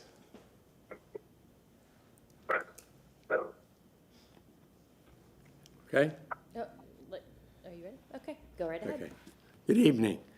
My name is Jack Rodriguez, and I live at 3218 San Juan. And obviously, I'm here to speak on behalf of myself and my neighbors. The Palmacia Park subdivision was platted in the 20s with 5,000 square feet lots. There has not been a duplex or a 2-unit or 3-unit built in the neighborhood for over 38 years. That's 1987. Or a rezoning approved for a request like this since 2002. Chapter 43 was replaced by Chapter 27 in 1989, and the R2 zoning changed to RM16. RM16 and RS50 are the predominant zonings in the area and provide for and recognizes the area's 5,000 square foot lots and prohibits duplexes. City Council recognized the issue based on testimony from the neighborhood that they did not want any more duplexes or townhouses in the neighborhood. The duplexes in the area were built prior to Chapter 27. The current house can be torn down and replaced with a single-family detached house. The Planning Commission, Planning Commission's report is based on old plan that recognizes what was built prior to the change to Chapter 27 in 1989. It recognizes the duplexes and multifamily developments that are in the neighborhood that have been there forever. And that's why the plan wants to allow for more. But again, nothing has been developed for 38 years. The plan does not look at the trend of all the single-family detached homes built in the area. Remember, no duplexes for 38 years. The plan is outdated and ignores current market trends. It is time for the Planning Commission to update its plan and recognize the current market conditions. They need to look at their own policy, Land Use Policy 9.5.8, that generally provides to maintain the character of single-family residential areas. Land Use Policy 9.5.4, that generally provides to maintain the current density and character of existing single-family areas. Transportation. The streets in Palmacia Park are narrow and some are dead-ended and filled with cars parked on the right-of-way in the street and provides a challenge for emergency vehicles.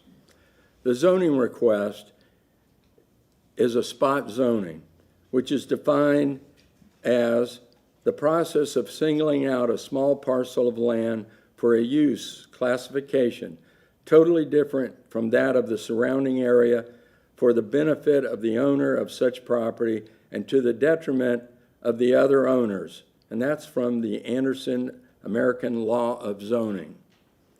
The neighborhood is about 22 square blocks with about 440 sites. 90% are single-family detached housing. There has been over 150 new single-family detached homes built in the last 10 years, no duplexes, no multifamily. There are also 8 single-family detached homes under construction now, one of which is down the street from this property. I have been in the real estate business for over 50 years. And in my opinion, the highest and best use is a single-family detached property. Most importantly, council unanimously denied similar requests in the past.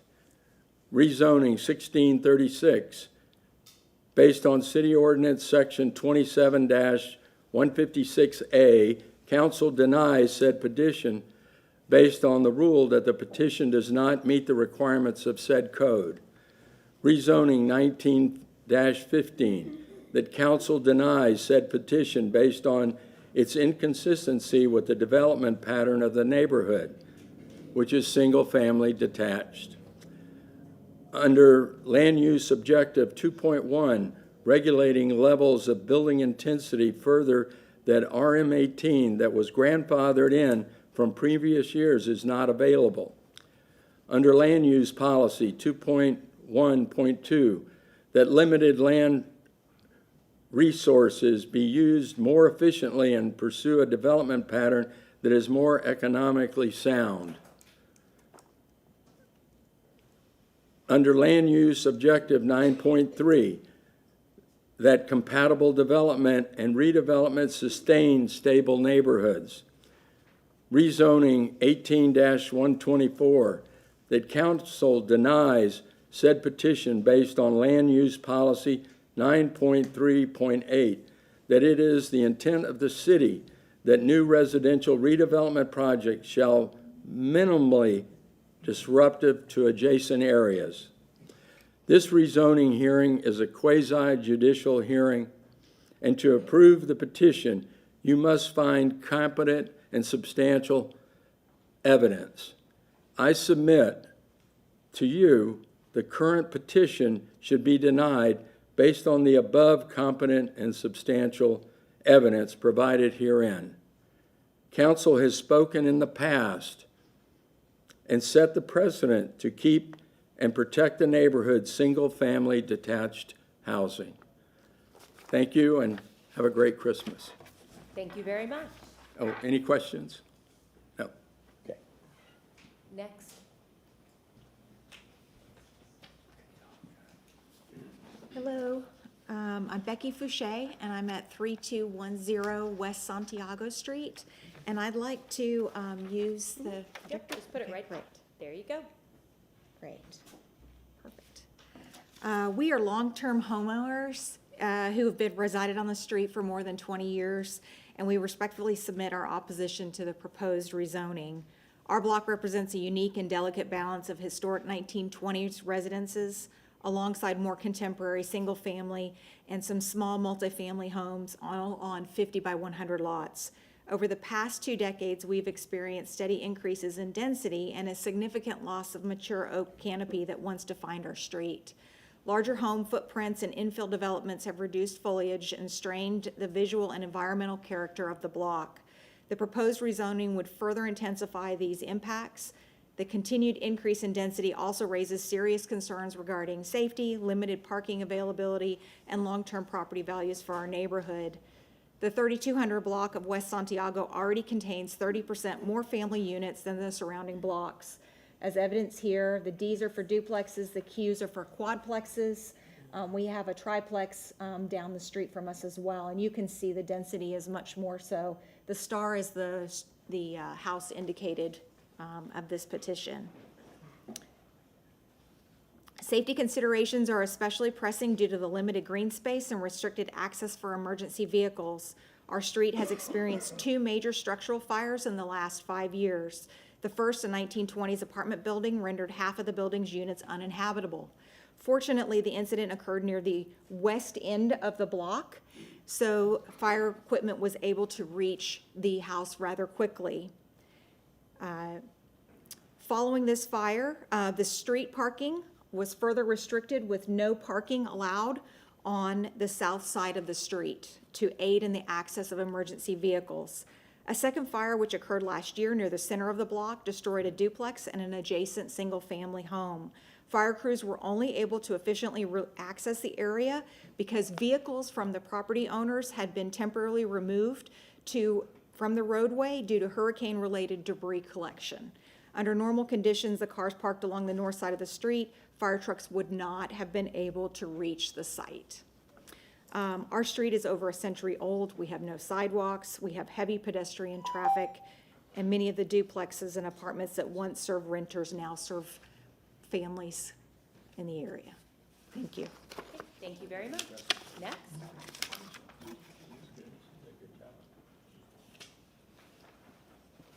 Good evening, City Council. My name is Arjan van der Vaart. I'm a property owner and resident of 3207 West Santiago Street, which is just 3 doors down of the property in question. I'm here to voice my opposition against the rezoning for reasons that were already outlined by my neighbors. One of the reasons is the parking is already very, very bad to start with in our high-density area. If you count the number of parking spots, since the north side there is no parking at all, there are just 3 official parking spots that fall within regulation of the city. However, because of the high density, there are often parking violations.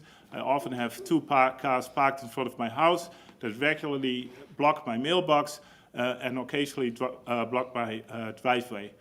That is an annoyance. By removing a third of the parking spots by the proposed rezoning, which will have 2 driveways, this will only be worse. Moreover, this directly ties in with the safety issue, as just explained by my neighbor. We already have problems where trash collection every other week has to honk and wait for people who are illegally parked on the other side to come through. I'm afraid that more cars and less parking will only make the problem worse and will have a big effect on emergency vehicles if we ever need these. And lastly, I think it really impacts the character of our street by getting rid of more and more of these single unit housings. So thank you. Thank you very much. Next.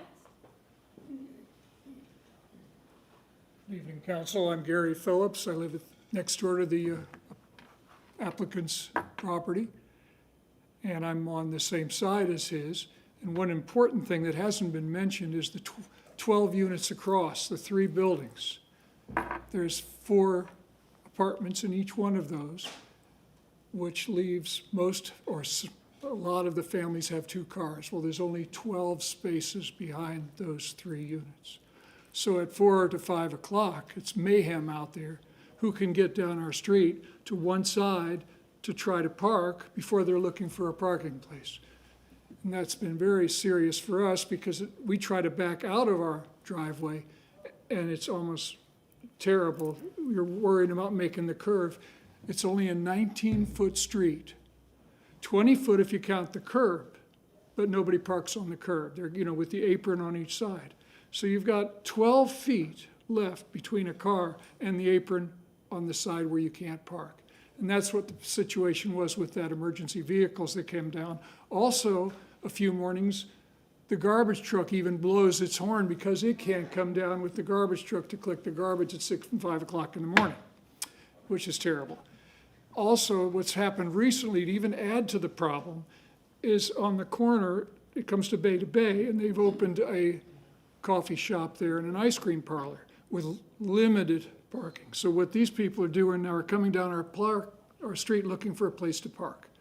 So they're parking in front of the driveways thinking we're only here 10 minutes while we get some ice cream. That's been a big problem. So all these added together really affects the situation on our block. I've been there 40-some years. I'm a Tampa boy raised right down the street, lived in that house over 40 years. And I love it. I'm even out sweeping the street I love the neighborhood.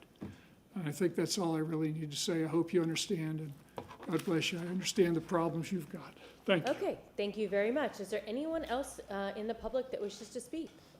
Okay. I'm sorry. There is someone online. If you could is she unmuted?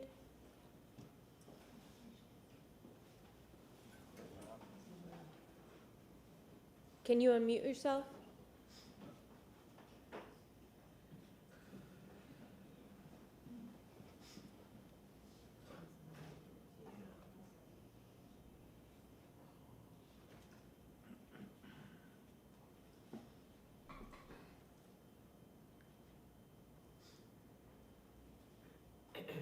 Can you hear me now? Yes. Can Okay, good. can you please raise your right hand so you can Yep. be sworn in? Can you move? So yeah, there you go. Do you swear or affirm that the testimony you're about to provide is the truth and nothing but the truth? I do. Thank you. Okay, you have 3 minutes.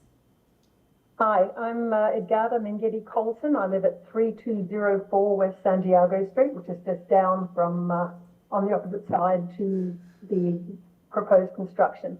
I've lived here since 2008, and over this time, I have to reiterate the parking. When we had the house had burned down beside me, and when the fire engines were coming in October last year, it was pretty scary because the first time we had the fire, there was problems getting, they wouldn't have got through. Secondly, I have two townhouses, two duplexes opposite me now, opposite our house. I'm regularly blocked in.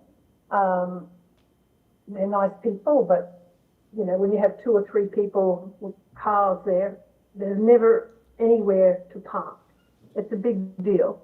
The mailman's always having problems. The trash guys are already having. You've heard most of what they've said, and it is a safety issue. Walking that street, I go for walks every day, and there's always cars coming down one way, the other way, trying to get around other vehicles. And then you add the construction with it, and it's just really bad. And there are so many. This idea that there's just so many duplexes and apartment buildings anyway in this area now, where it never used to be like this. Anyway, I'm against the motion to allow it. That's all I have to say. Okay, thank you very much. Is there anyone else online? We had 2 other, they're not on? Okay. So applicant, actually, are there any questions for staff or anyone from council? Okay, applicant, you have a rebuttal of 5 minutes. Yes, I guess first to address the gentleman. Just if you could just state your name Okay, first. Michael Sork. I guess to address the gentleman who spoke about there'd been no duplexes. Well, currently on the street, there's a duplex at the inn, so there has been development of duplexes on those lot sizes or smaller lot sizes since that time. And I guess like all of us hate change, and I know I'm one of those people who think I like change, but again, I don't like change. But I believe it's time to change because there's enough space there from a density perspective to allow for a duplex. Most of the people have complained about parking. There will be adequate parking for these 2 units in front with garages and spaces, so it should alleviate parking there. I mean, my son and I deal with the parking issues too because they park in front of his house. We do not create any of the parking issues. Parking issues is an issue for all of South Tampa. It's not just this street. So I don't believe that's a reason to not approve this request. And I guess in summary, if you look at what the staff recommended, the proposed zoning is consistent with the City of Tampa's Code of Ordinances. It's compatible with the neighborhood and surrounding developments. It's got adequate infrastructure, so I duly hope that you can approve this request. Thank you. Thank you very much. Do I have a motion to close? Okay, I have a motion from Councilman Maniscalco, second from Councilman Vieira. All in favor? Aye. Any opposed? Okay. Ms. Young, would you like to read this? Councilwoman Young, sorry.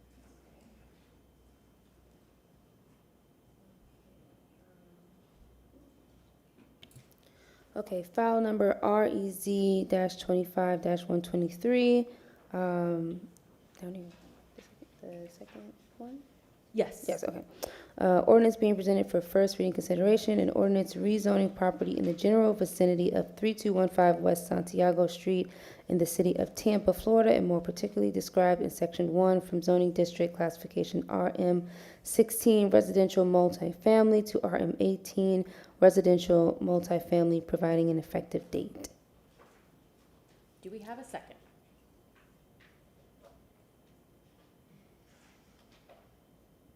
Okay, no second. Does anybody else want to make a motion?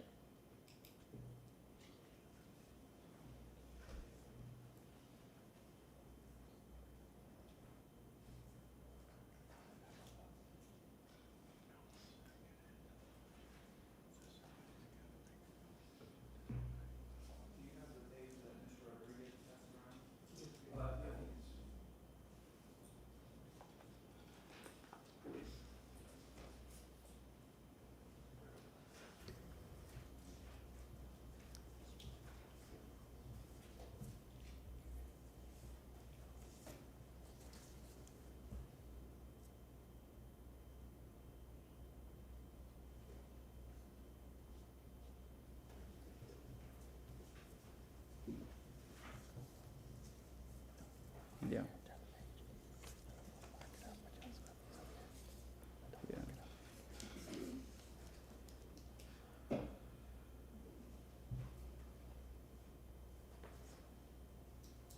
Okay, I'm ready. I'd like to make a motion to deny item number 9, which is REZ-25-123. And there are very specific policies here and points that were made and what was passed out and what was given to the clerk. In regards to land use policy 9.5.8, it says generally provides to maintain the character of single-family residential areas. I see that the applicant has failed to do that, and I'll tell you why. Let's see here. Where did I see it? There has not been a duplex built in the neighborhood in over 38 years, or a rezoning approved in this area since 2002. And that's what originally caught my eye. Also, land use policy 9.5.4 generally provides to maintain the current density and character of existing single-family areas, which brings me back to there has not been a duplex built in the neighborhood in over 38 years, which would make it 1987. Also, RM16 and RS50 are the predominant zonings in the area and provides for and recognizes the area's 5,000 square foot lots and prohibits duplexes. I think that's very, very clear. The duplexes in the area were built prior to Chapter 27 when the zoning codes all came into place in the 1980s. The current house can, however, be torn down and replaced with a single-family detached house. So there is appropriateness that would match the character of the neighborhood. You know, it's not prohibiting the developer or the property owner, I'm sorry, from doing anything else. They can replace it with a single-family detached house, but being that this is a duplex, it goes against all of this, and I think that would be it for my motion. Okay, we have a motion from Councilmember Maniscalco. We have a second from Councilmember Vieira. Any more discussion? Okay, roll call, please. Miranda? Yes. Maniscalco? Yes. Young? Yes. Vieira? Yes. Carlson? Yes. Clendenin? Hurtek? Yes. Motion passes to deny with Clendenin being absent at vote. Thank you very much. Item number 10.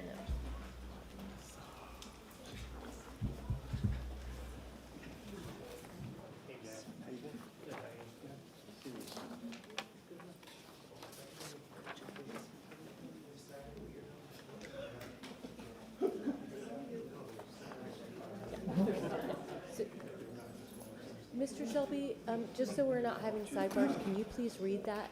Can you please remind us of those rules?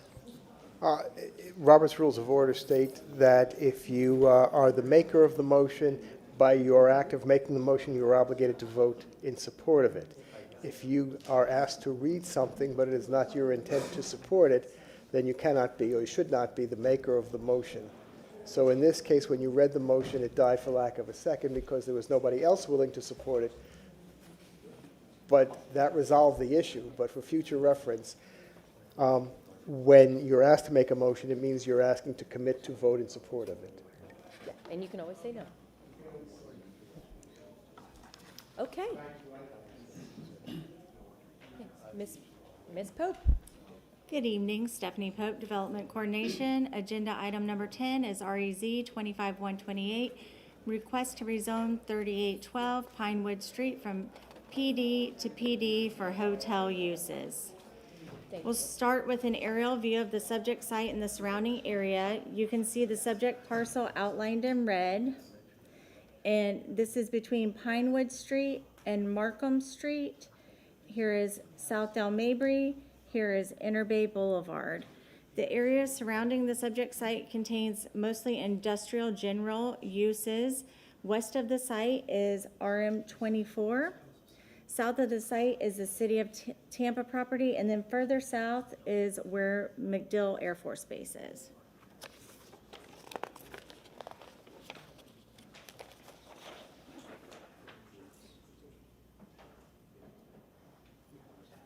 Here's the site plan provided by the applicant. I'll provide a brief background. This application has a prior PD, REZ 2233, that was approved for hotel use. The prior approval allowed for one hotel on site. This rezoning request is for the addition of a second hotel. The applicant proposes the construction of two structures, each 6 stories in height. Front door orientation is toward the internal site, and surface parking, which is internal here. Access to the site is proposed off of Pinewood and West Markham. There are internal pedestrian sidewalks providing connections from the hotels to the proposed sidewalks along Pinewood and Markham. Building number 1 is proposed to be 6 stories tall and contain 110 rooms, and proposes a pool to the west of the building. This is building number 1. This is the hotel approved in the prior rezoning. The prior rezoning was approved for 6 stories, 77,925 square feet, and 115 rooms. The current PD proposes 6 stories, 77,925 square feet, and 110 rooms. Building number 2 over here is proposed to be 6 stories tall, 62,223 square feet, and contains 105 rooms. Next, I'll show the proposed elevations provided by the applicant.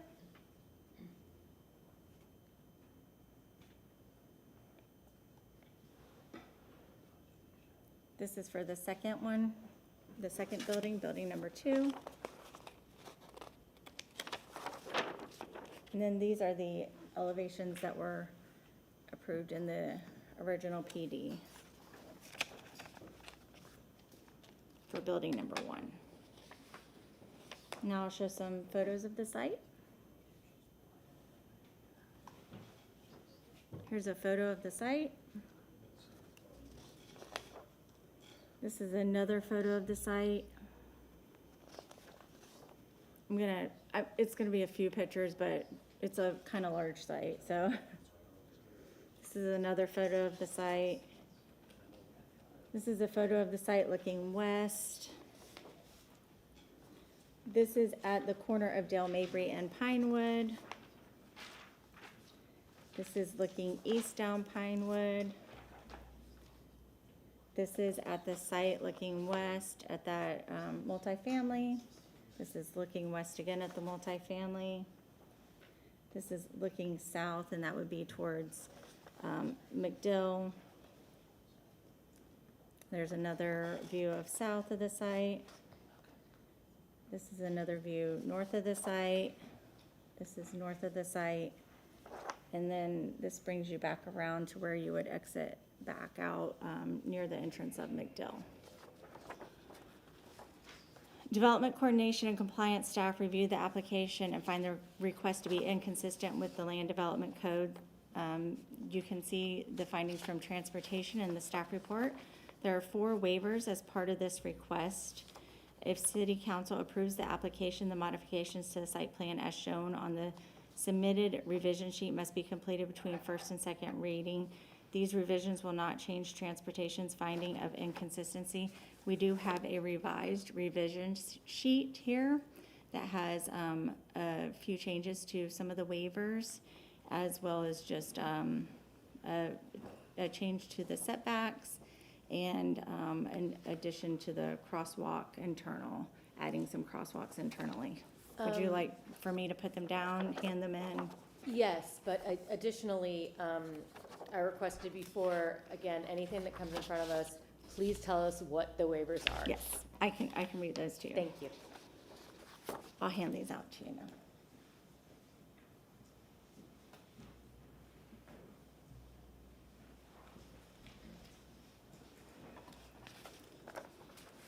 So the original waivers that were requested prior to the revised revision sheet. Waiver number 1 is section 27283.7, request to reduce the required parking spaces from 225 to 84, which is a 63% reduction. I'm sorry, could you say that again? Yes, ma'am. The entire thing?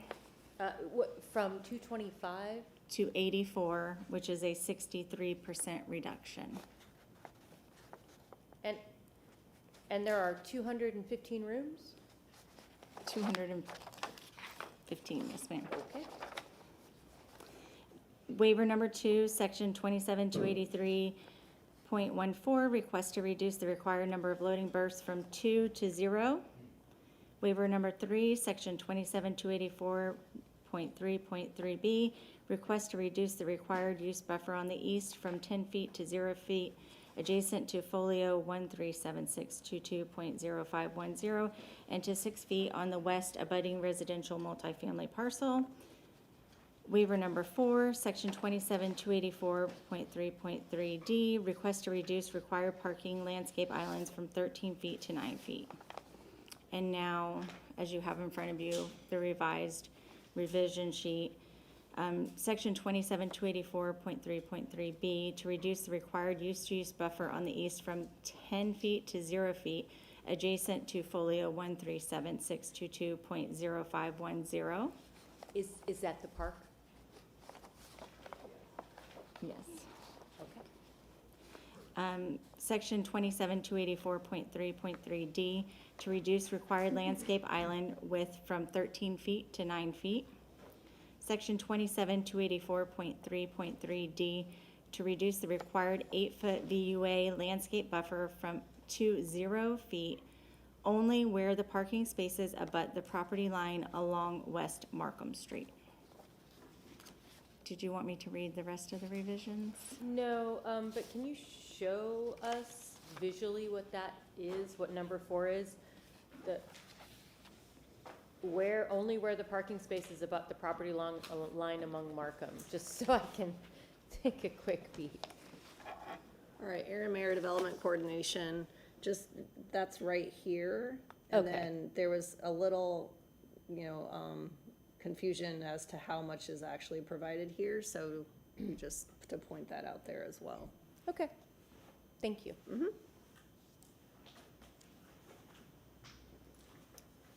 And that was concluded my presentation if you had any questions for me. Okay, are there any questions for staff? Okay. Ms. Steele?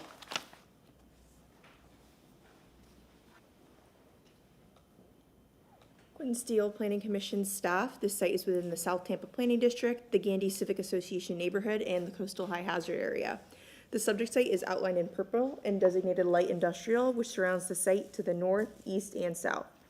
The light industrial designation supports general industrial activity, flex space, research and development, and a range of commercial uses. The site is about a quarter-mile north of MacDill Air Force Base.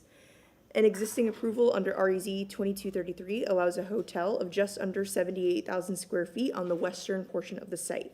The request amends the PD to allow an additional hotel, resulting in just over 140,000 square feet at a 1.2 FAR. Planning Commission staff reviewed the proposal and found it consistent with the development anticipated under the light industrial designation and compatible with the surrounding development pattern of light industrial, multifamily, and commercial uses.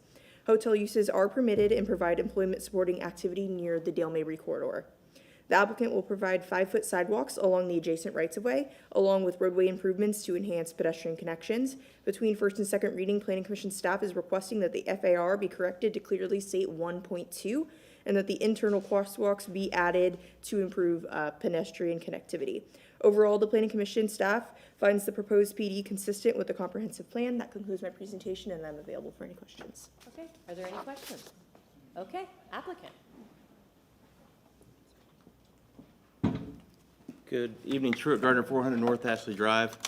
I see one question already, which is interesting coming from you, who likes the parking waivers, but I'll have a further explanation of that. It's a hotel. Yes. We're here on behalf of Brian Funk. Brian Funk is a friend. He grew up in Tampa, and he is a strong supporter of bicycling and parks in the city of Tampa, and which is what motivated him to this site. This was shown before, but I wanted to point out just one thing, and that's when you look to the east of Dale Mabry, you can see a faint path. That is the bicycle path, which then connects to Gadsden Park to the east. And so what attracted Brian to this site was the city's property, and which leads to both parking as well as kind of what his grand plan was before. That's the next slide. On this slide, this has been discussed really since 2023. We came in, got the hotel approved unanimously, the one on the west. That provided enough parking for it. And Brian at that time did not know exactly what phase 2 would be. It was contemplated to be an office. Hilton is the flag for the hotels. They then expressed interest, and so that became the desire for a second hotel, which then precipitated the need for additional parking, which in part is what led us to the approval last November, which many of you may recall, because MacDill Air Force Base was heavily involved with. And Brian, in that, we ended up with a development agreement and also a license agreement to, one, improve the park and the greenway, to really serve as connector for this bike path, and which will be his responsibility to do and to maintain.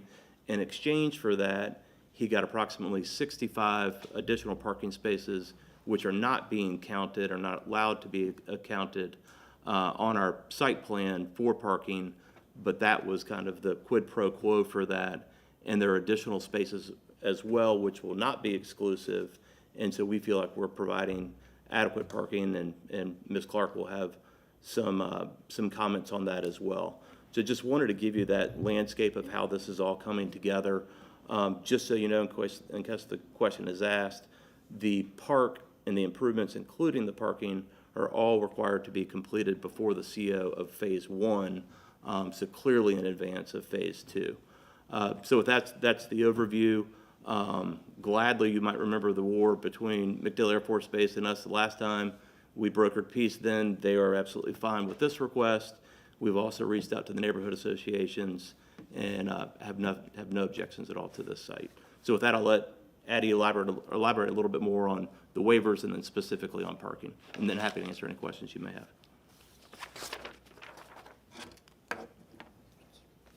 Good evening, Addie Clark, 400 North Ashley Drive. So this is just an example slide of what these hotels could look like. Again, that maximum of 6 stories for both the Western Hotel and the Eastern Hotel. And we're happy to have findings of consistency among staff, except for transportation as mentioned, due to that waiver, which we will get into, I promise. Again, we have 3 natural resources waivers and then 1 parking waiver. So starting with the natural resources first, we are requesting to reduce the 10-foot use-to-use buffer, as Stephanie mentioned, to 0 on the east, and that is adjacent to that city greenway property, so you can see that right there. And we felt that that was pretty appropriate given that the building is right next to the parking lot.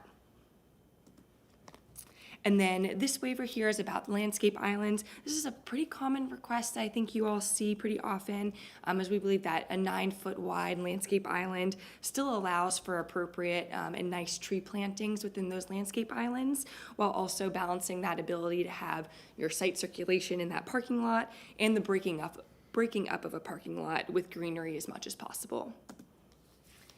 And then going into buffering, our request is to reduce that 8-foot VUA buffer to 0 foot, and these green arrows show exactly where we're proposing that to be applied, and Stephanie showed that as well. And really the impetus of that is because shown in yellow, we do have a new sidewalk, a 5-foot sidewalk that will be internal to the project boundary, and we will be providing an easement for that. So there was just a little bit of a constraint on space there.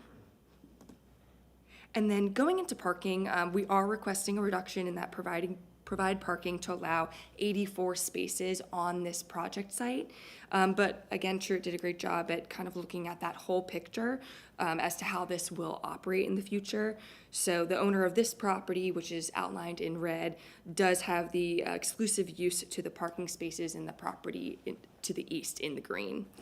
That license agreement, which was signed and dated November 18th, 2024, so just over a year ago, allows Pinewood, the owner of the red property, to have 24/7 access to those parking spaces in return for the building of the parking and of the greenway premises, shown in green again. And then that number to that 65 spaces does not include, and we cannot count for, the 13 on-street spaces that will either be on Pinewood or Markham or a mix of both. And those 13 spaces were defined and are required per the development agreement that was agreed upon and executed and recorded last November. And so we believe that the parking provided is sufficient and appropriate, as there will be some operational efficiencies between the two hotels, given that employees and guests may be going from one to the other. And regarding that license agreement, the PD plan does not currently reference that agreement. And again, that waiver cannot include those numbers of parking spaces, but we'd be happy, if it's so council's desire, to put a note on the site plan referring to that agreement, and just about the ability for this property owner to utilize the property in the green. But again, that waiver would be as shown here in number 1. And then a little bit more into the justification of the parking. This graph shows, again, how we'll operationally use 149 spaces, so that's the 84 plus the 65, and then 13 on-street spaces on top of that, and how that number is actually greater than the average parking demand that the Institute of Transportation Engineers, in their new parking generation manual, the 6th edition, which just came out, actually puts for a hotel. So a hotel of this size with 215 rooms, that ITE parking edition actually says that only 138 spaces are required. So we are a little bit above that. And with that, we are available for any questions. Thank you. Okay, are there any questions for staff? Personally, I think having that note on the site plan would not be a bad idea. So I think that's reasonable. Okay. We do have a draft of that. I didn't know if that would be helpful for everyone to see, and then if there are tweaks to that language, we'd of course be open to discuss that, but we wanted to kind of assist with a quick little draft. I don't know how others feel. I'm comfortable leaving it between you and staff between first and second reading. Okay. That's absolutely, True Garter for North Ashley Drive, that's absolutely fine. And I think it does provide that assurance that that parking is going to be provided, so. Well, I mean, there is another agreement, but I don't think it hurts, as we have been talking a lot about site plans and things that are on them for future councils. Never a bad idea. We are 100% amenable to that. Okay. Is there anyone in the public who wishes to speak on this item? I recognize all these other faces, so I'm guessing not. Okay, I have a motion to close from Councilman Vieira, a second from Councilman Maniscalco. All in favor? Aye. Any opposed? Let's see, Councilman Miranda, would you like to read this one? 10. Oh, can you turn your mic on, please? Microphone? Sorry. Thank you. I thought it was loud enough, but evidently I'm not. File 10, file number REZ 25-128. An ordinance being presented for first reading consideration. An ordinance rezoning property in general vicinity of 3812 Pinewood Street in the city of Tampa, Florida, more particularly described in section 1 from zoning districts classification PD. Plan development to PD, plan development hotel, providing an effective date. Including the revised revision sheet and the new site plan, a note on the site plan. And all the notes in the site plan. Okay, I have a motion from Councilman Miranda and a second from Councilman Vieira. Okay, roll call, please. Miranda? Yes. Maniscalco? Yes. Young? Yes. Vieira? Yes. Carlson? Clendenin? Hurtak? Yes. Motion carries unanimously with Clendenin being absent at vote. Second reading and adoption will be held on January 8th, 2026 at 10 a.m. in City Council Chambers at 315 East Kennedy Boulevard, 3rd floor, Tampa, Florida, 33602. Okay, thank you very much. We are on to case 11.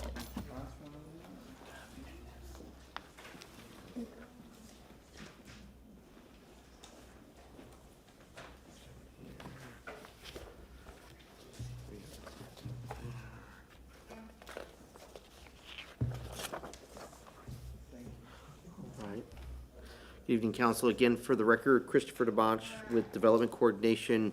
Agenda item number 11 is REZ 2601. This is a request to rezone 1942, 1946, and 1948 West Spruce Street from RS50 to planned development for single-family detached uses. The aerial shown has the subject site outlined in red. It is located along the south side of West Spruce Street. The subject site is located east of North Albany Avenue and west of North Fremont Avenue. The subject site is currently developed with 3 single-family detached uses with contributing structure status in the West Tampa National Historic District. The site also lies within the West Tampa overlay and is required to comply with Section 27-241 of the overlay design standards. The immediate surrounding properties, we have a place of religious assembly to the north, zone RS50. South of the subject site, we have single-family detached units, zoned RS50. To the east of the subject site, we have planned development, homes, zone planned development, single-family detached uses. And to the west of the subject site, we have single-family detached uses, zoned both planned development and RS50. I will note that on the aerial, there are a number of properties scattered throughout with planned development status or planned development zoning. I would note that many, not all, but many of the properties with planned development zoning were zoned as part of the West Tampa Redevelopment Initiative in 2005 or the West Tampa Redevelopment Initiative Phase 2, which was approved in 2007. We have site plan provided by the applicant. The subject site totals 9,500 square feet in area. The applicant is proposing to construct 4 single-family detached units. Each unit is proposed with not only a front porch facing West Spruce Street, but each of the front doors are oriented towards West Spruce Street. All 4 units will have vehicular access. Will provide vehicular access through a 14-foot alleyway that is located immediately south of the subject site. Parcels A and D will provide outside parking for vehicles. Parcels B and C will provide both outside but also inside parking through the use of garages. There is an existing 6-foot sidewalk that runs east to west along West Spruce Street. And there is a 5-foot sidewalk that runs north to south along North Albany Avenue that is west of parcel A. Given the size of the site at 9,500 square feet, a maximum of 3 units is allowed by right, or a total of 4 units is permitted with a bonus provision agreement. The applicant is proposing a bonus provision agreement to permit the construction of the 4 detached units. Next, we have elevations.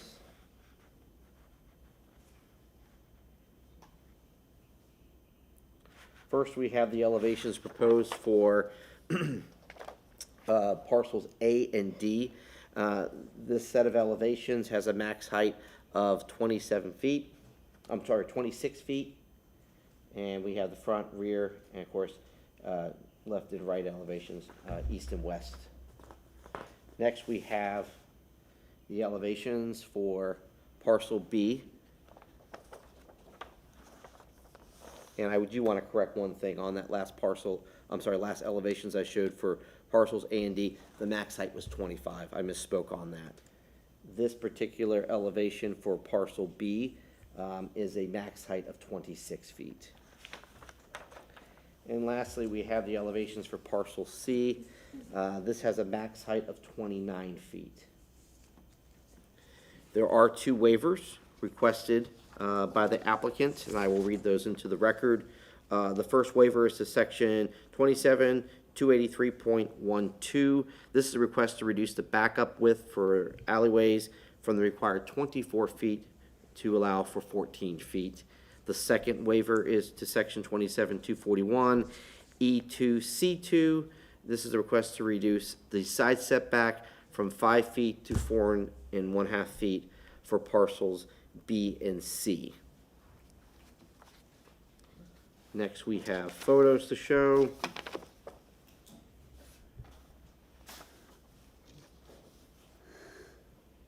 This is the subject site from West Spruce Street. This is looking south.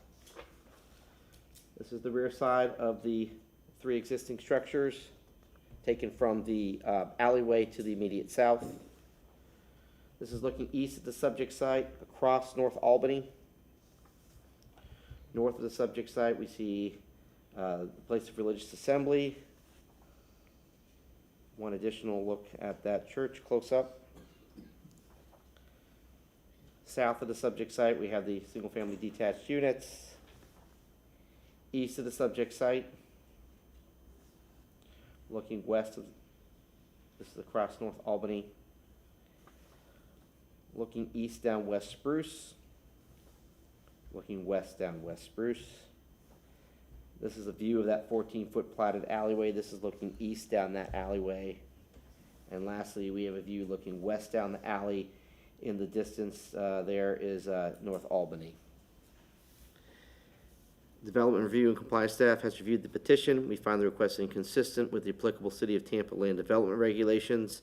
Notwithstanding staff's finding of inconsistency, if City Council approves the application and waivers requested, the modifications to the site plan as shown on the submitted revision sheet must be completed between first and second reading. These revisions will not resolve the issues of transportation's inconsistent finding, and I am available for any questions. Okay, are there any questions by council? Okay, yes, Ms. Steele.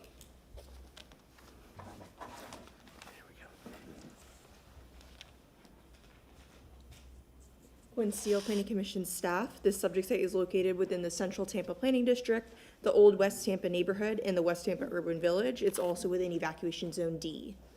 The subject site is outlined in purple and designated Residential 20, which surrounds the site to the east, south, and west, with R35 to the north of Spruce Street. This portion of West Spruce Street is primarily developed with single-family detached homes, with some commercial uses to the west and a church immediately north. The proposed rezoning would allow 4 single-family detached units on an underutilized site. For the record, one section of our staff report incorrectly referenced 2 units. However, the request is for 4 units. The proposal is consistent with the density anticipated under the R20 designation. Planning Commission staff reviewed the request and found it provides compatible infill development within an urban village and near transit and employment services.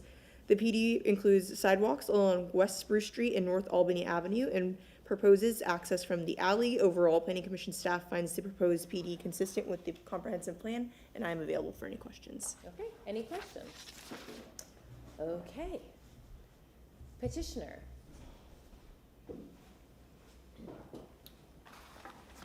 I'm not sure how to display these. You don't have an easel, but I do have an overlay, the same ones on overlay. Okay. Oh, we have a volunteer who will be You guys, two a of them. human easel. Just hold them. I'll show you that these designs have been reviewed in Steve Michelini representing the petitioner, excuse me. They have been reviewed and they are consistent with the West Tampa overlay. These are individual single-family units. There's two different concepts. This is the Pippet concept, and then this is the Avocet. And again, they have been reviewed and determined to be consistent with West Tampa overlay. You want to keep looking at it? I think, are we good? Can the human easel? I need you to stay there, sir, and so I can focus. No, you're good. I think we're good. 3 units can be built by right. We're requesting a 4th unit with a bonus agreement. We are in discussions. The city council approved the funding for CRA for this 2 weeks ago. So it will be assisted by CRA funding. It is designed to be, affordable housing. So the alley issue is the inconsistency finding by the city and, council, we've talked about that.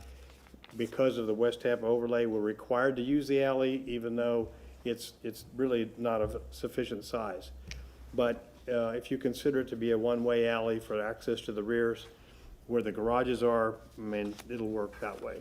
So that's what we've done. We've simply adjusted it so that you have the garages and the surface parking for each of the units. There's 2 for each unit.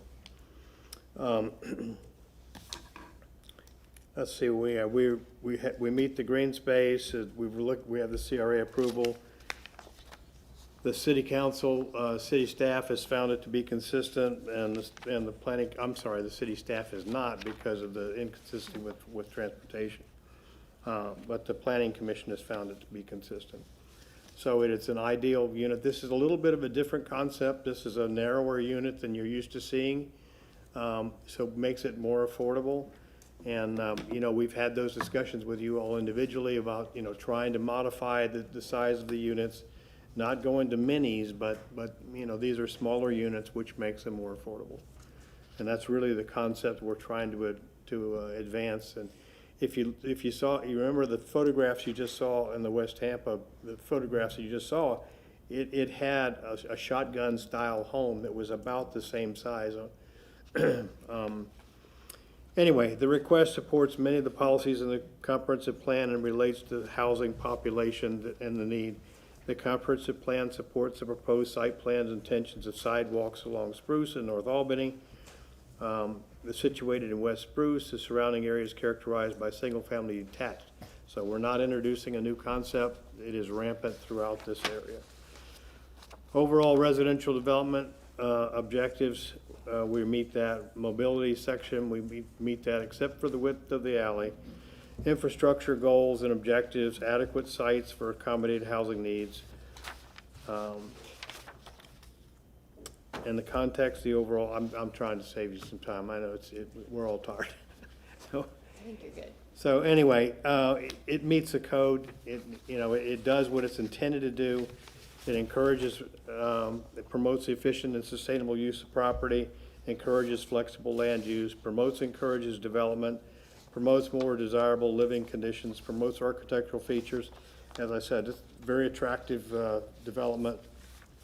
Respectfully request your approval, and the bonus agreement we'll have to read at the second reading, but it does include that, and there's also a provision on the site plan that says we must meet the West Tampa overlay design guidelines. Okay. Mr. Miranda, or Councilmember Miranda. I just read the other one. Oh, but you have your light on. I thought you had a question. Oh, I'm sorry. Okay. Councilmember Maniscalco. Thank you very much. When I had a briefing on this, and I looked at the supporting documents, I wanted to hate it and say no, because, and you showed the photo of the 3 historic homes, or I think those were 3 original shotgun homes from, the early days with the cigar factory. They're probably cigar worker homes.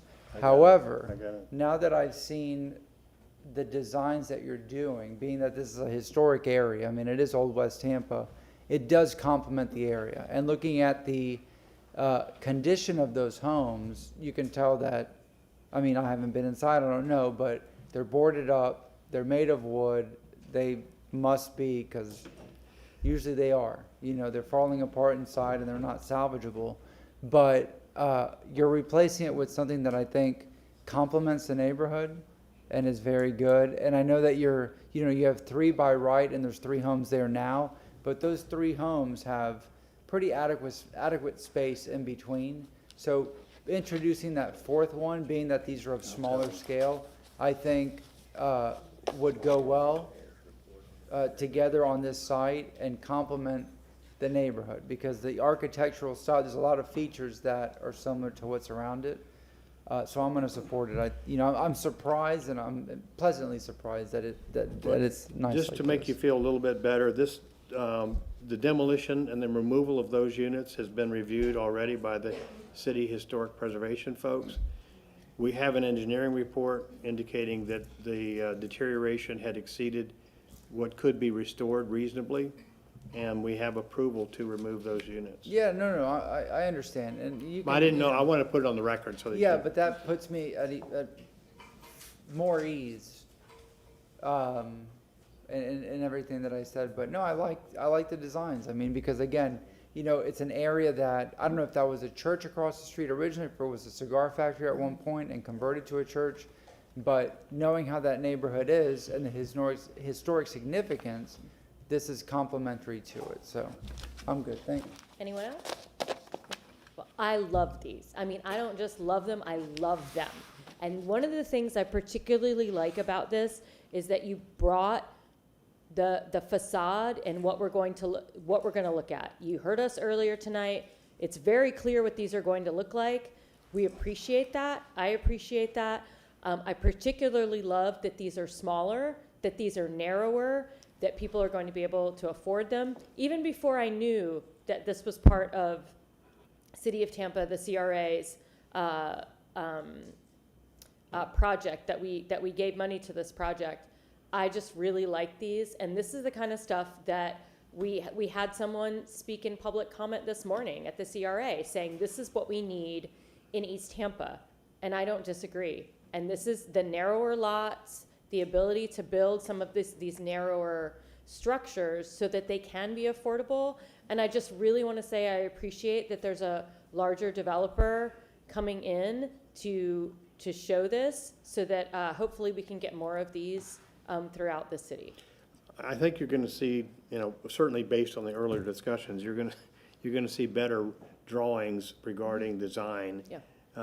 And the commitments, obviously, that the West Tampa, or whatever the overlays are. I just have one burning question. What is an avocet? I didn't name it. Like, what is that?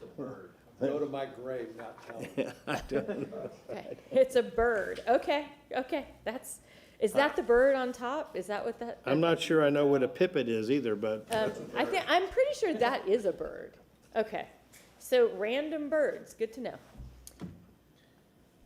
Would you be opposed to having us add a note to the site plan to use these specific elevations? And we can just work with the language between first and second reading? You want to use these as specific language, you have it here?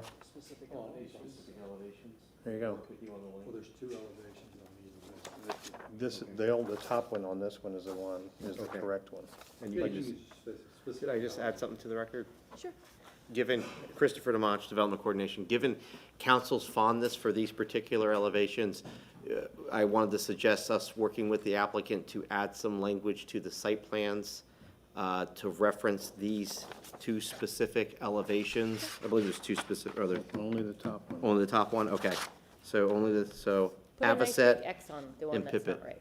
So if you're so inclined, we can work with them on adding language to the site plans to reflect these and have these approved or considered for approval at second reading. I would appreciate that. I would say yes, let's add a note to the site plan about those particular elevations.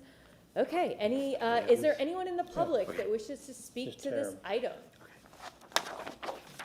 I have a motion to close by Councilman Miranda, second from Councilman Maniscalco. All those in favor? Aye. Any opposed? Councilwoman Young, would you like to read this one? File number 11. File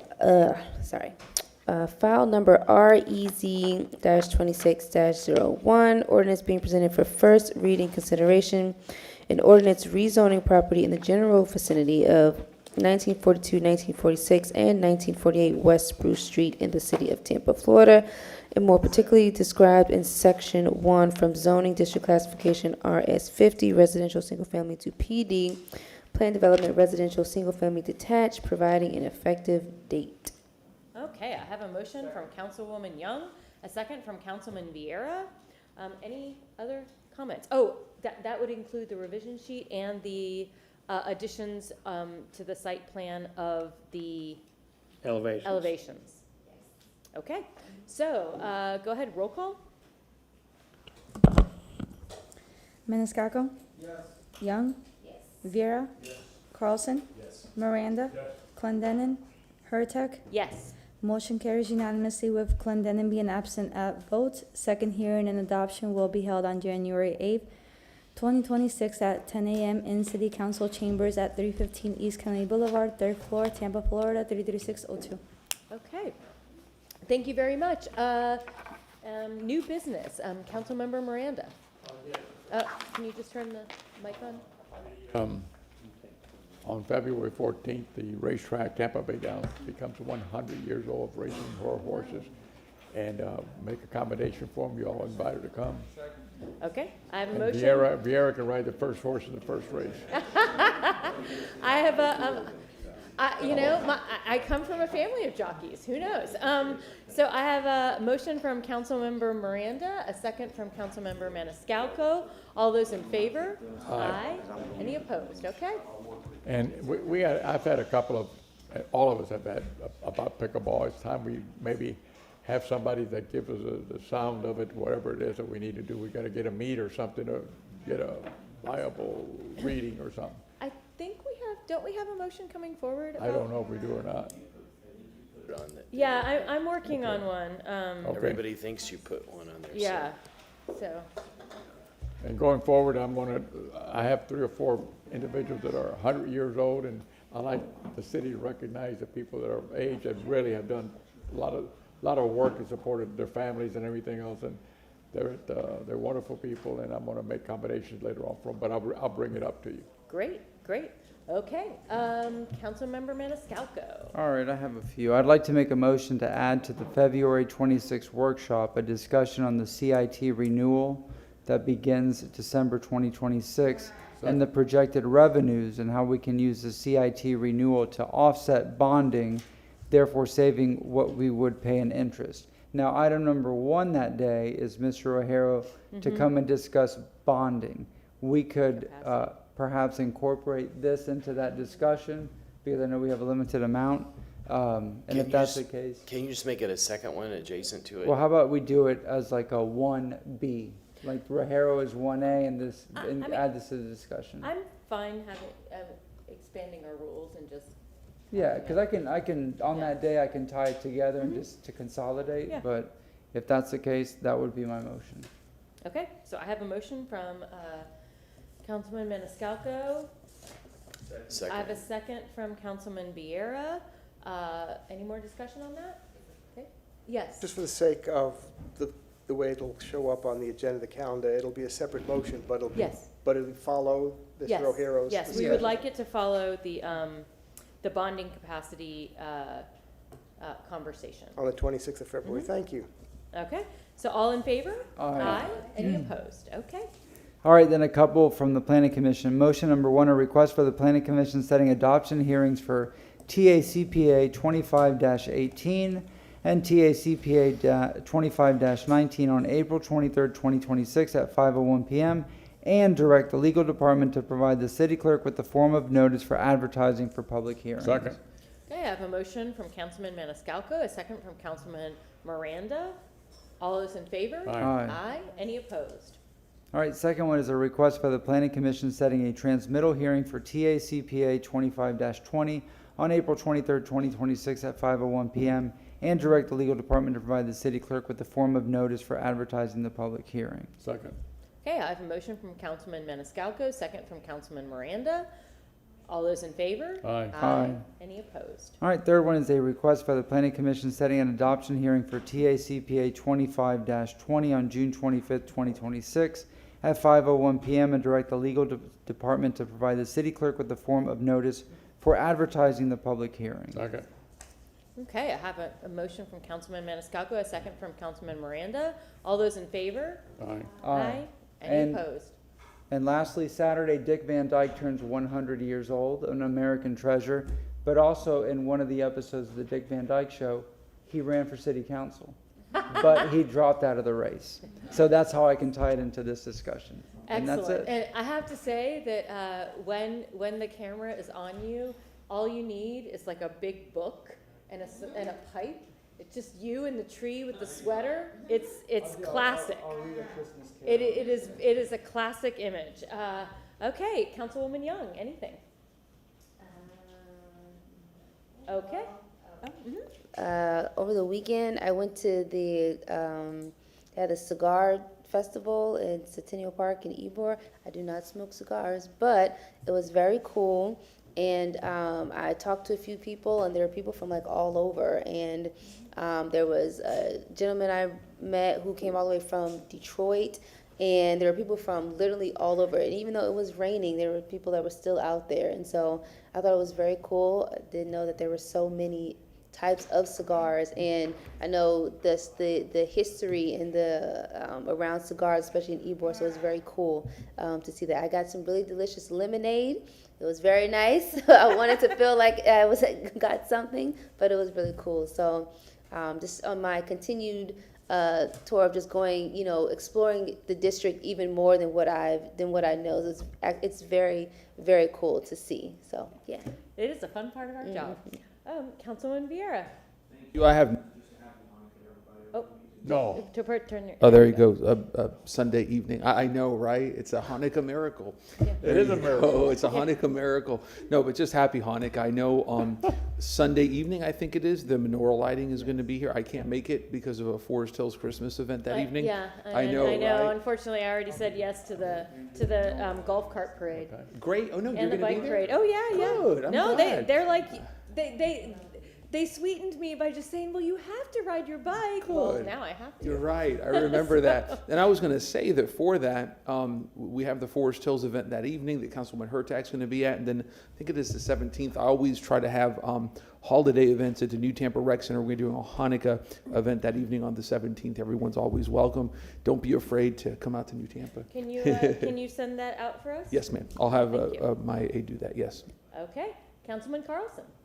Yeah, when I came back here, when I came back, at 5 o'clock, the traffic from downtown was backed up all the way to Rome again, and we have that coming up on the agenda in January.